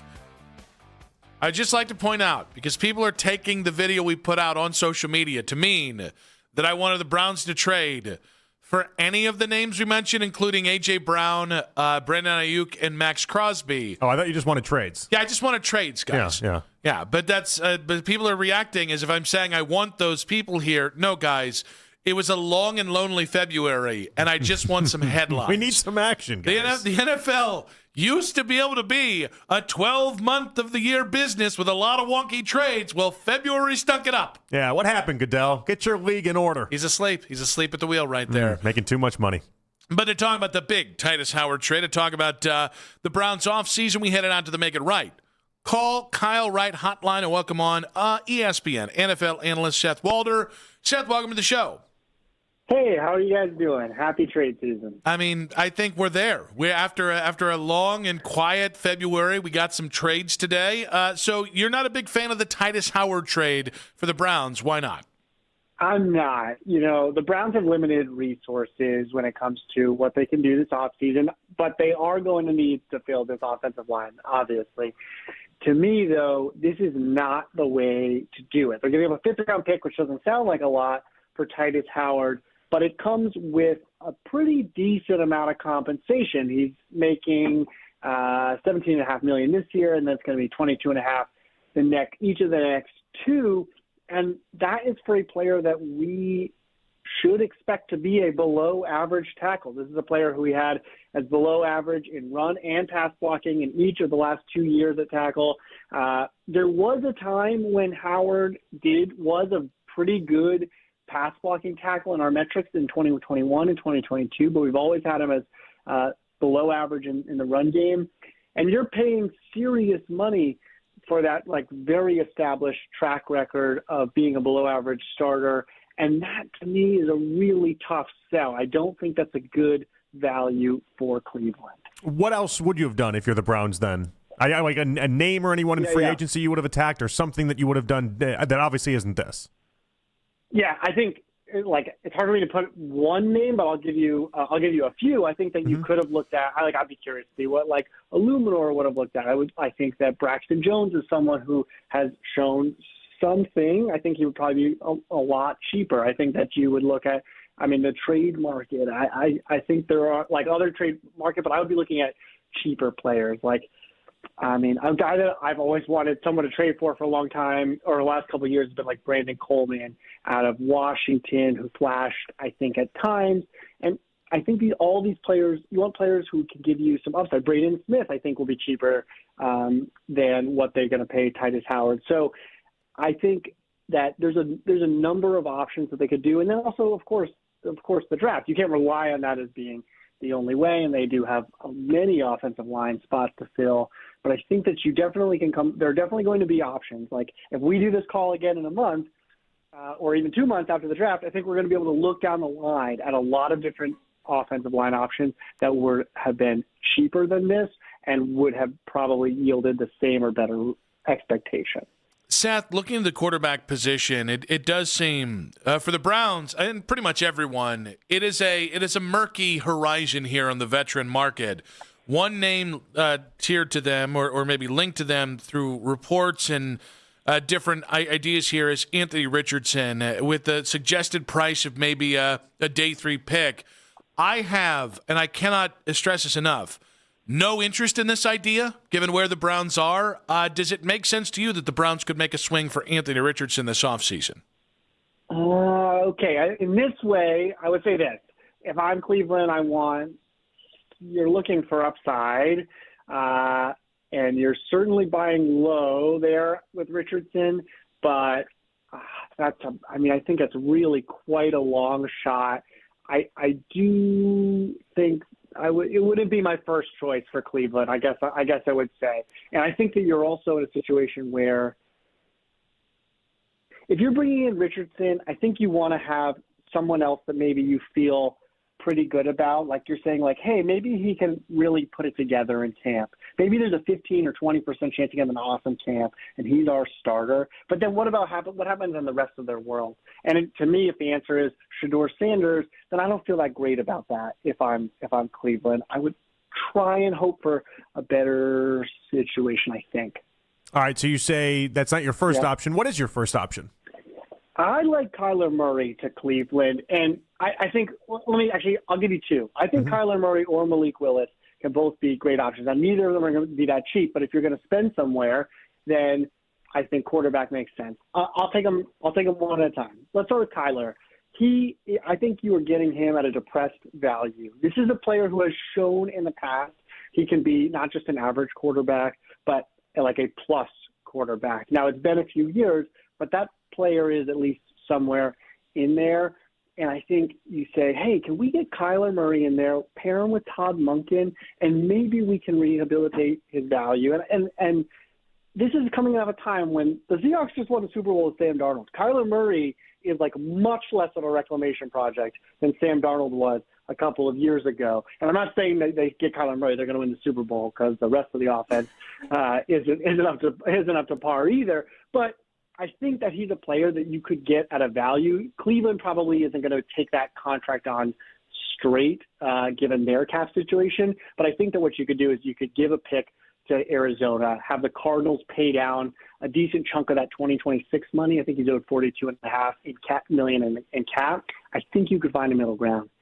Malik Willis is a player that, and I really went into the offseason expecting to not like, because we're talking about just a couple of games in Green Bay. I mean, and I know the numbers are good, but this is sort of like where an analytics person like myself ought to look and say, hey, this is a player who was a third-round pick who fell down the depth chart in Tennessee, couldn't get on the field. He only has a couple games in Green Bay, but the numbers are outstanding. Like he would, if you took 86 QBR, I think it is, over his time in Green Bay, which is actually almost low because there were a few snap issues that he's had, which I wouldn't think if you're a full-time starter would be as big a deal. And if you just watch, especially that his one start this year against Baltimore, he showed some pretty electric stuff, like throwing with anticipation, changing arm angles, elite speed, elusiveness in the pocket. To me, it's like Willis is the guy that if you're going to find a franchise quarterback in free agency, it's almost impossible. How would you do it, though? Or what would the scenario be where you could find one? I think it would look like Willis, a player who has shown flashes, but in such a small sample that no one's really sure if they can believe it. And so you pay him $30 million maybe to find out if it's real. So it's interesting. Like the Malik Willis stuff is something we've obviously had plenty of conversations on.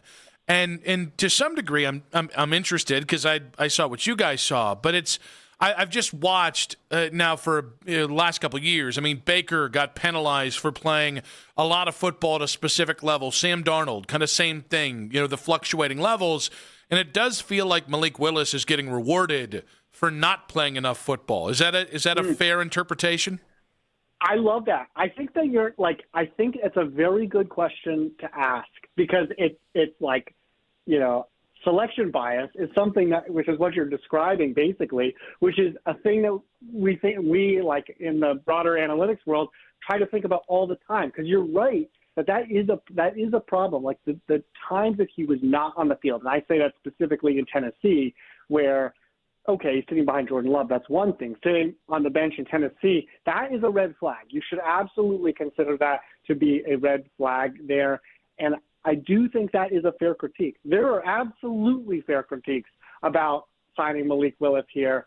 It's more to me that if you're Cleveland, you're looking for the person that gives you some hope at quarterback. And I think in terms of in terms of the long-term future, I think that Willis is that guy. Like, will it work out? Probably not. The odds are stacked against you. I think it's worth the risk.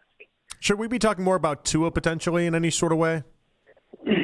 Well, maybe. I mean, I wouldn't put him in the like upside camp, but I think certainly. I think Miami, the way Miami is in their situation with Tua, they just really don't have leverage, and so I think that he could probably be acquired for very cheap. And so, is he someone that maybe you have like some? He comes with lots of experience, and are you pairing him with Shedeur, and you're saying, well, hey, let's see where Shedeur goes, and if he doesn't work out, then when you have Tua, then okay, that's a plan. I like that a lot less than Kyler or Malik Willis. Seth Walder, ESPN NFL analyst on the Make It Right Call Kyle Wright hotline with us here, breaking down all the comings and goings of this offseason with the Cleveland Browns and beyond. Let's get to the veteran wide receiver market. Obviously, A.J. Brown's out there, and then maybe Ayuk's out there in free agency, Alec Pierce and Romeo Doubs. In terms of the Browns trying to upgrade this wide receiver room, is there a path that makes most sense to you with where they are at quarterback and kind of surrounding that offense?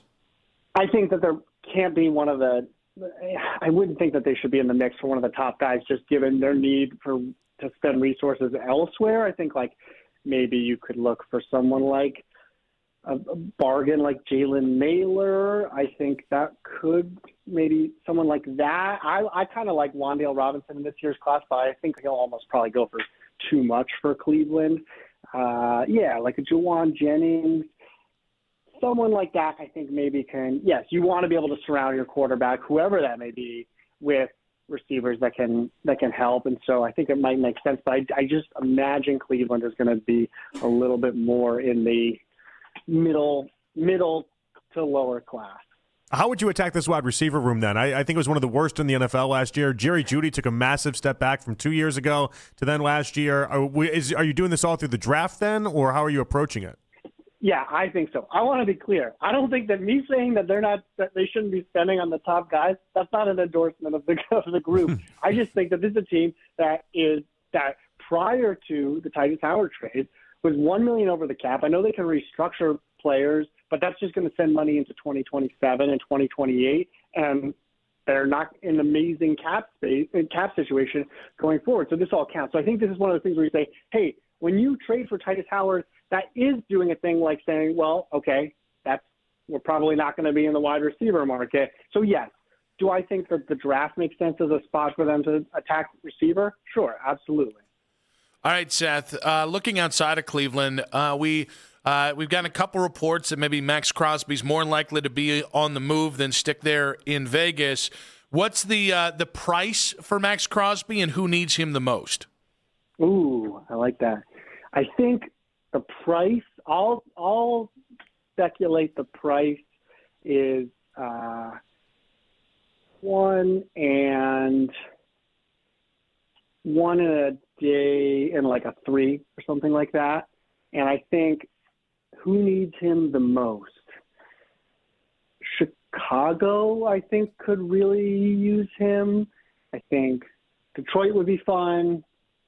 Chicago stands out to me as a team that really needs some pass rush help. They're in that window, right, the rookie QB window. They showed their promise last year, but they need to be able to deliver more on defense. They were so fortunate with turnovers. Or I shouldn't say, yeah, I think they were fortunate with turnovers. If you look at their performance on non-turnover plays, that defense was really lacking and their pass rush was really lacking. And Crosby just gives you pass rush. He never leaves the field. He helps against the run. So they would be a team that makes sense. I think I'm unlikely to like a trade for Crosby. He's if you compare it to Micah Parsons, he's older. He's not quite as good a player, even though I do think he is incredible. And when you do something like trade a 1 and a 3 for a player like Max Crosby, it's a 1 and a 3, and you're going to pay him a big contract. I don't know if he's going to require a deal or not, but $30 million or so at this moment makes him a value, but not. You still have to pay him. So, but I'll say Chicago. I like that one. All right, kind of in that same world, I just like asking people like yourself that think very analytically, because your approach sometimes can be a little bit different than what the person driving around in Cleveland right now listening on their car tends to be. Would you have traded, if you could do it again, would you have traded Miles Garrett last year? Yes, 100%. And I said it at the time. So I don't.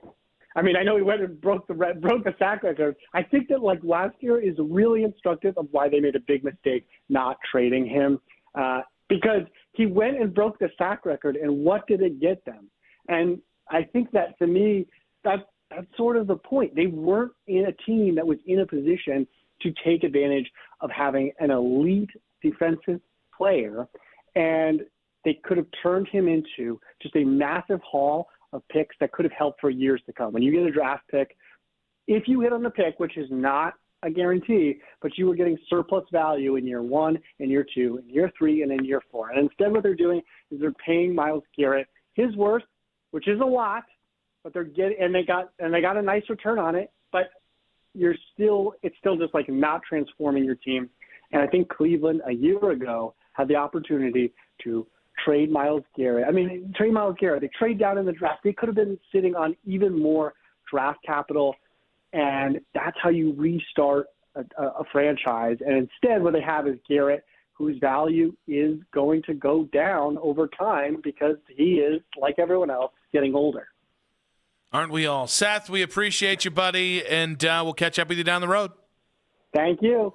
Seth Walder there, ESPN NFL analyst on the Make It Right Call Kyle Wright hotline. I like when we get to see Seth Walder and Mike Tannenbaum agreeing. Yeah. We bring the two worlds together. That's right? when people think of the two of them, they constantly put them in the same pie chart. Yeah. Anytime you can bring those two different sides of the NFL conversation together, it is a win. We'll react to what Seth had to say. And strong words about the NFL Combine in 5 minutes on 92.3 The Fan. Stay connected to the latest news and headlines from Goodyear with our spring training reports, brought to you by Northeast Ohio Fence and Deck and Quinn Legal Associates, only on Sports Radio 92.3 The Fan. You have unfiled taxes or tax debt? I'm Greg Talbot with Strategic Tax Resolution, a local firm that helps people with IRS and state tax issues. We're not on the other side of the country just giving phone support. We meet with the IRS and state so you don't have to. Everyone's tax situation is unique, and that's why we tailor a custom resolution plan for you using our proven strategies. We determine the best resolution programs for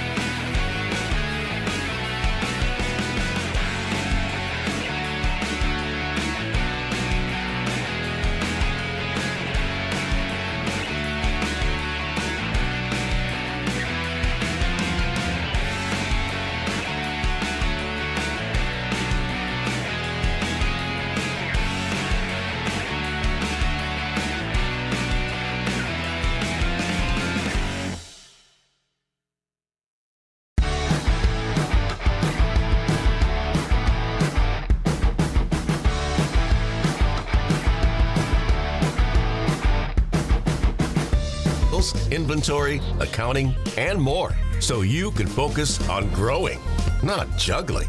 Make the switch today at odoo.com. That's ODOO.com. Sign up to be a part of the fan club. Download the free Odyssey app and follow 92.3 The Fan to get all of the best audio and best stories sent straight to your inbox. 92.3thefan.com. You can listen to The Fan anytime, anywhere on the free Odyssey app or by telling your smart speaker to play 92.3 The Fan. And now you can find The Fan on YouTube, including The Ken Carman Show with Anthony Lima, 6 to 10 a.m. Baskin and Phelps go from 10 to 2, afternoon drive. Nick Wilson, myself, Jonathan Peterlin. We go from 2 to 7, live each and every weekday on The Fan's YouTube channel. Subscribe to our channel for free to watch all the best content from your favorite shows on The Fan, live and on demand now. I think you are getting him at a depressed value. This is a player who has shown in the past he can be not just an average quarterback, but like a plus quarterback. Now, it's been a few years, but that player is at least somewhere in there. And I think you say, hey, can we get Kyler Murray in there, pair him with Todd Monken, and maybe we can rehabilitate his value. And this is coming out of a time when the Seahawks just won the Super Bowl with Sam Darnold. Kyler Murray is like much less of a reclamation project than Sam Darnold was a couple of years ago. But I think that he's a player that you could get at a value. Cleveland probably isn't going to take that contract on straight given their cap situation, but I think that what you could do is you could give a pick to Arizona, have the Cardinals pay down a decent chunk of that 2026 money. I think he's owed $42.5 million in cap. I think you could find a middle ground. Seth Walder there, ESPN NFL analyst, and I think the Kyler Murray discourse perfectly illustrates what I think of in terms of how case by case, price dependent every quarterback on this market is. I don't want to trade anything for Kyler Murray. My Kyler Murray interest is he and Arizona look at each other. Arizona realizes they're just going to have to take the bite the bullet on his dead money this year and release him. And then you get Kyler Murray in a Russell Wilson deal.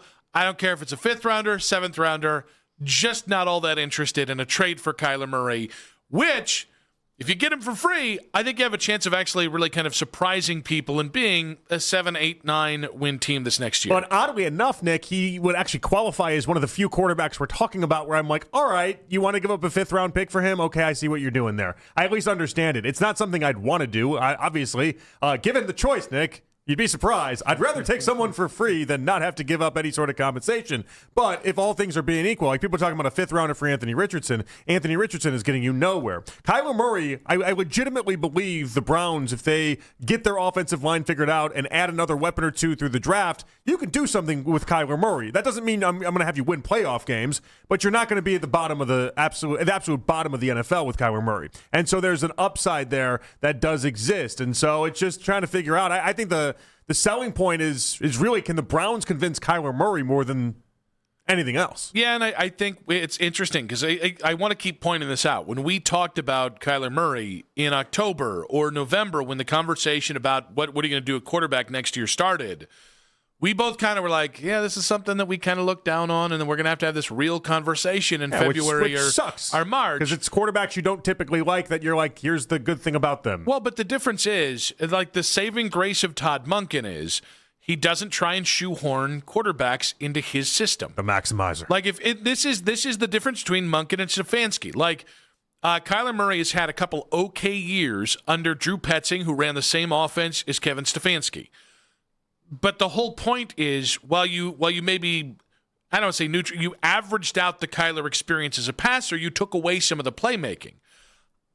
That's the kind of reason why Kyler Murray at one point was thought to be an MVP candidate early in his career, was the playmaking. Yeah, that's his Mini secret Mahomes. sauce. That's his secret sauce. That's what he does best. And so I would be interested in seeing if you could bring that back. Now, we did just have the Combine wrap up, and I thought it was interesting. John Middlecoff, formerly of the Bay Area station, our sister station out there, The Game in San Francisco, now with the Volume, didn't paint a pretty picture about the Combine. One thing I've consistently heard, I went out a couple nights ago with a couple GMs and some other executives, and they were just floored that every meeting they go to with a guy that's going to get drafted in the 1st or 2nd round just goes, yeah, I'm not working out. I think a lot of these guys, one thing that you hear is, with the money getting so big and the pressure from these agents, the power they have now, and these guys in college, and we're seeing it with Darren Peterson, in college basketball, but this has been happening in football for a while, that this combine could be in a little trouble in terms of like players just might stop going, let alone when they do go, they do nothing. And part of it is the league turned it into a made-for-TV event, right? Yeah. And now the players are like, we're not doing it. So it's kind of in a weird spot right now. It's still important for the press conferences, the medical and some of that, but I think the on-the-field work, the combine is coming down the home stretch. So what's interesting about this is because the NFL has turned it into must-watch TV, it's exactly why the NFL has to, if this is really the feeling around the NFL, I think has to step in and understand and find ways to reinvent this, the combine, because I think it's a great TV event, and I do think it's good to extend the calendar out the way it does. I mean, you got to make it valuable for everybody, right? So that's why I like Sonny Styles, for instance, should be talking about how great the draft is and this combine is until the day he stops playing football because of things it's done for him. Even at Monroe Freeling, like think about the conversations, how that's like it does make a difference for a lot of these guys. But why is it that the majority of these guys don't think it makes a difference? I do think it's the agents. I think it's the fear part of this, the downside of this. I think it's why you see some agents steer guys away from some of the Senior Bowl type games is, yeah, well, sure, you might end up being the Baker Mayfield bump up that we saw in Mobile for Baker back in 2018. Yeah. You could also go the other way because I think the perception is you tend to hurt yourself more the more you're exposed. I think that's what it is. It's about maybe getting too cute to kind of protect, which, again, that's the agent's job.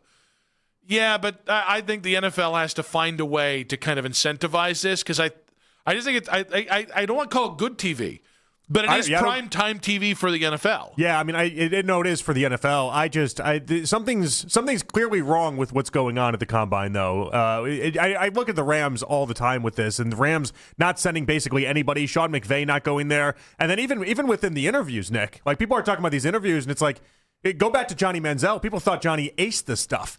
Is it made for BSers? Is it made for people that can just do a good 15 minutes, or is it really finding out about these guys? Well, the interview thing is also problematic because if anybody ever comes out and says this interview isn't like McClain Lemon over the weekend, there was a report that he had really had bad interviews, and then everyone gets up in arms as well.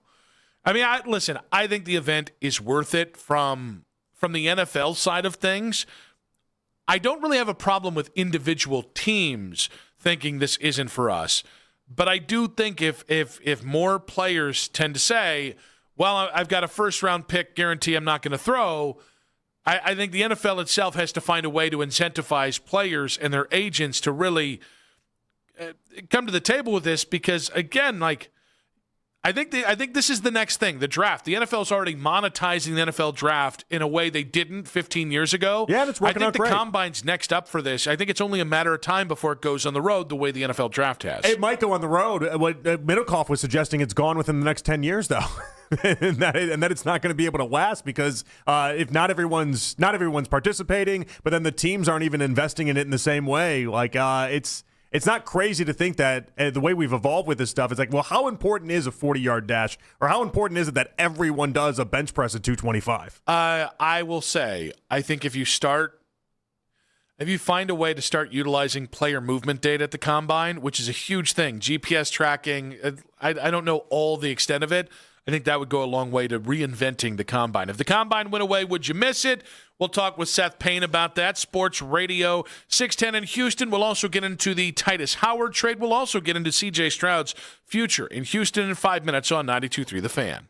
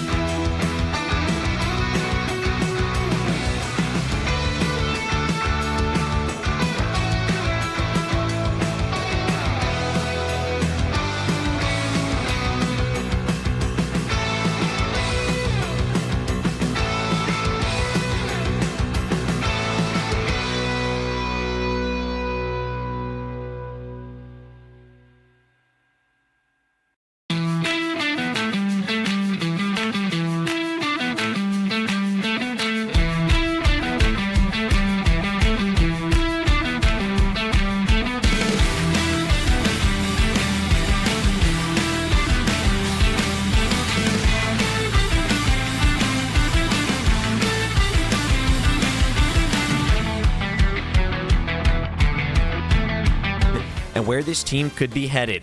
Headline Sports News every 20 minutes right here on 92.3 The Fan. From the University Hospital Sports Desk, I'm Cam Manna.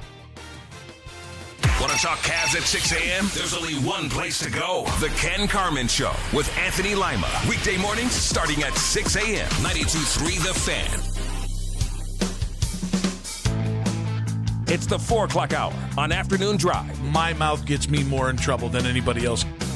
Nick and JP back on Afternoon Drive. A succulent Monday here, in that the sunshine is out and it's above 40. Right? Springtime, baby. And March, and then don't worry about tonight. But the point is, during the day, Ohio feels habitable. And I feel like between that and the Titus Howard trade, we're past February. Never happened. Which both might just be false hope, if we're being honest about it. Both, I mean, really, at the heart of it might just be, they are. They're both false hope. We're used to it. That's okay. Yeah. We'll take fine. it. Yeah. If it gets us to tomorrow. To talk about the Titus Howard trade, to talk the many angles of this, we head out to the Make It Right Call Kyle Wright hotline. You know him from Sports Radio 610 in Houston. Former NFL defensive lineman Seth Payne joining us now. Seth, welcome to the show. Hey, oh boy. Don't worry, guys. My voice just left me, but we'll be cool, I'm sure. Happy to be on with you. Also, just happy that you guys are getting started on rebuilding your offensive line, as the Texans are doing this weird thing where they're tearing it down by each successive year, apparently getting rid of the best existing offensive linemen on their team. But I feel like you guys are on the right path. We think the Texans might be starting off a really aggressive rebuild, but we just don't know. So I think was part of the criticism from the Browns side of things is, all right, you need an offensive line. Now you're going to take a guy from Houston, but Titus Howard is one of the Texans' better offensive linemen. What are we getting with him? I think, look, Titus he's a solid offensive lineman. I think he's a solid starting right tackle. The real strength for him with the Texans was his versatility, the fact that he can go down and play guard. He's played all 4 positions other than center on the offensive line. And I think the Texans really like that about him. They valued it in him.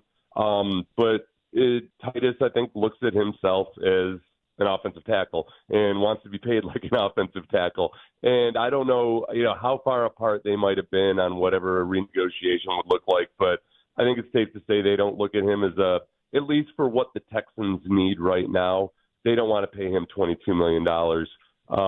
And they last year they traded away Laramie Tunsil. They got a better haul for him. But we thought last year, okay, they're going to tear everything down to the studs and then build it right back up. And they didn't. They kind of took some half measures. They signed some journeymen. We had Trent Brown starting for us in the second half of last season, and he did a good enough job, but he's 33 years old, Trent Brown. And then this year, in getting rid of Titus Howard, I think part of it is that they want to be aggressive. They want to rebuild the offensive line. I think they're going to address it in the draft. I think they're going to address it in free agency or via trade. But they got to figure out a way to get 4 positions, 4 quality guys on the offensive line, because they already have Ariante Ersby, their left tackle, but without spending so much that they can't recover from any other issues they have. And that's about the sum total of it. I think they liked Titus Howard. I like Titus Howard. It just is one of those things where I think maybe the what the team needed and whatever they're thinking about strategically, it didn't line up with what Titus Howard wanted. And I think also in that, if I give you a story just about maybe the way it's gone with Titus Howard the last few years, they've always been comfortable moving him down to guard when they feel like that's where they need help. Titus used to very grudgingly do it. There was one point where he posted on his social media, very specifically, I'm an offensive tackle, or he put it in his profile. These last couple of years, he's been way cooler about it, and it seems like he's embraced the notion of him being versatile. But it's always felt like there's a part of him and just wants to be sure that he's viewed as an offensive tackle. Yeah, can you take me into kind of just what that was, not only the social media stuff, but then in the past couple of years, it kind of feels like whether it's Laramie Tunsil going away, it just kind of feels like there's been a lot of, the offensive line trying to be combative about whether or not they are or aren't that good at football. Yeah. You guys noticed that up there, huh? At one point, we were calling them the Instagram OTs with Laramie Tunsil and Titus Howard. We knew a lot about their fashion choices and everything, and we always wondered. It just, in some ways, it felt like, man, Laramie Tunsil came in, and Laramie Tunsil is just a different type of dude. He's fashion forward. He's just his own unique individual.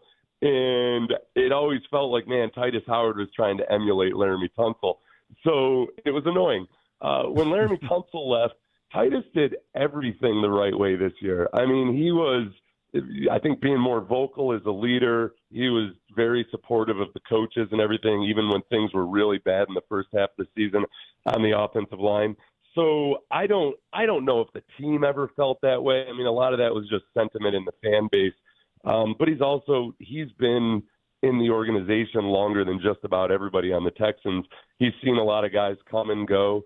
And at some point, when it comes to reestablishing the culture, D'Amico Ryans last year at the Combine said that they needed to set a new culture in the offensive line room. And I think they took a lot of measures to do that. I don't ever think that Titus Howard has been like a cancer or anything like that, but I also just don't know how he fit in perhaps with all the changes that they had made. And I say that genuinely. I'm not hiding anything. I think he's always been really professional. And like I said, I think he's a solid offensive tackle.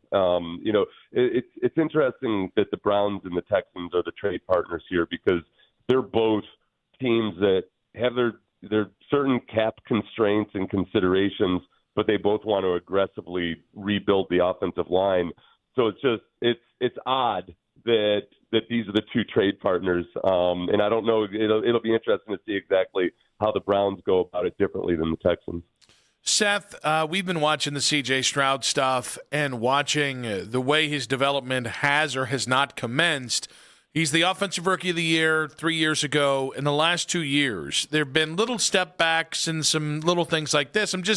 What's the beat in Houston on what's happened with CJ and why maybe he hasn't ascended as opposed to whatever the hell's happened? Yeah, this is a weird year for CJ because for one, look, the offensive line started off in the first half of the season. They looked like the old Texans offensive line. When the Texans moved Titus Howard to left guard again, and Trent Brown came in and played at right tackle, it wasn't like all of a sudden the offensive line got awesome, but it stabilized. And you started to see a C.J. Stroud that, even though the numbers weren't great, he was making a lot more of the veteran decisions. When it comes to the game management side of things, he understood when he could and couldn't take risks. He understood when he could hold on to the ball longer, when he had to get rid of it. His sack numbers went way down, and it wasn't necessarily because the offensive line had played a lot better. It's just that CJ, I think, was smarter at getting rid of the ball. And that's like some people will say, sacks are more of a quarterback stat than an offensive line stat at times. He got better at all that stuff, but he still didn't have a rushing attack. I don't think he had immaculate pass protection, and it led to a relatively mediocre performance statistically. The really, really weird thing that came out of nowhere was how bad he was in the playoffs in both games, both the Steelers game and the Patriots game. And even after the Steelers game where CJ fumbled the ball 5 times, I said all week on radio, well, listen, you're not going to get that type of performance out of CJ again. There's no way, because that's as sloppy as he's ever been with the football in his entire career. And then he goes out and he does even worse the next week. So I don't know. I wish I had answers. I don't know what the hell happened to him in the playoffs, because he had dealt with bad circumstances all season long and kind of managed it. It just felt like in some ways he got into the playoffs, and what Sean Pendergast, my co-host, and I were saying was, no kid ever dreams of winning a Super Bowl like Trent Dilfer did. No young quarterback ever goes out and says, when he's 12 years old, he's not out his backyard thinking, I'm gonna be a quarterback that does just enough to prop up an awesome defense, and I'll at least get my Super Bowl ring. It felt like he was almost just trying to assert himself or just take matters into his own hand, and it departed from everything he had done during the season. Seth, with the David Montgomery trade, where does that leave Nick Chubb? Oh gosh, Nick was everything that I'm guessing you guys would have expected he would be in terms of acting like a professional. I mean, just never ever once acted or looked like a guy that thought, "Hey, I'm not Chubb. Why am I not? Why am I not the focus of attention here?" I think that either the Texans or somebody else might be interested in having him on their team because he did some good things for the Texans this year. The Steelers game especially might have been the best and most explosive he's looked all year long in terms of churning out yardage. It's just that, time's running out. We could see in training camp that he wasn't the same version of himself as he used to be. And I thought he steadily got better and looked a little bit more explosive. The vision is still there. The strength is still there. I think that I would imagine he'll probably end up getting a contract not too far off of him from maybe what the Texans gave him last year, which was 1 year with some incentives. And I don't know if the Texans will have him back or not. It might really depend on how the rest of free agency and the draft shakes out. All right, Seth, a year from now, given the C.J. Stroud conversation, C.J. Stroud's going to get a new contract worth $55+ million a year, or he's more likely to be trade fodder? How you feeling? You bastards. I think, given the way it goes with quarterbacks these days, I think, for one, C.J. Stroud has a better year next year in his second year in this offense. I think the Texans are going to try to pull off a Chicago Bears type of O-line revamping, in that he probably ends up getting an extension. And just like every quarterback extension from a guy who's not an all-pro, it's going to seem like it's way too much money, but the alternatives are harder to come by. So I think that better chance than not. If I had to bet with a gun to my head, I would bet that he gets an extension next year, but not this offseason, obviously. Well, we're definitely not going to put a gun to your head. It's just not that kind of offseason. Sometimes I feel like I wish you would. Oh, jeez. It has been that. It has been that kind of month. All right, Seth, we appreciate you, buddy, and we'll catch up with you down the line. Thank you, Seth. Yeah, my voice held out. Thanks, guys. Seth Payne there on the Make It Right Call Kyle Wright hotline. Went a little dark there at the end there. We pulled the nose up on it. We landed the plane. We'll react to his thoughts on the Titus Howard trade in 5 minutes on 92.3 The Fan. Save a good deal more during the Meijer Dollar Deal Sale, February 18th through March 3rd. Shop the entire store and choose from more than 800 items, all $1 each, like extra-large navel oranges, Meijer frozen personal pizza, and Meijer facial tissue. And now, shopping dollar deals in our weekly ad just got easier. Click an item and add it to your cart. It's that simple. The Meijer Dollar Deal Sale and an easier way to shop our digital ad. That's the good life, a good deal better. Exclusions apply. See all deals in the Meijer app. Is ongoing pain making you feel older than you are? Here's the good news. QC Kinetics patients here in Cleveland are getting relief, feeling younger, jumping back into life full speed, and it didn't happen in an operating room. Dr. Aaron Wolkoff and his team use the latest regenerative treatments backed by real science. Treatments that make the tiny, powerful healing tools inside your body concentrate them right to where you need relief. That's how Mike is training for a marathon instead of giving up running. Kathy's walking around Disney with her grandkids. Stephanie's skiing again. Those are all real QC Kinetics patients right here in Northeast Ohio. And I'm part of that growing number. 97% of Cleveland patients reporting satisfaction with their results. Give them a call right now, 216-770-5488. The sooner you start your treatment, the sooner inflammation eases and the sooner joint damage slows down, because no one signs up for feeling older faster. 216-770-5488. Find out if you're a candidate at QC Kinetics. 216-770-5488. Get that free consultation, QCkinetics.com. Hey, Cleveland.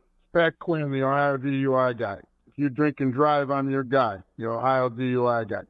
In Ohio, it's legal to carry a gun. If you get stopped, tell the police you're carrying and keep your gun in the trunk. You need to protect your job and family and future. Our attorneys are experts in OVI. We challenge sobriety tests with science to get your case reduced or dismissed and protect your future.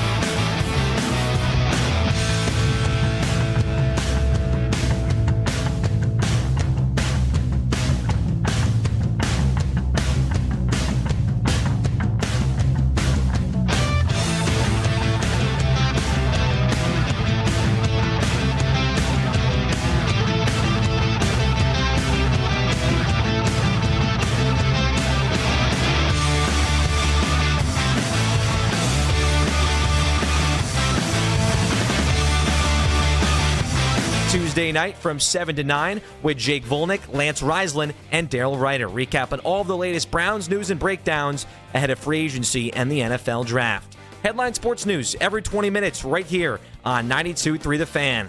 From the University Hospital Sports Desk, I'm Cam Manna. Whenever you need to talk about the Browns, we got you covered. We are Sports Radio 92.3 The Fan. They've always been comfortable moving him down to guard when they feel like that's where they need help. Titus used to very grudgingly do it. You know, there was one point where he posted on his social media, very specifically, I'm an offensive tackle, or he put it in his profile. These last couple of years, he's been way cooler about it. It seems like he's embraced the notion of him being versatile, but it's always felt like there's a part of him that just wants to be sure that he's viewed as an offensive tackle. That was Seth Payne of Sports Radio 610 in Houston in the previous segment. To show solidarity with him losing his voice, I'm now going to lose my voice here. But no, I think it's interesting. The Titus Howard journey from first-round pick, surprise first-round pick, he was seen as a reach when it happened, to there was the bust label for a minute, then the Laramie Tunsil trade, then a lot of kind of moving around the offensive line for Titus Howard, to kind of end where he is, where John McClain was pretty upset, said he's a good dude, he deserved better. Yeah. I think it's interesting where the Browns are getting Titus Howard. So different, obviously, starting points in the NFL. Titus, you mentioned, first-round pick, 23rd overall, but I was thinking very similar. It just kind of reminded me of Wyatt Teller in many respects.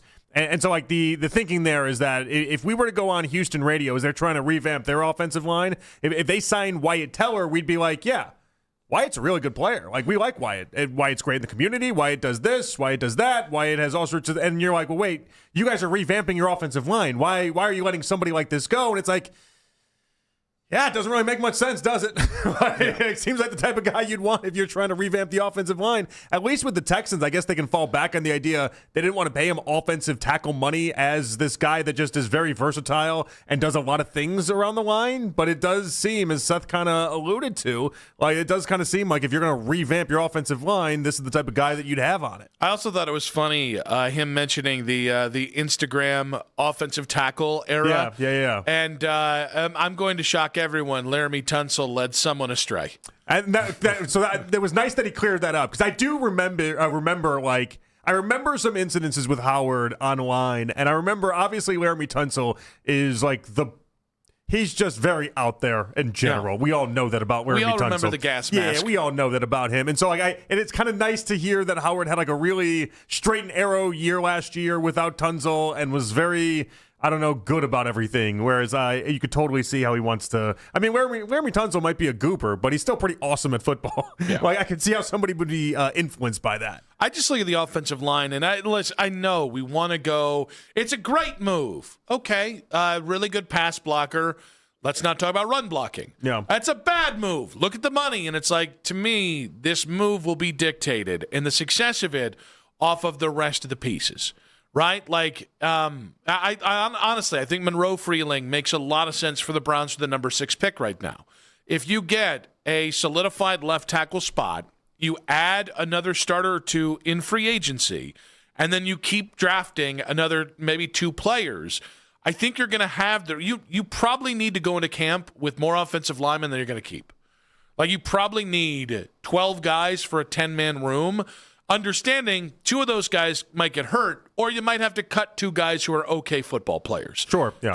Because other than that, like, it's going to be a numbers game. And I just, outside of Monroe Freeling coming out and being an immediate impact Joe Thomas left tackle out of the gate, I think you're going for a lot of fine and probably not where you were maybe 4 years ago, where you had one of the best interiors offensive line in the NFL, and you just kind of got away with good, not great tackle play. Oh, what's interesting to me, if you lay out the Monroe Freeling side of things, and then maybe it's just an assumption here, but if you pay Howard right tackle money, you probably want to put him at right tackle.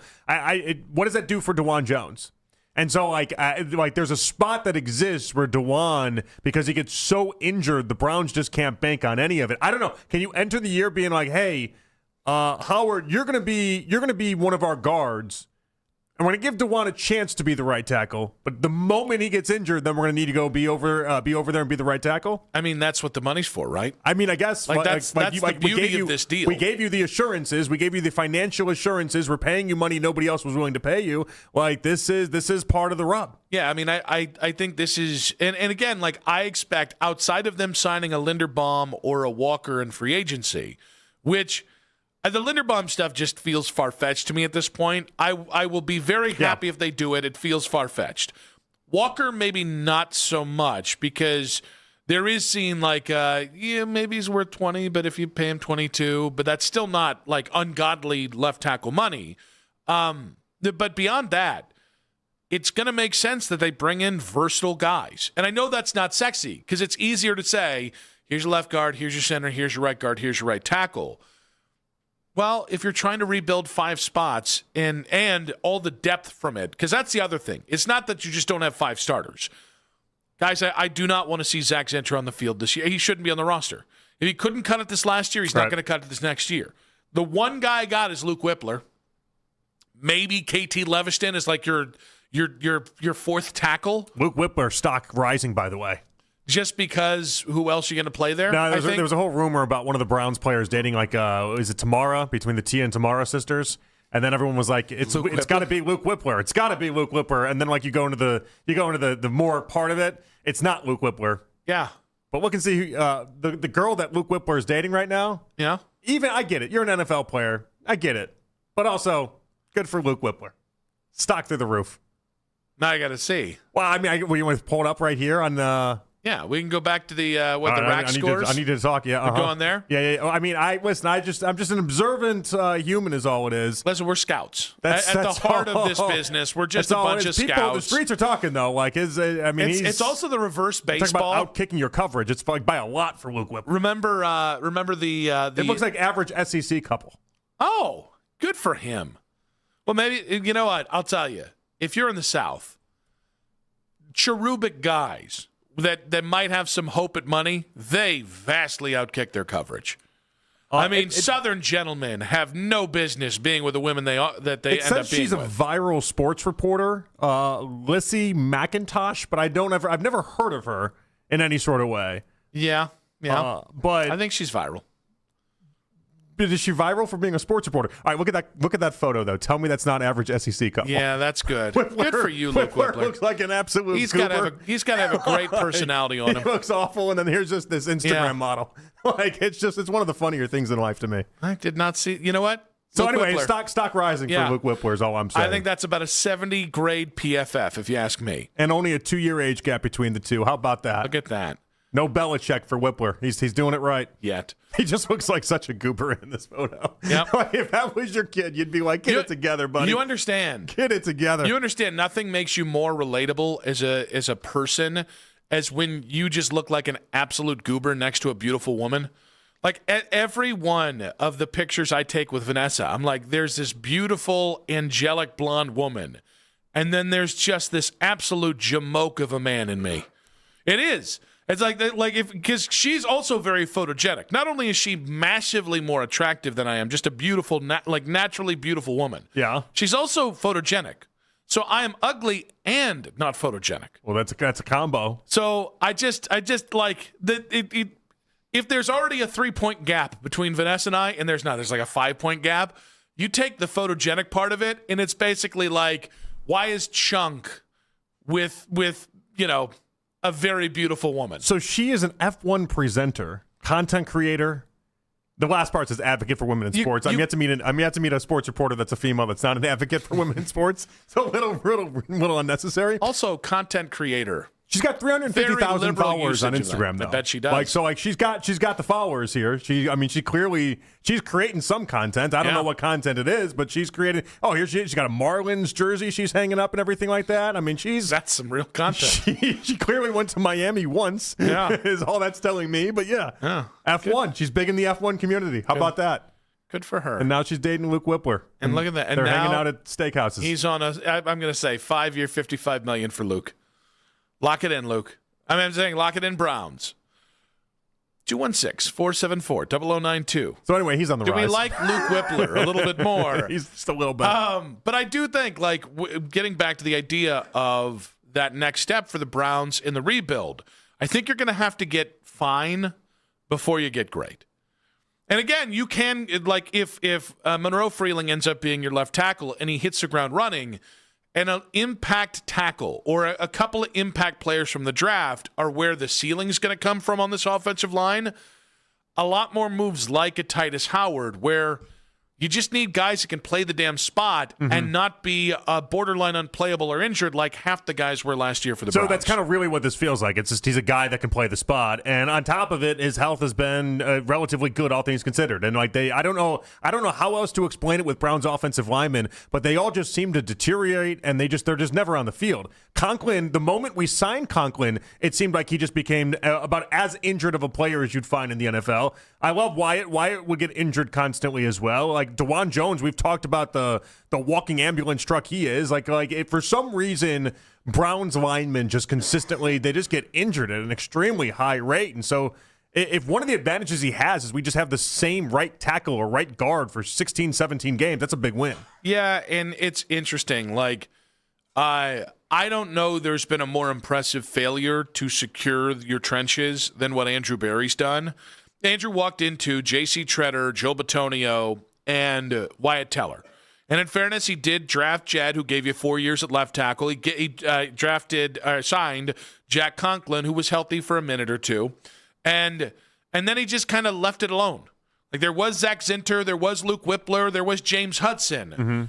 You had Michael Dunn in the room. But, in terms of, your next best move, it was like you found Ethan Posick, who had been a starting left guard before he moved to center for you. It really was just, I think Bill Callahan's going to take care of it and we'll figure it out. And so I say that to say it took 5 years for this offensive line to fall apart to where it was this last year, where you're replacing all 5 offensive linemen.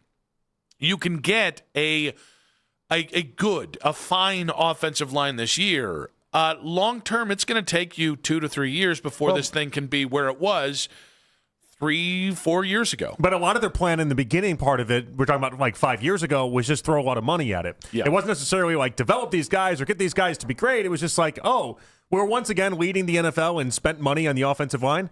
This year, right now, Nick, right this moment after this trade today, we are 7th in the NFL in offensive line spending. And a lot of that is still based off of guys we're paying for years to come that aren't going to be on the roster anymore. That's not a secret sauce. That's not some sort of power that you have. Spend a lot of money, but they at least acknowledge and put a lot of resources towards it. All right, so we also, if you guys missed it, Zach Jackson was on with the morning show today with Daryl, and obviously reacting to the Titus Howard trade and brought up the rest of the Browns offensive line. They're going to have the ability to sign a guy and then probably do the rest via the draft, but maybe they will skew more towards experience. I think this trade probably takes them out of trading for Walker Little or another experienced tackle. But, I would say over this week, guys, across the league, there's 100 players who probably aren't going to be back with their current teams on their current contracts. But whether they end up taking pay cuts or whether they end up getting traded or whether they end up getting cut because it doesn't work out is a lot dependent on what happens and who else gets signed and who's available. So there's a lot of kind of moving parts. And so I think it's fair to say this isn't the only Browns trade, but they wanted to prioritize this, and it would not be any surprise if it's somewhere along the way. They continue to add veteran offensive linemen. One of the best free agent signings this group has made in 6 years is Ethan Posick, and that was made March 28th. So it wasn't necessarily at the beginning. They got a lot of time to piece this together. I thought the most interesting response from the Titus Howard trade, and it happened while I was listening to Zach say that very thing on with the Morning Boys today, was that people went from, all right, we got Titus Howard, and we're going to draft 2 guys in the top 70, to being I now need more offensive linemen. The amount of, one of the takes, and I kind of jokingly, and it was not received jokingly because social media, I jokingly was oh, here's my mock after the big Titus Howard trade. And I think I had Monroe Freeling and then Iowani, the guard out of Penn State at 24. And people were I'm going to need another guy in the top 70. And I was you guys realize, again, I'm not saying they shouldn't do it. 3 of your top 5 picks, all being in the top 70, all being offensive linemen is a butt ton of resources for the offensive line. I'm not hating it. Hey, I'm just happy. It's incredible. I'm just happy Monroe Freeling had a weekend he had, so now we can just be legitimately all right. Left tackle. Let's talk about it there at number 6. You know, I just for me, it's I needed that. I don't want to take a guard at 6. And Mauignoa. Who does? Well, Nobody does. Like I love watching Mauignoa film. He is fun to watch. He is a ass kicker and a road grader. But the whole positional value really does matter at 6. And I also think there's something to be said about, I think, Monroe Freeling. The more you watch him, you're like, coaches are going to talk themselves into the upside of being, well, he might end up being a top 5 left tackle, even if in the end ends up being a really good left tackle instead. Yeah, it'll be fun. I'm just happy he just kind of shot up for everyone. So now we can have that discussion mixed with wide receivers, and we're settling it into a nice spot for number 6 overall. What's the next step to rebuild the offensive line? 216-474-0092. More on this and where the Browns are out in 5 minutes on 92.3 The Fan.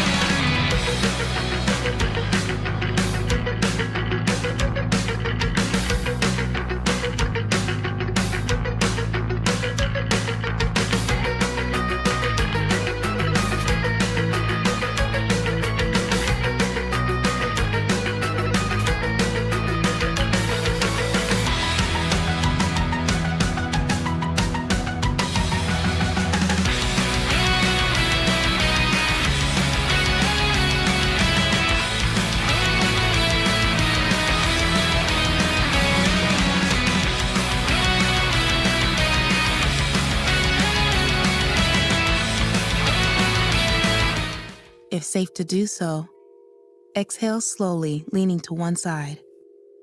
Inhale back to center.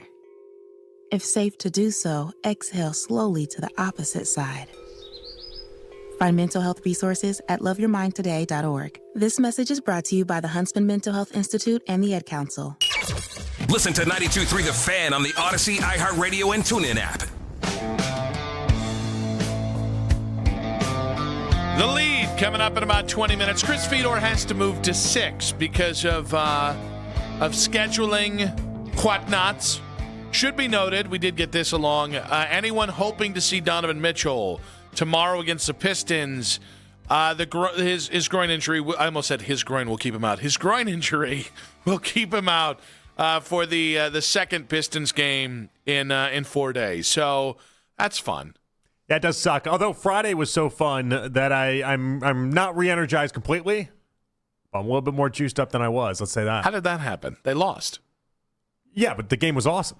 Overtime wasn't the greatest thing in the world, but the game itself I thought was pretty awesome. What do you mean? How did that happen? They lost. It was weird watching the narrative become, well, yeah, they lost, but it was like they won. It's like, not really. They lost, and that's okay. No, it was a loss. A loss without Donovan, where you take Detroit into overtime, felt like a win. It was fine. It was fine. That was a lot of fun. Like, and were our sales just set so low after the injuries that all of a sudden any positive was a positive? Okay. In many ways, yes. I understand. No, here's the other thing, though. Some of the quotes out of the locker room afterwards, after that game. Oh, vibes back? Not only vibes back. Some of the quotes of them being like, all right, I think the 1-2 Fedor, we can ask him about it, was something along the lines of like, oh yeah, now we know we can beat Detroit convincingly.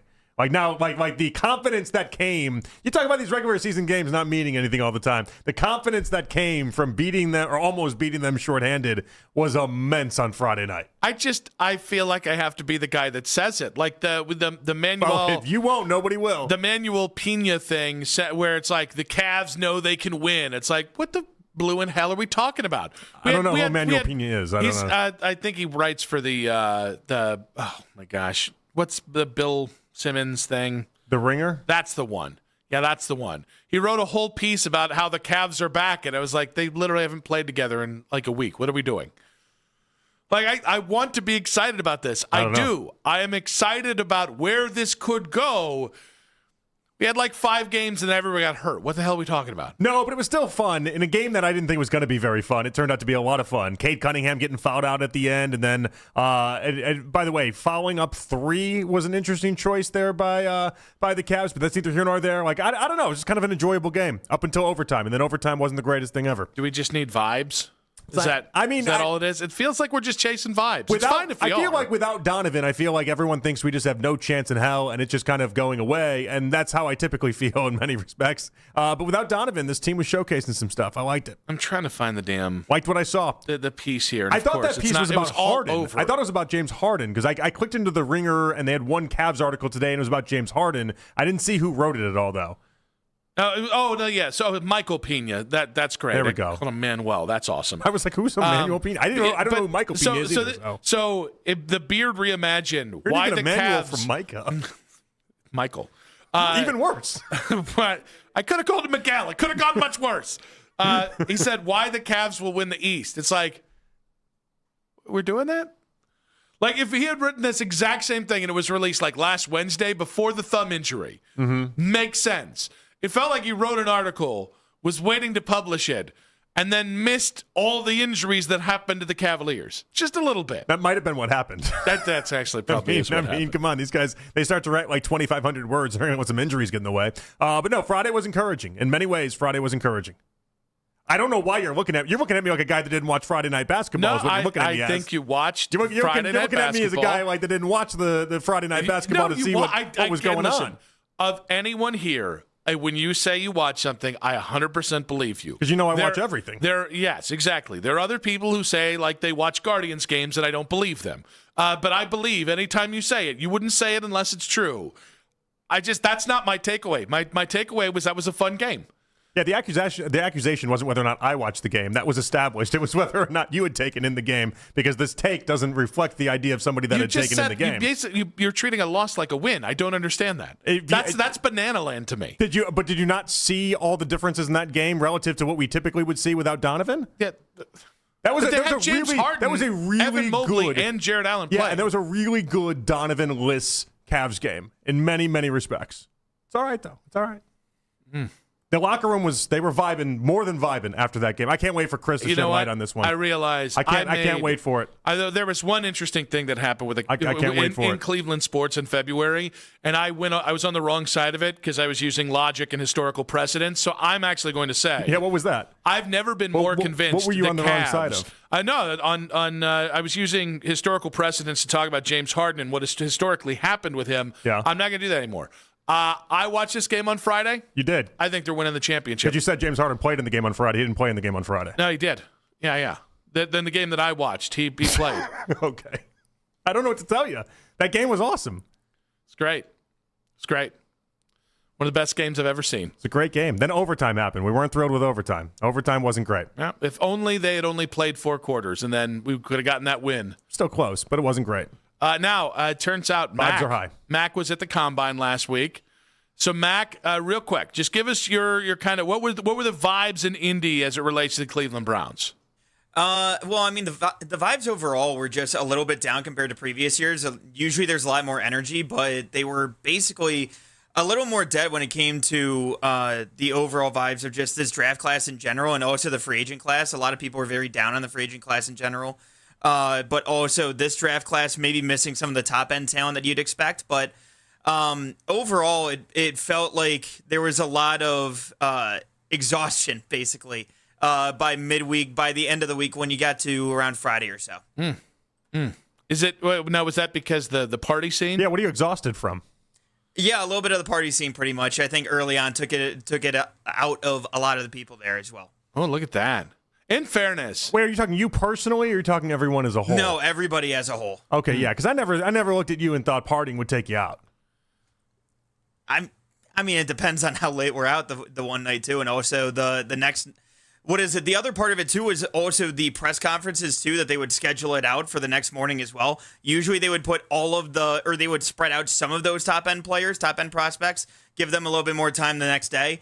But they really front loaded it so that like Fernando Mendoza, Jordan Tyson, as well as a couple of the other guys, Carnell Tate, as well as Ty Simpson, everybody's speaking at 8 a.m. the next day when everybody's out till 2:33 in the morning the previous night. So it just really killed a lot of it by the end of the week.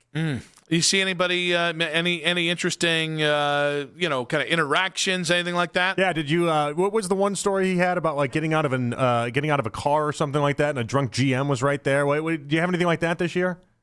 No, I didn't see. Well, I mean, I ran into the Jerry Jones bus a few times while I was downtown. Yeah, you did. But that's called the glory hole. Did you get to go on Jerry Jones's bus? No, I did not. Believe it or not. Get a shot if you do. Yeah, what are you even doing if you're at the Combine and see Jerry's bus and don't knock on the door and try to go in? That's true. You're not even living if you don't knock on Jerry's bus and see, hey, what's going on in there, Actually, Jerry? I think if you do go on Jerry's bus, you immediately get tested for cirrhosis. Or something. That's true. You get jabbed one way or another. You could have brought some like Boone's Farm or something for him, like a presentation gift. Do you think Jerry? I think I'm a front office member if I do that. Oh, yeah, you'll actually be making. Like you would have let me make the Manziel pick. I don't know why I made him sound like a member of the Bush family. It wasn't great. Stick and move. We stick and move. Stick and move. All right, little birdie tells us she saw Albert. Yeah, he was speaking at a charity event, actually, the one night. It was him and a bunch of other insiders. It was really good info, at least there, but really good time. Everybody Nice. having some beers, having some drinks, you everything. introduce yourself. You get to know him a little bit. Yeah, were you like, hey, we talk all the time. We're good friends. How's it? Nice to finally meet you face to face. So I introduced myself, made a little bit of small talk, but there also were a lot of fans that were at this event as well, and they were all trying to talk to Albert, and you could tell very quickly that Albert was really over trying to talk to people in general at that point. So Oh, wait. That sounds like shade you're dropping on Albert. Yeah, you're dropping shade at Albert? No, Albert, I think that it's a little bit of it's an overwhelming situation at that point. When we ask Albert about your scouting report about him not being a people person, is he going to confirm this? I didn't say that he's not a people person. But you just described. You said he's over talking to people. He's not a people person? No, when you have 10 to 15 people all coming at you at once trying to get all the information out of you, yeah, I think that it's a little bit overwhelming for Albert. That's all the guy does is wheel and deal. Yeah. His whole livelihood is based on talking to people. He's a mover and a shaker. This is what connections are. What gets him everywhere. I don't think he'd be happy with that breakdown. I think he'd be pissed about that breakdown if we're being honest about it. Yeah. Overwhelmed by people. Man. Just the crowd there. We're going to have a lot of fun tomorrow when Albert joins us. We're going to have a lot of fun. How are you going to explain this? You got 24 hours to think about it, I guess. Yeah. By the way, Mac is going to offer. Yeah. Mac usually when he calls guests is like, hello, 92 through the fan, Mac Robinson. Welcome to the Mac Robinson Show. Mac is going to have the meekest call. Hi, Albert. Hi, Albert. Hi. How you doing, friend? It's good to see you in Indy. Yeah. It's good to see you. Remember me? I was one of the throngs. Good to see you. I said hi. Oh, Mac is just staring a hole right through us right now. I think you said hi back. Yeah. Remember? It was me and the throngs. I think he got overwhelmed, though. Throng. The lead in 5 minutes. Don't give the revenge is coming in 3 seconds. The lead in 5 minutes on 92.3 The Fan.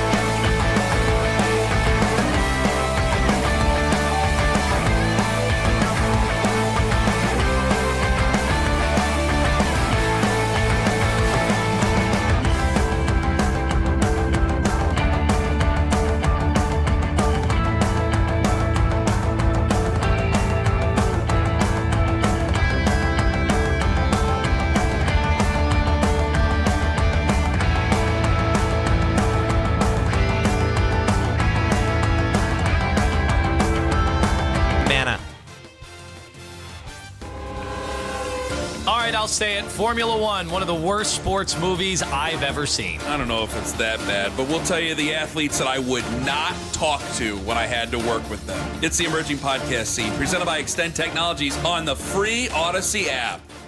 It's 5 o'clock on The Fan, and it's time for The Lead with Nick Wilson and Jonathan Peterlin on Afternoon Drive. Win a pair of tickets to the 2026 MAC Tournament Men's Championship game on Saturday, March 14th at the Rocket Arena. Enter the word BRACKET, B-R-A-C-K-E-T. By the end of this hour, 923thefan.com is where you need to go. You get registered to win. Get tickets at rocketarena.com. It's all from Sports Radio 92.3 The Fan. Chris Fedor coming up in 1 hour's time. Cavs Pistons tomorrow night. But no Donovan Mitchell for that game. Of course, we stand by on James Harden's health, Keon Ellis's health, and so much more. But let's go ahead and get to the lead here. The Browns reportedly traded. I don't know why I said reportedly here. The Browns have traded a fifth-round pick to the Texans for offensive tackle Titus Howard and signed him to a 3-year, $63 million extension. Seth Payne of Sports Radio 610 in Houston joined us last hour to break down the move. He's a solid offensive lineman. I think he's a solid starting right tackle. The real strength for him with the Texans was his versatility, the fact that he can go down and play guard. He's played all 4 positions other than center on the offensive line. And I think the Texans really liked that about him. They valued it in him. But Titus, I think, looks at himself as an offensive tackle and wants to be paid like an offensive tackle. I think it's safe to say they don't look at him as at least for what the Texans need right now, they don't want to pay him $22 million. Part of it is that they want to be aggressive. They want to rebuild the offensive line. I think they're going to address it in the draft. I think they're going to address it in free agency or via trade. I think they like Titus Howard. I like Titus Howard. It just is one of those things where I think maybe what the team needed and whatever they're thinking about strategically, it didn't line up with what Titus Howard wanted. Yeah, it just feels like there's something more that maybe we're missing. I'm not entirely sure. It might just be the money is the end result, but the Texans were a bad offensive line, 27th in the NFL last year. And to be getting rid of a guy that Seth Payne says is a good player at the heart of it is just, it's a little peculiar, but they're going to try to revamp everything over there. The Browns O-line coach knows Titus Howard from his 1 year with him in Houston, I want to say 4 years ago. So that, I think, is a plus. I also think, he is 30. To me, if he's just capable of being a starting offensive lineman for the next 2 years, that's about as much as you're going to get out of a fifth-round pick anyways. Mm-hmm. I think the biggest objection people have had is money. And I listen, I do understand it. The Browns have paid a lot of money to have a bad offensive line the last 2 years. Yeah, but you're going to have to spend your way out of this as well. And so because the Browns have not drafted and developed properly over the last 6 years, this is where you are. And so it might be a little overpay, whether it's the draft collateral or the financial stuff. The truth is, this is a fine football player. If this is the best you do this offseason, if he's your best offensive lineman next year, that's probably not a good thing for the Browns. I find it very hard to believe that's where we're going to be a month from now. Zach Jackson of The Athletic joined the morning show today. He said that the Browns' next trade target should be Anthony Richardson. I feel like the next trade has to be for Anthony Richardson. I feel pretty strongly about that. That makes perfect sense with the open competition thing. He signed for 1 year. He's got upside. He could compete with Shedeur Sanders for the starting job. And the hope would be, obviously, that one of them hits. And if it doesn't, you're still on track for next year. So maybe he will want to go somewhere else. I don't really buy into the thought of him going and sitting somewhere because he's only signed for 1 year. So it makes just a lot of sense for the Browns to go that route. It's cheap. It would probably be one of the other 2 fifth-round picks to acquire it, and he would get in and have a chance to resurrect his career and compete for the starting job. He was always drafted too young and drafted too early, and like I said, it would be the low-cost thing that would allow the Browns to continue to upgrade other areas to support, whoever is going to be that QB or the multiple players who are going to take snaps in 2026 for the Browns. Every quarterback on the market that the Browns could get, it's a situational yes or no. Anthony Richardson, hands down, in a trade is an absolute no for me. I never really thought much of him at Florida. We all kind of guffawed when he went 4th overall to Indianapolis. That was a reach of a pick then, and he hasn't done anything in 3 years to dispute the allegations that he doesn't love football and doesn't really want to be the face of a franchise and do the work. So you add that to the fact that, again, the Titus Howard comparison is, I'm willing to give up a 5th-round pick for a guy that should be your starting right tackle, right guard, or left guard for the next 2 to 3 years. I'm willing to do that because I'm going to get immediate dividends. I'm not willing to give up a 5th-round pick, a guy who should be a developmental player who maybe could grow into a starting right guard a year from now, for a quarterback that will be here for 1 year, and I have zero faith that there's any probability Anthony Richardson beats out Shedeur Sanders or Deshaun Watson for that matter. Yeah, I mean, Anthony Richardson just feels very much of like a not my circus, not my monkey type situation here. Like he's got a lot of problems. I'm not the one that has to clean them up. Why am I taking on even more problems? I have enough things I have to do around here. I don't need Anthony Richardson in my life. I just don't. It's also not the time. Like, I think Anthony Richardson at this part in his career, like, people keep doing he could be Sam Darnold, he could be Baker Mayfield, he could be this. It's like, Anthony really hasn't had to go sit somewhere. Like, there's a difference between you played your way out of a spot with his team and you actually went somewhere and learned as a backup. Mm-hmm. I think, Trey Lance is, I think, the model for him to follow. Trey got traded to Dallas, spent a year on the bench there, played very little. Then this last year was with the Chargers. And he spent now, 3 different systems, 3 different coaches. He's had time to kind of learn and maybe grow while not being out on the field.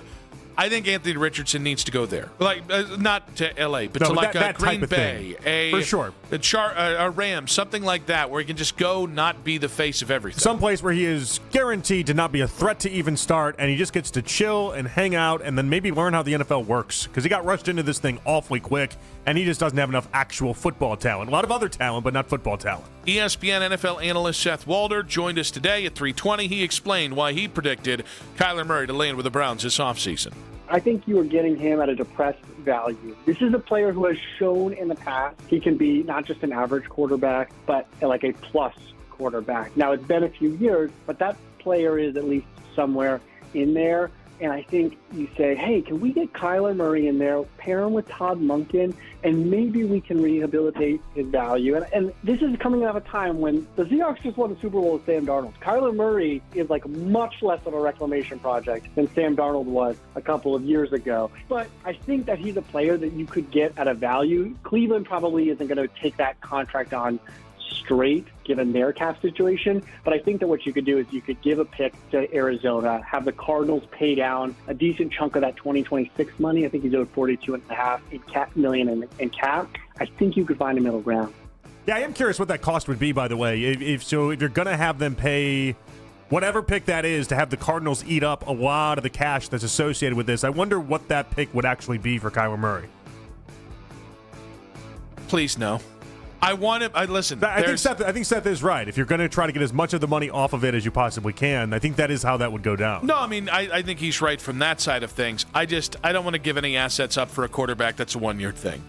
And I know it feels like I might be like just cutting the margins here a lot. Kyler Murray on a 1-year Russell Wilson deal, I think is as good as you can get this offseason. Kyler Murray even giving up a 5th-round pick for him, even if Arizona eats 99% of the money, we're starting to eat into assets that I just don't think. I don't think you need to chase that. Even if I think, by the way, that Kyler here in Cleveland with Todd Monken is probably going to be the best you can do this year, and I think you can win some games with him. I don't know how many, but I think you can win some games with him. I do wonder how many you can. I don't know. I'm fascinated by Kyler Murray. I am. I'm fascinated by the whole discussion with him. I think there's a lot of the Cardinals themselves that it just wasn't going to work with Kyler. I want to find him in a different spot. I don't want it to be a team like the Jets where I feel like no one can succeed. I want to actually see what Kyler Murray can do away from Arizona. Browns started to dig the foundation for its new dome stadium in Brook Park today. Here's Cleveland Browns managing partner J.W. Johnson talking about the project. A big day here for at New Huntington Bank Field and Brook Park, and obviously for the city of Cleveland and for all of Northeast Ohio as we're digging the hole for the new stadium that's going to be open here in 2029. What we're building here is not just going to be a new first-class stadium, mixed-use development and all the different events that we're going to have here, but the amount of jobs that this will create kind of temporarily with the construction crews, permanent jobs that this create. For our fans, to be able to come and have a world-class stadium that they can call home is going to be incredible. I think a lot of new amenities that our fans haven't had in the old building that they'll have in the new building, the comfort of being, in a dome and obviously having the ability to have a roof that's going to be almost very translucent so you feel like you're outside. So I hope our fans come and enjoy it, which I know they will. I don't mind. I think it makes a lot of sense today, selling the stadium and the roof and all this other stuff. I don't know why they continue to sell the job-creating thing. This creates money. It does. Yeah. For the Haslams. You don't, you've already made the sale. You don't need to keep selling. This feels like an IX Center conversation where it's like, how many jobs are you creating? I want to be respectful about it. Is that a good amount? Is it a bad amount? Because, we know, but we don't. It's a big win for the organization, and I get that. And, I think there will be absolute tangible benefits for Browns fans because it's going to be a very nice place to go see games. But, we're creating jobs. It's like you got a lot of money to build a very nice, just enjoy that. We don't really need to sell it for more than it is. I think it's just the win you throw in. It's the exclamation point on the win. Yeah, but that's the all part that is, of it that's not necessarily true. That's the part of it of guys, it's billionaires getting richer. You don't need to no one's sitting here going, they're going to create a lot of jobs with building this. It's like there are people that think about that stuff for sure. The economic impact of these is generally one-sided. And no one's disputing that. But I think that's maybe the point here of just if this ends up being like Crocker Park that also does every Browns game, that's a lot of jobs created. The economic impact of this stadium, you got hotels, you got all sorts of stuff. Is wildly one-sided, and it's okay because that's the way the world is right now. We don't need to be like we're creating jobs. You're creating generational wealth, to be sure. I'll let them have the win. It's okay. I think they've already got the win. I know. I think the generational wealth that they have and will continue to have, I think that is the win. I'm not bored yet with stadium talk like I was when we were going through all of the stadium discussions. But in thinking back about all the discussions we had to go to, 2029 cannot come here sooner. I need this thing to be built and built quickly. Are we going to be selling? Don't delay this, by the way. If they delay this, I'm going to be pissed. Are we going to be selling the hard hats, the brown flavored hard hats? So can we get some of those? Can I get one of those? If I was doing construction, I would buy one. Can I get one of those? Maybe. No, I just want one for my office. Can I get it signed by J.W. Haslam, talking about job creation on there? I just want to make sure I get that. J.W. Haslam now? I thought he was just J.W. Johnson. Why did I say J.W. Haslam? You did, yeah. That was a mistake. But the point is, J.W. Johnson, just sign it right there. Jobs creator. I actually think that goes hard. I think that goes pretty hard. I would put that one up in the man cave. See, because it's brown and orange, but it's also a work hat. Yeah, it's kind of fun. Yeah. I do. I like it. It's the best of both worlds. I like it. It's kind of like fun. a billion-dollar industrial complex that benefits billionaires. All right. While also creating jobs. They wanted a little win today is all they wanted. What little win? That was just a little win. They got $1 billion stadium. They get to finally break ground on their massive stadium that's supposed to transform everything, get us a Super Bowl, let us have Taylor Swift concerts, the whole everything. You wanted a 5-star Michelin meal, and then you wanted a second course that was same as the first. Take the credit you get. We're happy. Here's your stadium. Stop saying it's things that it's not. But I'm very happy for you. I want one of those hard hats. I do want one of those hard hats. Injuries. Excuse or valid reason? That's in 5 minutes on 92.3 The Fan.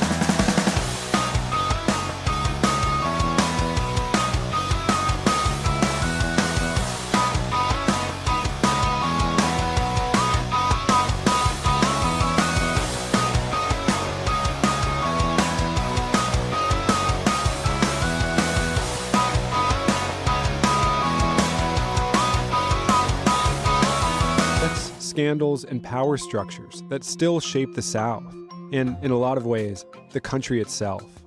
Follow and listen to Gone South Season 5, an Odyssey podcast, available now on Apple Podcasts, Spotify, or wherever you get your shows. Spring training is underway. Get the biggest news from Florida and Arizona here. Cleveland's Sports Radio, 92.3 The Fan. Nick Wilson, job creator, Jonathan Peterlin back on Afternoon Drive. We do have Chris Fedor coming up in about 40 minutes there. How many jobs are you creating? 3, could be 4. If you just say it, it's got to be true, right? 75. Yeah. I've created 75 jobs. Look at that. Just by Googling Luke Whippler's significant other earlier in the show, created jobs. Created something. Also, if you just say content creator, that's another one. It's like it's a blanket statement. It's a pretty significant blanket statement that usually sometimes doesn't involve a blanket. But this spring training report brought to you by Northeast Ohio Fence and Deck and Quinn Legal Associates. They're claiming 6,000 jobs is going to be created during the building phase of this. Me too. That's a lot of jobs. So we had some good stuff. Chase DeLauder back in the lineup. So we like that. Yeah, I don't like the CDL nickname that everyone is going with these days. And every time it's a he does driving everything, license. Yes, that's exactly what it is. It's like why? I don't know. We could have done better there, you right? Want like more of a white collar nickname? I don't know. I don't know what I wanted. But it's like when it's MPJ, for instance, and it's like everyone knows it's Michael Porter Jr. But did we not just get incredibly lazy there? I mean, in fairness, we go LBJ with LeBron, and there was a president. Yeah, but there's also like LeBron's got like 37 nicknames though. That's fair. That's like his 5th nickname. He's got a bunch of them. All right. So, do you have a better nickname for Chase DeLauder? No, we can workshop it. I didn't know that we all settled on that one. I would have liked to have a meeting on it first. Maybe we run by some names, and before I know it, this is what it is. He's CDL. This is how we create some jobs here. Starting to think out loud here. Here's the thing. The only nickname we're going to settle on for him is inactive. Oh, I think. Jeez. I mean, IL. Like, I think it was Brady Hamilton of Fox 8 the other day. It was tweeting from spring training, and he's like, man, Chase DeLauder's so real. He'll never play more than 100 games in a season. Mm-hmm. Yeah. And I was like, I know he's right. I know he is. That's just sound analysis at this point. That's like Daniel Espino this weekend was in relief action, and everyone got excited. I'm like, I'm not doing this. I'm not doing this until I see Chase DeLauder just smack the crap out of a ball in March and then stay healthy through the rest of that game. I'm not doing it. Yeah, it's fair. It's very fair. But Reese Hoskins did get his first hit today, so that's nice because I think he was 0 for 7 through his the first at bat today. Mm-hmm. So now he's hitting 100 in spring training, and George Valera has a lot of momentum to be the everyday starting left fielder. Field penciling him into the 2-hole. How are we feeling about that? Wow, that happened quick. That's how you create a job. It doesn't even really make sense, but at the same time, it makes all the sense. Well, because it's a job, and now he's taking it. Yeah, there we go. Yeah, this spring training report brought to you by Northeast Ohio Fence and Deck and Quinn Legal Associates.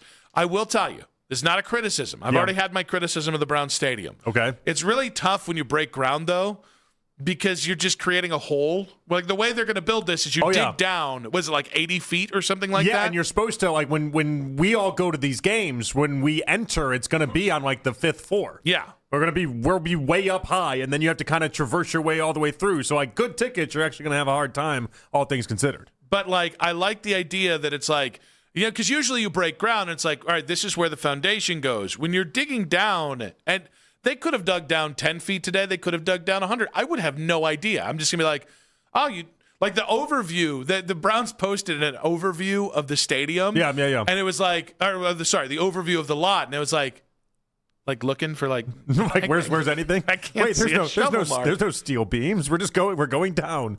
Everyone's like Shia LaBeouf in holes. Stanley Yelnats, that's his name. Thank God we're not like Shia LaBeouf in New Orleans. No, that's not how we want to be. Did you hear his rant about Mike Piazza?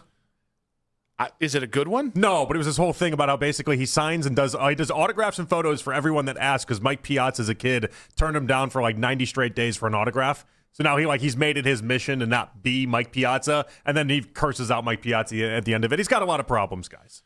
Yeah, but I mean, the idea that you could have a salient point while that in trouble with substances, it gives me a little hope for our guy, Shia. But I like that. I like when, I don't know how much of an autograph hound you were as a child. I was a pretty big autograph hound. I liked going and trying to get autographs and do all that stuff. So like I knew if I was, I'm not trying to be an actor, but if I was ever like Shia LaBeouf or something like that, I would sign for everybody and take everyone's photos because I remembered the people that didn't. Oh, you'd hate it more. Oh, I don't think you can back that one up. I 100% could. I would because there was just such a disdain for the players that didn't sign, and you'd see them day in, day out, and they wouldn't sign, and I'm like a 10-year-old kid, and you'd be like, you just suck at life. It would just take everything away from it. I feel like you would at the beginning, but I feel like knowing you, it would really weigh on you in time. Because there are certain, you have more boundaries than I do. I'm a relatively boundaryless person at work, and we'll talk at any point. Yeah. There's a time for work for you, and there's a time for play. Yeah, there definitely is. Yeah. I think over the course of years, eventually you'd be the guy that's like, get out of here, kid. I think I would bake that into the idea. I think I would bake that into the whole concept of being a celebrity. Is that that's part of the job. That's part of what I have to do. Hey, hold on. I'm going to tell kids to scram. I think so. I don't It'd be think I got a very it in nice me. way. You do it in a nice way. How am I the one that's going to just get taken over in prison? Can't possibly too nice for prison. Can't possibly deal with prison. But when it comes to 10-year-old autograph seekers that are kids, I'm going to be like, scram, kid. Get out of my way, kid, and push him to the corner. Well, because it's easier to say no to a 10-year-old than it is, Bubba. I can't tell if you just think I'm incredibly bipolar or what's going on here. I really don't know. I hold you in the highest regard. Your I analysis really do. of me, I think you just either think I'm A, bipolar, or I can't even come up with B. I don't know. I think it depends on the social setting. I think 10-year-old kids, I suck at. No, 10-year-old kids, you can tell, hit the bricks, Charlie. But in prison, I would be like, I'm too nice for prison. Just way too nice. I think this tracks. I think if you really follow I'm not following the bouncing ball. I'm not. I think it makes sense. There are certain scenarios where I feel like you're going to be empowered. Yeah. And I'm Jonathan Peterlin, big time. 10-year-old kids are the time for that. I think so. You'd tell of them. all the times in this whole entire Can equation. I have an autograph, Mr. Peterlin? Hit it. And then when you're in a different, a more strenuous, there's bars around you, I think maybe you clam up a little bit, and that's okay. That's where that comes Not through. everybody's built for every situation. I'm just saying, you see how it sounds. Oh, I get it. You see how it sounds. Yeah, it doesn't sound great. No, it doesn't sound great at all. But that's why the miracle salve that is I hold you in the highest regard is the thing they get to say. I'd be like Shia LaBeouf. I'd be like Mike Piazza, screw you. I think so low of celebrities and people that can't take a photo, can't do autographs for 10-year-olds. Until the day I die, I wouldn't be like you saw Chevy Chase was in this last weekend. Oof. Yeah. Did an autograph signing and everything like that. It seemed like he was having a miserable time. Wouldn't be me. I don't even want to punch down at Chevy at this point. I it was sad too. He's in a wheelchair and everything like that. Yeah, that part of it was sad, but he's kind of earned it. He's not being in a wheelchair necessarily. See, this is how you get in problem in prison. Not being in a this is how wheelchair. you'd start talking, and then eventually maybe he has though. I don't know. You tell me. Eventually, you'd be in the wheelchair. He said some real problematic things. Yeah, it's not been great. By the way, could have ended up in a wheelchair not because of science or anything. That could have just been his bad decision. Somebody getting angry at him. Now, speaking of bad decisions, do we want Ty Simpson? Because Todd McShay, do you have this, Mac? We're looking right at you. I don't know if I told you this was the thing I was going to play. It's okay. We've covered a couple topics here. Yeah, we have. Yeah. But Todd McShay was on Up and Adams today and had an interesting landing spot for Ty Simpson. I'm a big Ty Simpson fan. I'm already starting to hear people like, could he go as high as Cleveland? Creator. Really? Sitting there at 6. And I hope for Ty Simpson he does not become a Cleveland Brown. They don't have the protection. They don't have the weapons. I'd love to see him with the Rams. They pick at 13 to the first of their 2 picks. But it's fascinating to see a guy who has gastritis, got beat up all year long. His number 1 wide receiver disappeared in Ryan Williams. They had the 126th best rushing attack at Alabama, which Bear Bryant's rolling over in his grave. And it all fell apart at the end of the year. But I think he's different. And I think that there are some teams out there that are just trying to be really quiet about it because everyone's talking about Mendoza and then the rest of the quarterbacks suck. It's just not the deal. And Ty Simpson's going to go somewhere in the first, and it won't shock me if it's in the top 15. All right. So this is so let's separate this from what he said about the Browns, which we'll get to in a minute. Okay. Best thing for the Browns, whether they're really interested in Ty Simpson or not, this is the kind of buzz we needed coming out of the combine because that can only help the value of the number 6 pick. Well, it's interesting, though, because he tried making this big, bold statement about the first round, and then he's like, even the top 15, it's like the whole basis of this conversation is you saying the Browns at 6. Yeah. So are we back with Ty Simpson in the top 10, or is it still like, I'm going to be the one guy that goes out on a limb here? It might be yes on that. I think when it comes to quarterbacks, I think last year proved that whether it was Shedeur, Jackson Dart, Tyler Shuck, there is the guy that's going to go 1. There is the guy in a class like this. And then I think it becomes, how does desperation drive the rest of the market? And again, like the Jackson Dart thing was a pretty interesting trade that they made to get back into the first round. When they'd already passed on him at number 2. When they had already kind of passed on him. So the Ty Simpson thing, if you said right now, can I guarantee Ty won't be a top 10 pick? No. Because there's a lot of time. And there are, what's the number one thing we're hearing about Ty Simpson? If you look through the first 9 games, he was the better quarterback than Fernando Mendoza. Yeah. When you're working with a limited sample size, it's not hard to cut it from the 15 games to the 9 games and make yourself feel really good about it. When listening to someone that was initially talking about Ty Simpson, it was very easy to tell whether they had watched the last couple games of Alabama or whether they'd watched the first 6 or 7. And that was always a really funny distinction to me because you get those reports back and people would be like, I really dislike Ty Simpson. And I'm like, I know which games you watched. So I know Browns fans right now. It's kind of like my Anthony Richardson thing. No way, no how, let's not do it. Yeah. I know that there's going to be fans driving around right now saying, no way, no how, Ty Simpson at 6. I'm with you just in general, given his lack of experience and the situation that McShay talked about.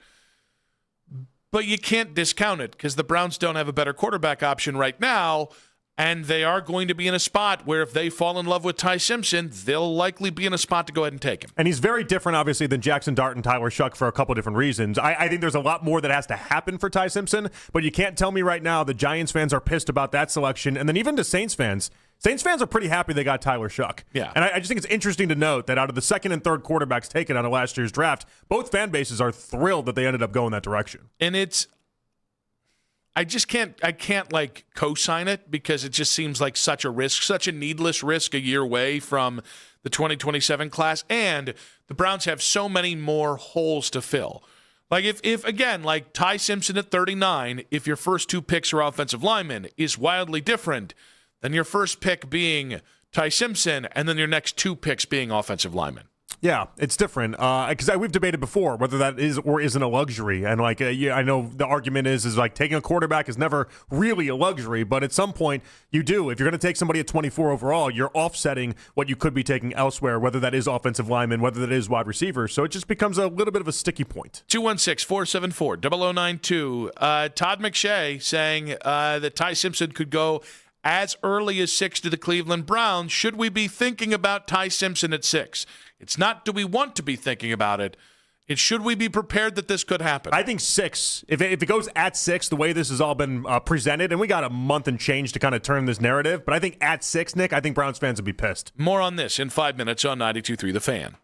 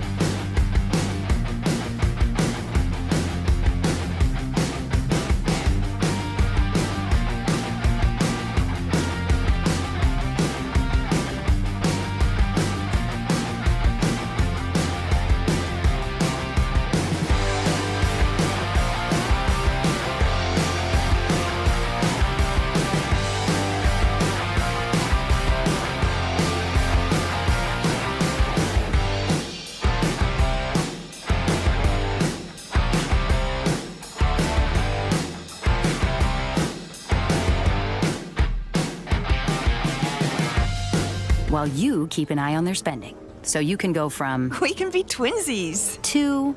How was shopping? Saw you stayed on budget. Thanks, Mom. Freedom for kids, control for parents. That's family banking from Chase. Account subject to approval. Chase mobile app is available for select mobile devices. Message and data rates may apply. JP Morgan Chase Bank N.A. Member FDIC.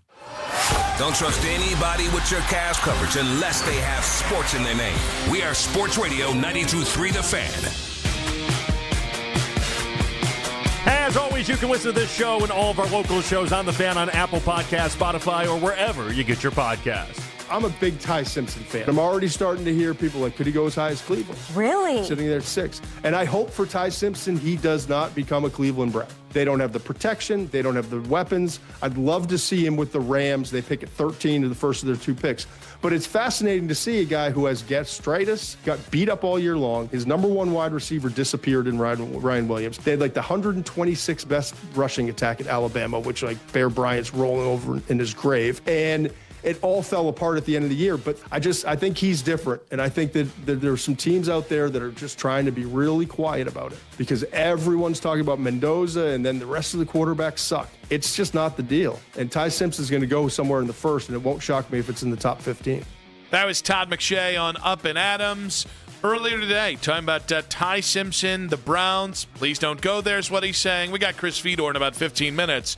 The funny thing is, if we were a year from now and it's the same draft and the Browns had figured out their offensive line and maybe Jerry Jeudy wasn't coming off his statistically worst season and you did have another wide receiver there, I probably would be more in on the idea of Ty Simpson.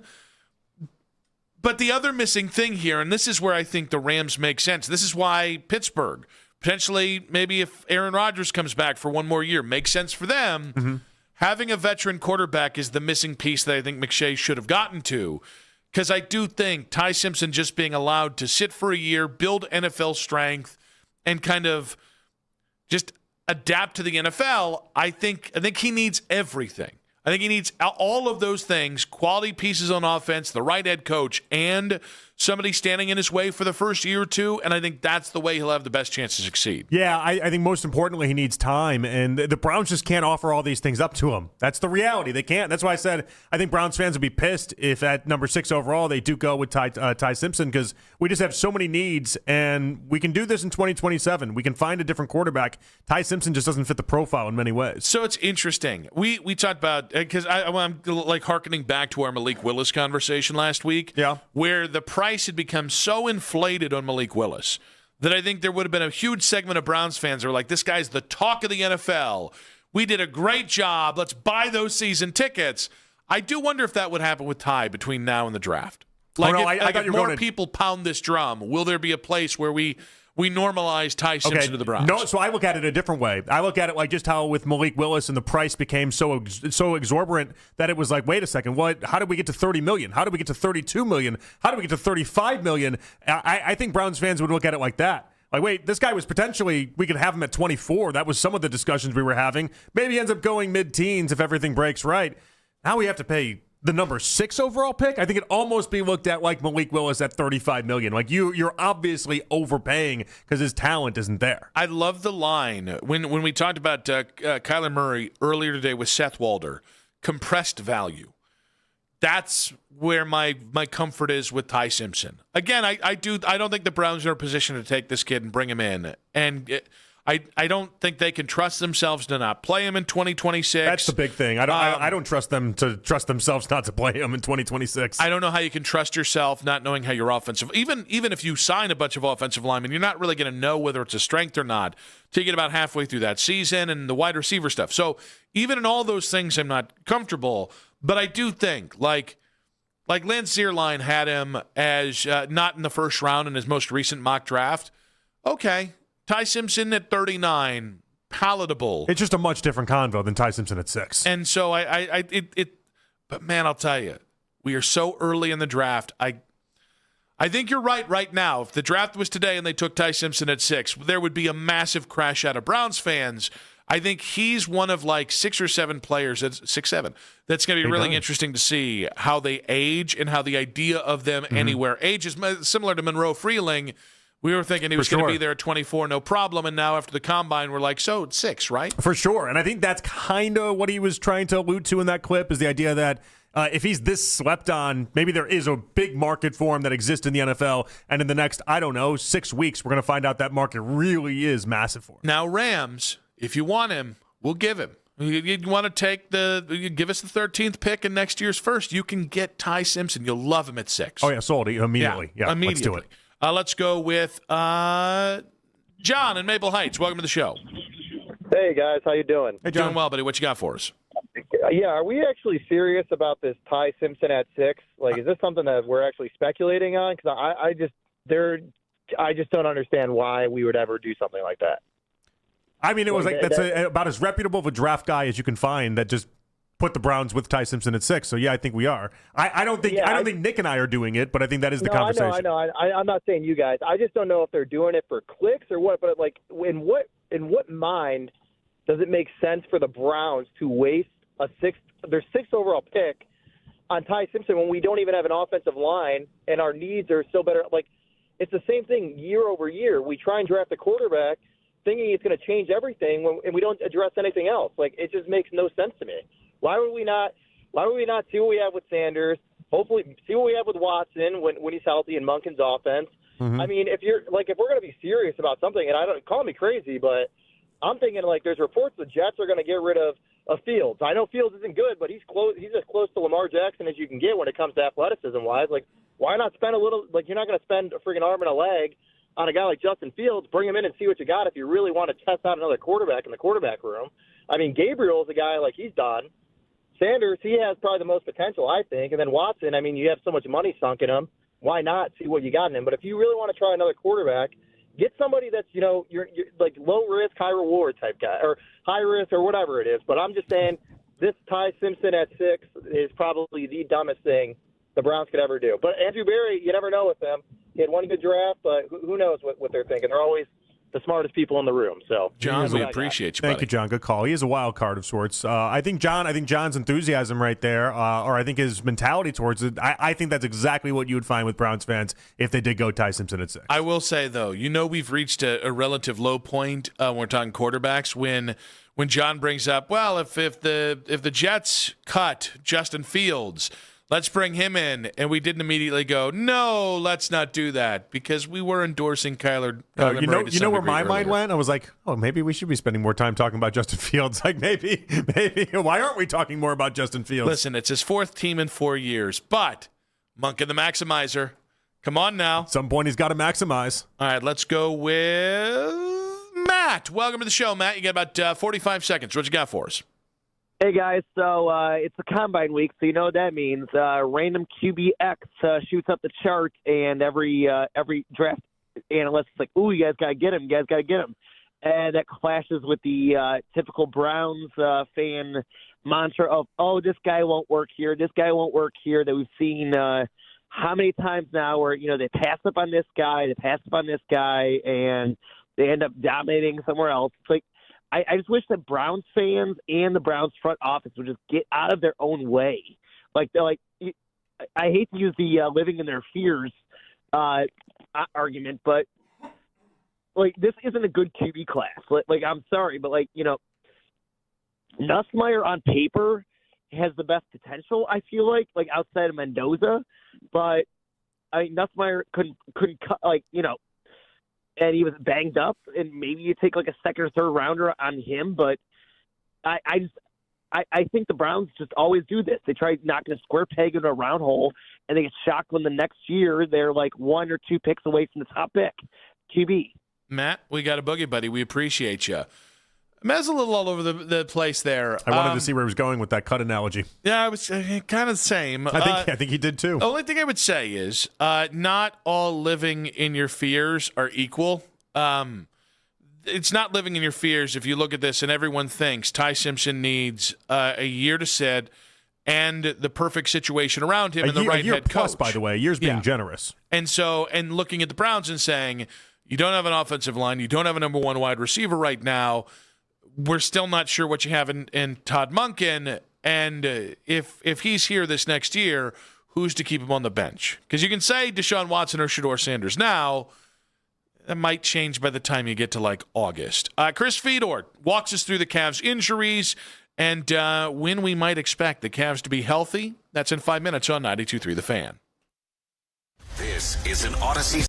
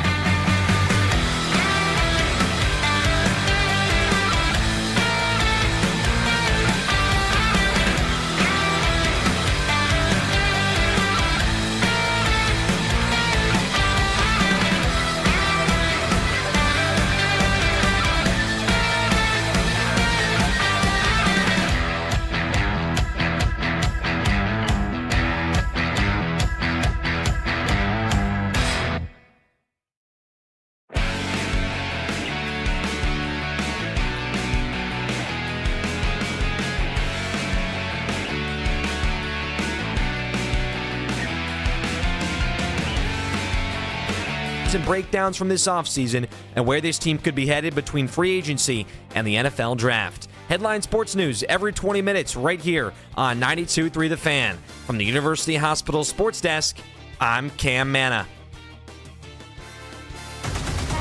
There's Cavs and there's NBA news that happens while you at work. Baskin and Phelps. Weekday mornings starting at 10. It's the 6 o'clock hour. Someone step on a duck. On Afternoon Drive. 1 hour to go. Nick Wilson, Jonathan Peterlin back on Afternoon Drive. We got, in case you missed it, coming up in about 40 minutes here. But Cavs, Pistons tomorrow night, 2.0 in roughly 4 days. No Donovan Mitchell, but many people nationally still excited about the Cleveland Cavaliers despite the recent injury craze. To talk injuries, to talk the kind of landing strip, or the takeoff strip, rather, for the playoffs, we head out to the Make It Right, Call Kyle Wright hotline, Cleveland.com, Cavs and NBA reporter Chris Fedor. Welcome back, buddy. What's going on, my guys? Oh, just wall-to-wall Browns quarterback talk. So, a lot of quarterback condos. You like Ty Simpson? Ty Simpson? You into Ty Simpson? Not in Cleveland in March. No. So, Cavs. Injuries, huh? No, I actually do want to, this is going to be the fourth game Donovan has missed. Are we any closer to understanding when Donovan will be back? I think he's going to be back coming off of this 4-game break or the 4-day break that they have coming up here. I think anytime you're talking about Donovan and you're talking about soft tissue, you're going to express caution.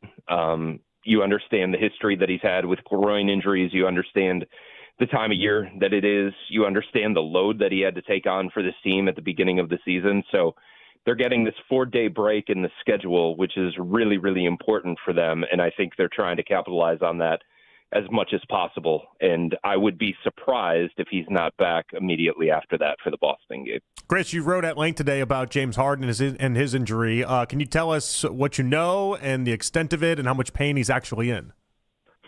He's definitely in pain. He's definitely in discomfort. You can tell that it's bothering him enough that he's fumbling the basketball around, that, it still hurts at times when he tries to catch a certain kind of way. He talked in the locker room yesterday about trying to catch a different kind of way to take pressure off of that thumb. But I'll tell you that I saw it immediately after it happened in Milwaukee, and then I saw it again yesterday following the game against the Nets, and the swelling has decreased significantly.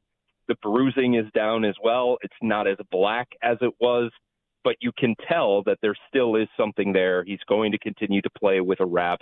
But when you have a near triple-double, it's hard to say, well, you can't play through it. I just think he's going to have to continue to be less than 100% while it heals. If you remember, Jarrett Allen busted his finger at the beginning of the year. He busted 2 fingers, but the one that he actually fractured, he thought he could play through it. He wanted to see if he could play through it. The Cavs had time in the schedule to actually shut him down and allow it to heal a different kind of way. But these are injuries that it does feel like these guys feel like they can play through. And I think when you have a near triple-double and you're still doing things to impact the game in a positive way, the way that James did against the Nets, it's easier for him to justify continuing to play and saying, hey, I can be effective enough while this thing continues to heal. Chris, is there a risk of re-injuring it, or is it just the pain through the injury and then no kind of worry about prolonging this? Yeah, it doesn't seem like there's any kind of risk of re-injury. And if there was a significant reason to worry about that, I don't think that James would be playing. So I think everybody understands the nature of the injury. I think everybody understands the risks that are involved, and I think they feel like playing through it. There is minimal risk of that. Look, if he bangs it again, if there's a setback, if he starts to feel like he can't be as effective playing through it, then he probably gets shut down again. But I just feel like these are the things that just kind of have to heal on their own. No surgery was even suggested. No surgery was even considered. It's just give it time as much as you possibly can. And I think this 4-day break coming up is going to be helpful for him too, because he can get extra rehab, he can get extra treatment. But all of the treatment is what it is. Just continue to ice it, continue to do different things to manage it. And it's, can you be effective playing through it? And I think he showed yesterday that he certainly can. Chris, I'm going to assume it's coincidental, but like when the Cavs have not only the 2 injuries to Jarrett Allen that you mentioned with his fingers, Sam Merrill had a finger injury, Keon Ellis now has a finger injury, James Harden has a finger injury. Like, is there anything? Do they talk about this? Like, why is this happening at such a high rate for us? I don't think they're talking about why is it happening at a high rate. I think they're all talking about how do I play through it? How do I manage the pain of this? What kinds of things do I do to try and get myself back? One of the first things that Keon Ellis did after he busted his fingers, he talked to Sam Merrill about it. He said, okay, what kinds of things did you do to get your finger better? What kinds of things did you do to make sure that you could play through it and still be effective? But I don't think there's anybody that's looking deep into it saying that there's some kind of finger epidemic here in Cleveland. I do think it's somewhat hilarious, although fans aren't going to see it as hilarious. And I mean this in jest, but if James Harden is one of the most durable guys of the last decade, right? Yeah. And it takes him 7 games to injure himself in Cleveland. Keon Ellis had never broken anything. He had never fractured anything. And it took 8 games for him to get injured while being a member of the Cavs. And that's why over the weekend, I actually asked Kenny, and I did it in jest, but I also did it with a little bit of seriousness. I said, hey, man, do you believe in curses? Because these kinds of things continue to happen to the Cavs, and it feels like they happen more frequently to the Cavs. I don't think it's anything that they're too concerned about is saying, oh, my gosh, we have to continue to look at these situations and see how we can prevent them, and we have to try different practice routines and stuff along those lines. But I do think it is fascinating that 2 guys that were known for durability, the minute that they came to the Cavs, suffered these injuries. Chris, Jarrett Allen had a very nice month of February. Obviously, ended January playing pretty well as well. How certain are the Cavs that Jarrett Allen's resurgence is for real? They seem fairly certain about it. I think part of it is obviously Kenny Atkinson had a conversation with Jarrett when Evan Mobley went down with his second calf issue, and Kenny basically said, hey, look, we need more from you.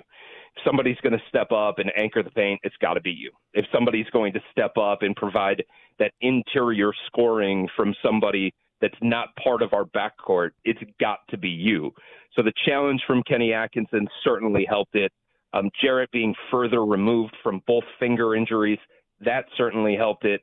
The way that he was used within the offense, the amount of touches, the usage rate, all of that stuff going up, becoming more of a focal point offensively, becoming more involved offensively, that plays into it too. And I think there has been a sense of, hey, look, this version of Jarrett Allen, if we involve him this kind of way, that elevates our ceiling. There doesn't have to be a situation that if Evan Mobley is out there sharing the floor with him and we've got both bigs together, that all of a sudden Jarrett has to take a step back, or Evan is getting in the way of Jarrett, or Jarrett's getting in the way of Evan. I think the Cavs understand the value that Jarrett brings to the table. And I think the other thing is you've got one of the smartest players to ever play the game running your offense right now, which is James Harden. And he understands the value of involving his bigs. He understands the trickle-down effect that it has on the team when that big is touching the ball, when that big feels like he's being rewarded and stuff like that. And because James is such a basketball savant, I think Jarrett is going to continue to stay involved in the offense. And there's no reason to say that there's no reason to say that he can't continue this level of dominance and this level of impact that he is having. It's all part of like, hey, we just need to get you the ball. We just need to keep you involved. And if we do that for you, you stay engaged, right? And you do the things that are necessary for us to continue to have success. So I think both sides understand that it's a mutual beneficial thing. And I think you'll continue to see even when Donovan comes back, even when Evan Mobley gets further removed from his calf and all those kinds of things. I think you'll continue to see Jarrett being heavily involved in this offense because they see the rewards of that and they see what it can mean for their success. How big was it on Friday, not only watching both them play really well against the Pistons, but the team in general, just no Harden, obviously no Donovan out there, and not only taking them to overtime, but really looking like a better team for the large majority of that game, Chris? Yeah, that was a really good thing for the Cavs. Being able to do that on the heels of, a lot of questions about what's going to happen when you go on the road against the Detroit Pistons, when all of a sudden you see elevated competition. Because, during this time of the James Harden era, there have been some impressive wins on the resume, but, the second half of the season, everybody knew that the Cavs had one of the easiest schedules. So they were going to take advantage of that, or at least they were going to be in position to take advantage of that. Now, all of a sudden, you go on the road and you play the number one team in the Eastern Conference by record, and having that kind of performance down so many guys, that just raises the confidence of the group. And that just shows, okay, we are deep. We are talented. We are a team that, even when we don't have our best players, we can play a certain kind of style and we can still have a level of success. And I think the other thing is, despite the fact that the Cavs got walloped on the boards and Jalen Duren had a ton of offensive rebounds, it wasn't a situation where the Pistons physically manhandled the Cavs or they pushed them off their spots when the Cavs were on the offensive end of the floor, or that level of physicality and grabbiness and handsiness and all that kind of stuff that seemed to be a problem for the Cavs against Oklahoma City coming out of the break. Like, that didn't seem to be the same kind of issue against the Pistons, who are known for that kind of thing. So seeing the way that the Cavs played and seeing the way that the Cavs responded to that kind of play by the Pistons, I think that was a tone-setting, confidence-boosting performance, even though it obviously was a disaster at the very end of the game. Chris, given the injuries, given when this team was put together, is there enough runway for Kenny Atkinson to figure this thing out before the playoffs? I think so. And I think it helps when you have really good and smart players. And I think it also helps when you have a group that understands the bigger picture and understands that, hey, look, this is what's going to be required. A level of sacrifice is probably going to be required in order to get to where we want to go. I do think it is going to be relatively difficult for Kenny to justify some of the decisions that he's going to have to make in terms of usage, in terms of minutes, in terms of where these guys fit into the rotation. Jalen Tyson has been a staple of this team. He has been a really, really important developmental story. But he may lose a few minutes here or there. He may have his role reduced. You're already seeing a level of his role being reduced within the offense. And that's just part of being a young player on a team with championship aspirations. But it feels like Jalen understands that. It feels like he can be effective in the role that the Cavs ultimately see him in. It feels like Evan Mobley understands that him and Jarrett can still coexist and they can both have their touches and their opportunities. And it does feel like this group understands what's at stake and what's going to be required. But for Kenny, it's not going to be easy. These are going to be difficult decisions, and it's going to be on him to try and find a way to make it work. I think there is enough time. I do think there are the right pieces in place, and I do think it's a good problem to have, but I think it's going to lead to some kind of short-term growing pains and some kind of short-term wonkiness. I mean, you see him experimenting, guys, right now with some of these smaller looks with his lineup. That's not by accident. I think he's trying to understand the viability of going away from the two bigs. I think he's trying to understand the viability of playing with these four-guard lineups. I think he's trying to understand, can Keon Ellis get away with playing some power forward minutes? Can Jalen Tyson get away with playing some power forward minutes? And the only way that you're going to figure those things out is by actually doing them and seeing what the result is in a meaningful game situation. And sometimes experiment leads to failure. Sometimes experiment leads to success. Over the weekend against Brooklyn, those smaller lineups got exposed and they didn't play all that well, but you have to figure it out and you have to see it first. So I do think there are going to be moments throughout the game where Cavs fans are going to be like, Kenny, what are you doing? What is this lineup that you're putting out there? But it's all to try and benefit in the playoff environment so that when he has to go to those kinds of variations of his lineups, he's already doing it now. So it's not the first time that he's doing it in the playoffs. Do you think the Cavs are going to try to play the bracket game where they end up as a 4 seed to take on the Pistons in round 2 instead of the Knicks or the Celtics, or are they just going to let the chips fall where they may? I don't think they're going to manipulate it that kind of way, but I also would say that this team has been focused entirely on the big picture from the very beginning of the season, going all the way back to training camp.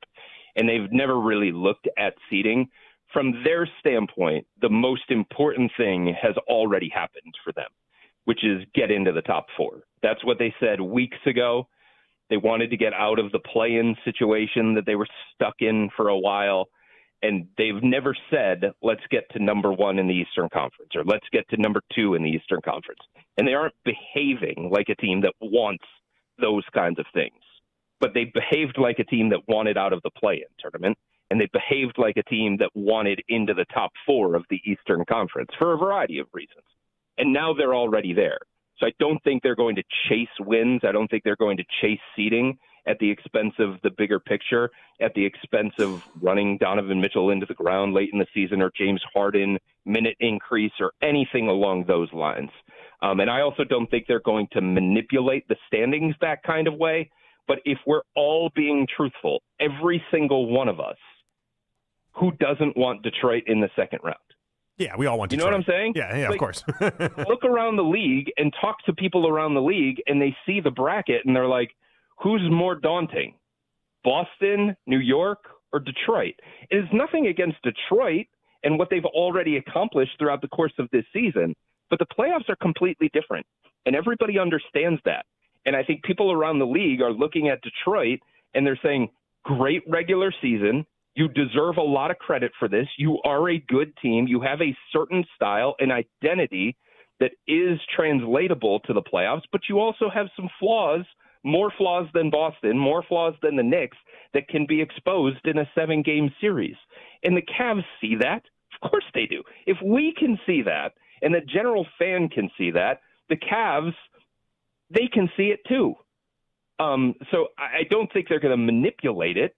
But I think we can have a conversation and we can be honest about the fact that they'd have a better chance in a second-round playoff series against Detroit than they would the winner of the Knicks and Boston.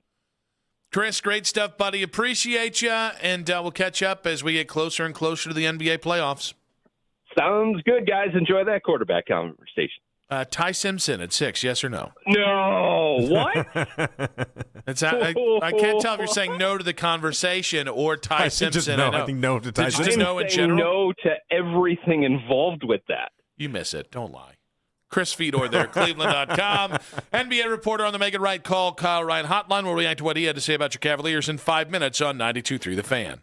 92.3 The Fan, 2020 Sports. 2020 Sports brought to you by the 2026 MAC Tournament presented by Credit Union One returns to Rocket Arena March 11th through March 14th. Tickets at rocketarena.com. The Browns have boosted their offensive line for whoever their starting quarterback is week 1. Cleveland brought in offensive tackle Titus Howard from the Texans in a trade and sign deal. It's a 3-year, $63 million contract extension. Cleveland gives a 5th-round pick for Howard, who was in the final year of his contract in Houston. Speaking of those Texans, they made a move in the running back room with Lions halfback David Montgomery. According to ESPN, the Lions received a 4th-round pick in this year's draft, a 7th-round pick in 2027, and offensive lineman Drew Shrugs, who started 1 game at left guard for Houston last year. For Montgomery, he rushed for over 700 yards and 8 touchdowns for Detroit in 2025. On the hardwood, the Cavs have won 14 of their last 18 after taking down the Nets in Brooklyn 106-102 last night. The wine and gold off today. Big one tomorrow night from Rocket Arena against the Pistons, who own the second-best record in basketball. Tip-off at 7. Multiple NBA reports suggest Milwaukee's Giannis Antetokounmpo is expected to return tonight against the Boston Celtics after missing the last 5+ weeks with a right calf strain. And on the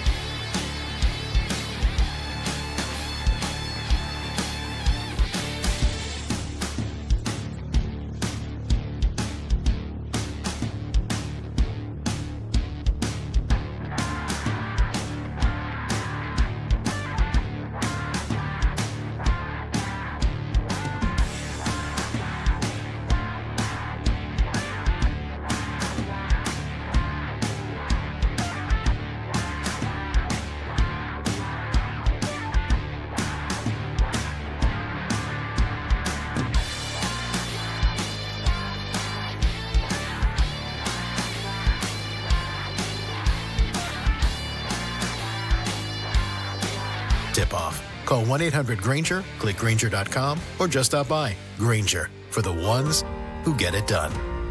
You can now watch The Fan live on YouTube. Catch The Ken Carman Show with Anthony Lima from 6 till 10 a.m. Baskin and Phelps 10 a.m. till 2 p.m.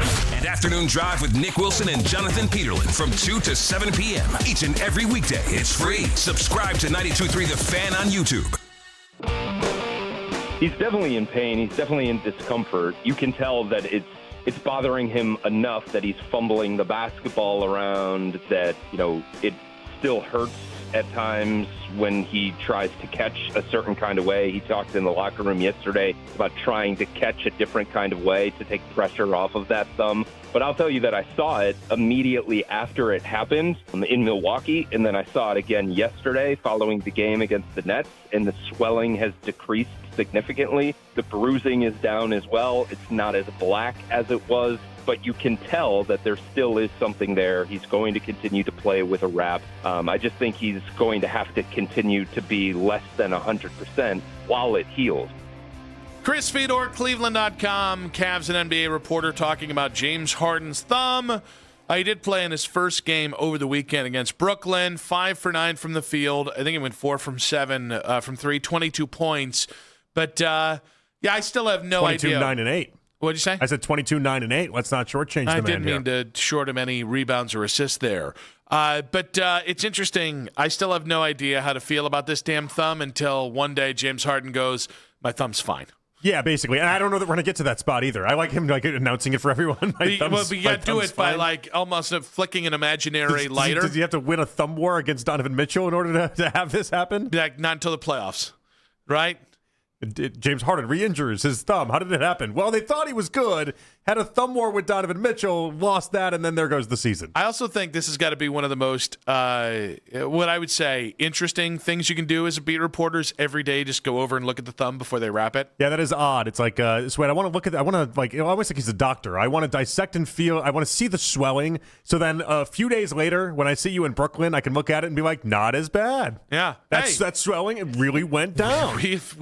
This is a thumb in the right direction. What's funny about that is that most journalists or most people that do a beat wouldn't even bother to do that. And so that's nice that Chris does, because that level doesn't sound like it's doing a lot, but it actually is it's a real level of Chris doing work that I appreciate. But we're in this weird spot now with something like 20 games to go, where I could just really use the Cavs to be healthy. I can't really. I don't want to pick them apart. It does feel like we're back in the no losses category, meaning kind of getting back to our disagreement on the Detroit game from Friday, where it's like if they just show up when half of their starters are out, it's like, well, we did something, no matter whether they win or lose. And it's a frustrating spot to be in, because I would like to be able to just stack together and be like, man, they put these 6 games together. I know, the hard games part, together. And the hard part, though, about that is that this little stretch, this week and a half stretch where now everybody's been injured, is the week and a half stretch where you take on all the good teams that we have for the remaining part of the season. So, you're going to have Donovan be healthy, and Harden's thumb will be looking better, but by the time we get to that, we'll be playing a lot of slappies. Yeah, but so fair, but my thing has always been, give me a good 6-7 game stretch, 6-7. I'm not doing it on purpose, guys. It just is happening. I have a bunch of children. That makes it sound like I have a zoo of children. I have 3 children. They all do the 6-7 thing. It gets stuck in your head. Now they're inceptioning me. However, to me, I'm more of a stretch guy. Are you putting together 7 or 8 quality games in a row? That matters. That even against slappies matters more than one game against Detroit. They started off with Harden, I think 7-1 in the first 8. So they started off accomplishing what you're asking them to do. Mm-hmm. And so obviously, if you just want to see that again, I imagine we're going to have another stretch at the end of the season. Well, we'll see that again. Although Chris seemed to think it was odd because the answer kind of went both ways. The idea that they wouldn't do anything to try to get the bracket set up the right way, but also everyone acknowledges that Detroit is a much easier second-round opponent than what Boston or New York can be. So, which one is it? It tells me that they have not forgotten how a couple years ago when they manipulated the results to get Orlando and then immediately went into the next round and got waxed, that the organization has not forgotten. Yeah. That they were so apparent with that, and they got hammered because they just got turned around and just got waxed in the second round of the playoffs.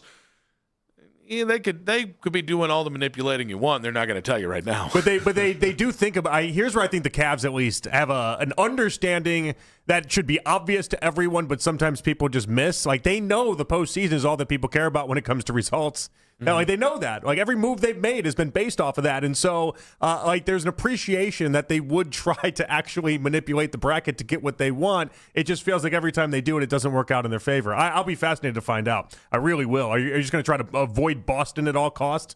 Are you going to try to avoid New York at all costs? Because they might. I still just we're just in I don't want to say a bad spot. We're just in kind of a spot where it's like, all right, what's the first round look like?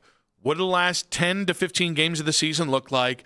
Like, I'm just so excited to get to the point where we can start making definitive conclusions. And even then, I think because of the injuries, I still don't know whether the injuries are going to be a valid excuse if they fall short in the playoffs, or whether it's just a regular excuse that maybe shouldn't carry as much water. I mean, Donovan's groin injury should be fine by then, so that shouldn't carry anything. Keon Ellis, I think, is an interesting one, but he should be all right as well. Even Harden, if you believe some of the stretches that people have with this 4 to 6 weeks, by the time we get to the playoffs, Harden should not be an issue either. But if Harden's playing like he did yesterday, 22, 9, and 8, we don't have to worry about that. Like, that's not – if you're playing that good of basketball – you don't get to use that as an excuse, in my opinion. 216-474-0092. Are the injuries a valid reason right now for the Cavaliers, or are they an excuse? Let's go with Doug in Ohio. You think Doug's going to be there? Doug, Doug, you still in Ohio, buddy? Yeah, I'm here, guys. Wow. How are you this evening, Jonathan and Nick? How are you guys this evening? Hello, Doug. Doing very well this evening. I have a couple questions, and take my opinion on this. What's your final prediction on the Cavs record, and do you think that record will be a clinching spot for the Cavaliers? All right, we didn't hear the second one there. What was the second one there, buddy? The second one was, do you think with that final record, with the final record in the Eastern Conference, do you think it'll be enough for them to clinch a playoff spot in the final playoff position? That's a good question. Thank you, Doug. We appreciate you. I'm going to go 52. Oh, I was thinking 53. 30. I was thinking 53, so we're in the same ballpark. Yeah, so 52 and 30, and I think that'll be good enough for the third or fourth seed. Yeah, I'm hoping fourth seed. Yeah.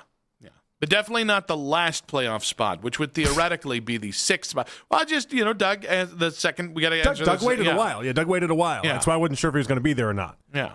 Because sometimes if you're waiting that long, sometimes when you go to him, it's gone. I knew Doug was going to be there the whole time. Yeah, I had a lot of confidence in Doug. That's a strong name. You had confidence in Doug that I didn't have. Everyone knows Doug. My cousins have their other uncle on the other side of the family named Doug. Steady man.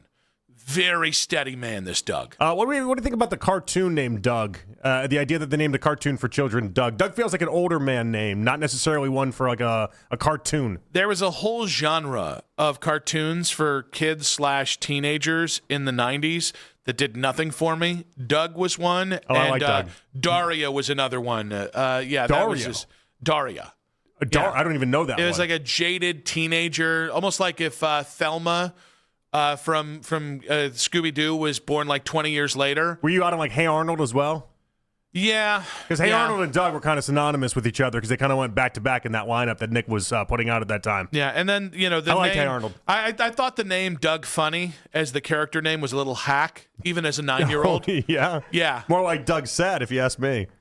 Dude was always down. Oh, that's where we get hacked? That's where we draw the line? I was simply... That's where I thought the alley-oop was happening here, and then I go to slam it down, and then I get that? You're not a jobs creator. That's all I'm going to say. 6,000 jobs created by the Browns. I get to celebrate that. Yeah, 6,000. Yeah. 6,000. 0 created by you. Yeah. I'm sure if I had billions of dollars, I could have an economic study created talking about all the jobs that I'm going to create. I mean, those things, yeah, they're very valid. Those things are never in any way misguided. Are you thinking they're pumping up the stats on their jobs creation? Oh, geez. Is that what I don't know. Is that what you're talking? Wait, so you're telling me? You're talking real tough here. Are you telling me that a $1 billion corporation might not be entirely honest? No. All right. Not me. No, it's not. I trust all of them. If you say 6,000, you can't then create like 200. If $1 billion if they say 6,000, you still have to create somewhere in the ballpark of 6,000. I take that biscuit to the bank. Yeah, That's what I do. Somewhere in the ballpark of 6,000, I would imagine. I'm just you're acting like it's like 12 jobs. Like 12 people are creating a whole stadium. Anything $1 billion corporation 12 says, people building our to the bank. translucent stadium. Is that what's going to happen here? You love that translucent, don't you? You think 13 people are going to be in charge of building that whole entire thing? Listen, jobs created. Like an obvious amount of jobs are created, and an obvious amount of people it's going to take to build the stadium. That's how this works. Yeah, yes. that's what the money's for. Yes. Go over there and look at the bulldozers. People are doing things, Nick. Yeah, hey, somebody's got to dig that hole. You act like it's like running a kiosk at the mall. It's a $1 billion stadium, Nick. I just think on a day where you break ground on $1 billion stadium, at which is an economic boom to your family, a bajillion times over what it means to the actual surrounding area and the taxpayers around it, maybe you don't need to talk about the jobs you've created. I mean, but they are creating jobs. It's not a sunglass hut. Like there might people. There's more than like 2 employees here. There's a lot of people that are going to be doing some work here in Northeast Ohio, jobs building this whole entire thing. That's why they're doing it. It's not the billions of dollars they stand to gain from here. No. Not no the one's money. saying it's why they're doing it. They're doing it for the jobs. No one's making them altruistic in this. No one's saying it's why they're doing it. This is dirty jobs. They get no joy. The Haslams and J.W. Johnson get no joy out of this stadium. They're doing it all for you guys. Don't even think it's about the bad football we're going to watch in that place. No. They do it all for these jobs they're creating for you guys. And we thank them for it. God bless America. Pew, pew, pew, pew, pew, pew, pew, pew. Such a financial loss for them. I just worry about them. I worry about their generational wealth. I do. I hope how have you turned a positive into this? I hope 15 generations from now, Haslams. I hope they don't have to go to public education because of this. It's just unreal to me. It's just I'm unreal. a jobs creator. You make a lot of money. It was a throwaway line. It's a quick throwaway line. They tweeted a video. They didn't build everything off of it. They didn't build everything off of it. They know what that is. They know what the building is. Jobs that this thing will create. No. Yeah, because it's a positive. It's good for the area. It's not a bad thing for the area. It's good for the area. What murder? It happens to be a byproduct of them, yes, making money and doing their own things that they were going to do anyway. But it's 6,000 jobs. It's 6,000 jobs. I'm just glad. Take a PR class once. You got to focus on the positive somewhere, okay? Yeah. Maybe the Browns could take a PR class for once, just once. In case we missed it in 5 minutes on 92.3 The Fan. 92.3 The Fan, 2020 Sports.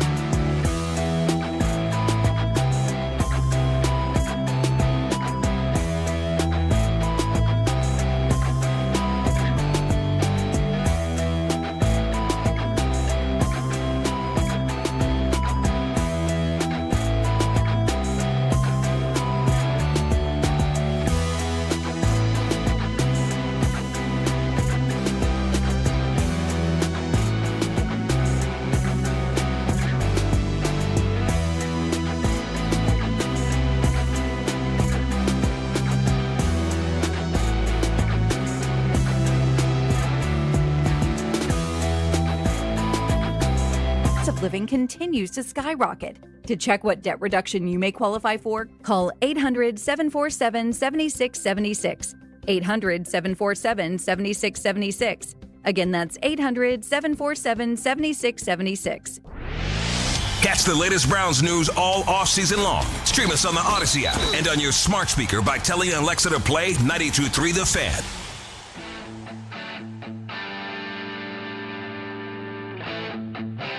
Check out the Fan Offseason Special every Tuesday night, 7 to 9. It's Jake Volnick, Coach Riz, Daryl Ryder as they recap all the latest Browns news and the moves ahead of this offseason and free agency and the draft. You can listen right here on the Fan. Stream us on the Odyssey app. Watch every episode live on YouTube. That's the Fan Offseason Special each and every Tuesday night, 7 to 9, right here on the Fan. Final segment of today's show. Big thanks to ESPN NFL analyst Seth Walder. 3:20 today. Great stuff with him. Hated the Browns trade today, but we forgave him eventually.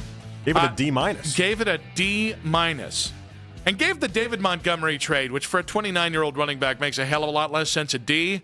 I think if we're getting the D-, you can give the Texans the minus on the other trade they made today as well. Seth Payne, Sports Radio 610 on the Browns trade of the day, and also on C.J. Stroud's future there, and then Chris Fedor at 3:20 at 6 o'clock today. If you missed a second of the show, of course you can watch us back in entirety on the 92.3 The Fan YouTube channel, and subscribe to the 92.3 The Fan YouTube channel. It's free after all, and don't forget to like our videos. We like to be liked here. But it has been I'll say raucous. Can we say raucous? Sure. We had a trade today. We've not had a trade. We've not really had any substantial move in Cleveland since the James Harden trade. And even the NFL got really boring the last 2 weeks. Yeah. This felt like a win today. Yeah, that was fun. I love that idea. I love the idea of like us seeing where the team is going and the roster's changing, and even the idea that some people loved it and some people hated it. I like that. And I do think this is a big part of this week. I think NFL free agency gets a lot of credit for, must tune in moments. I would not be surprised if there were a lot of big names moved this week. So as always, make sure to stick out the entire lineup from the Morning Boys, the morning show, Ken Carman show with Anthony Lima, 6 a.m. all the way to overtime with Jake at night all week long. You're going to want it. Mm-hmm. Definitely. Cavs Pistons might even again need tomorrow. Might even need it. Many people are saying you're going to need it. And this is how we create jobs. Let's get to it in case you missed it. All right, the Colts are seeking a long-term deal with Daniel Jones. Franchise tag day tomorrow. If you were the Colts, would you franchise tag, or dare I even say transition tag, Daniel Jones, or would you just give him the straight-up big deal? I would transition. No, I would just – no, I don't know. You got to put him in a 1-year prove it. Like you kind of already hurt yourself with the Sauce Gardner trade. So I understand people say, well – you're already down a first-rounder this year and next year. So just give Daniel Jones basically effectively a 2-year, 3-year kind of deal to get you through to 2028. I disagree. He's coming off the Achilles. He was good last year. He was also good the year that he was his 4th year in New York, and then the 5th year happened after they paid him. So I think there's so much risk involved here. The Sauce Gardner trade was stupid. Don't compound it by doing something stupid long-term with Daniel Jones. I agree. The non-exclusive tag, if you go down that route, that probably cost you Alec Pierce in the meanwhile. But you have to – you just can't give him mega money. Sorry, Daniel Jones isn't worth mega money. If you got to franchise tag him, you got to do 1 more year, and then he proves everyone wrong, then great, you're off to the races. But you just cannot financially commit to him. There's no way I would do it. And here's the thing. It could be a bridge to nowhere. Or it could be a year from now, a bridge to paying Daniel Jones $35, $45 million again. Yeah, there are very few times where I think delaying is the right move when it comes to paying quarterbacks. Mm-hmm. I just think how many times do people need to get bit by paying Daniel Jones or by giving him these scenarios to prove himself and then not giving himself a chance to prove himself twice. I mean, the funny thing though is because the non-exclusive tag is like $44 million or whatever. They don't have a backup plan here, Nick. There's nothing there. Anthony Richardson's already seeking out a trade. If they don't do something with Daniel Jones, they're screwed. There's nothing. I mean, obviously we got a week and a half for them to piece it together and try to figure it all out, but they've really put themselves in a corner that I'm just not envious of. There's also a part here that I want to see how much Alec Pierce actually gets in the open market. Yeah, I do too. Wide receivers get paid a butt ton. But, he's not respected for nearly as good as he is, though. Yeah, which I think that's going to be really interesting. Like, Wan'Dale Robinson's getting a lot of love right now. Dobbs is getting a lot of love. I'm trying to think of, like, the secondary market below Pickens and Pierce. But it's going to be interesting to see. I really like Alec Pierce. Like, I do too. Yeah. If that was one of the Browns' big splashes, I'd be really interested to see what the offense looks like next year, given what the rest you can do with the offensive line there. Oh yeah, I would give him more money than I feel a lot of people are comfortable giving. Also have to say, this was a weird weekend in the NFL media. Both Schefter and Rappaport had tweets out there. Rappaport was wrong about the price tag on David Montgomery today and looked foolish. Schefter did the Carnell Tate tweet, where basically his agent wanted Schefter to let everyone know that the Carnell Tate 40-yard dash didn't matter. Just weird. The longer those two continue to do this, the more transparent their dealings are, and it really just kind of annoyed me. Which I was trying to find a way to highlight then Jeff Passan getting a new deal, because he's the reporters that he's the insiders we should all have our insiders strive to be. Oh, and also Florio tweeting out a story that said, the more people that are in or Malik Willis, the higher the price tag is. Oh, yeah. Yeah. Thank you for that. Thanks for that contribution, Can't Florio. get anything by Florio. People have said years of conjecture and living in the West Virginia mountains had degraded him a bit. I thought he was supposed to be like a hot take artist. Yeah. What is this new version of Florio? Obvious statement. Did he morph into Magic Johnson? It was very much. Not entirely. That actually would be a really funny bit if Florio for a month just said the most obvious statement and just kept saying the most obvious statements. So it's interesting you say this. When my kids ask a very obvious question, I've been giving very obvious answers, and I think I finally got them to crack this weekend. Yeah, how did really they crack? Pissed them off. Just really. Do they ever tell you to shut up, or how does that work? I'm trying to look into my future. Is my kid at one point just going to be like, shut up, Dad? So Olivia doesn't, but the twins, when Dad's really on one, which I was this weekend, I was a little agity, but I don't do it in a mean way. I just do it in a very dry, sarcastic way. Mm-hmm. And about the third time, they're like, "Dad, what's this?" And I'm like, and they would hand me a bottle. I'd be like, "It's a bottle." They'd be like, "Shut up!" I'd be like, "I get it. I deserve that." Okay, I'm being a D. Yeah, I'm in the phase right now where my kid's asking why to everything. And I have to ask it. I'm answering 75 whys with the most serious and intense nature, as if I have all the answers to this, because I'm I want to treat her with respect and let her believe that this is actually going to go somewhere and matter. One of my three children is still stuck in the Y phase. Oh, it doesn't leave? It's not for everyone. All right, big thanks to Mac Robinson on the board. Yes. Big thanks to Jake Murren, man, on the 92.3 The Fan YouTube channel, and giving us some producing today. Cam Manna. Man, am I glad he was on the show today. Okay. You did it first. I did do it first. JP, good stuff, buddy. Had fun. We'll talk to you tomorrow. Back tomorrow. Loaded week here on The Fan. See you guys tomorrow, too. Keep it spicy, baby. Let's go. I love you. Have a great day. Take care, Nick. Take care of him. He needs help. This is an Odyssey Sports Minute. Sponsored by TaxSlayer. Start filing for free today at TaxSlayer.com. First big trade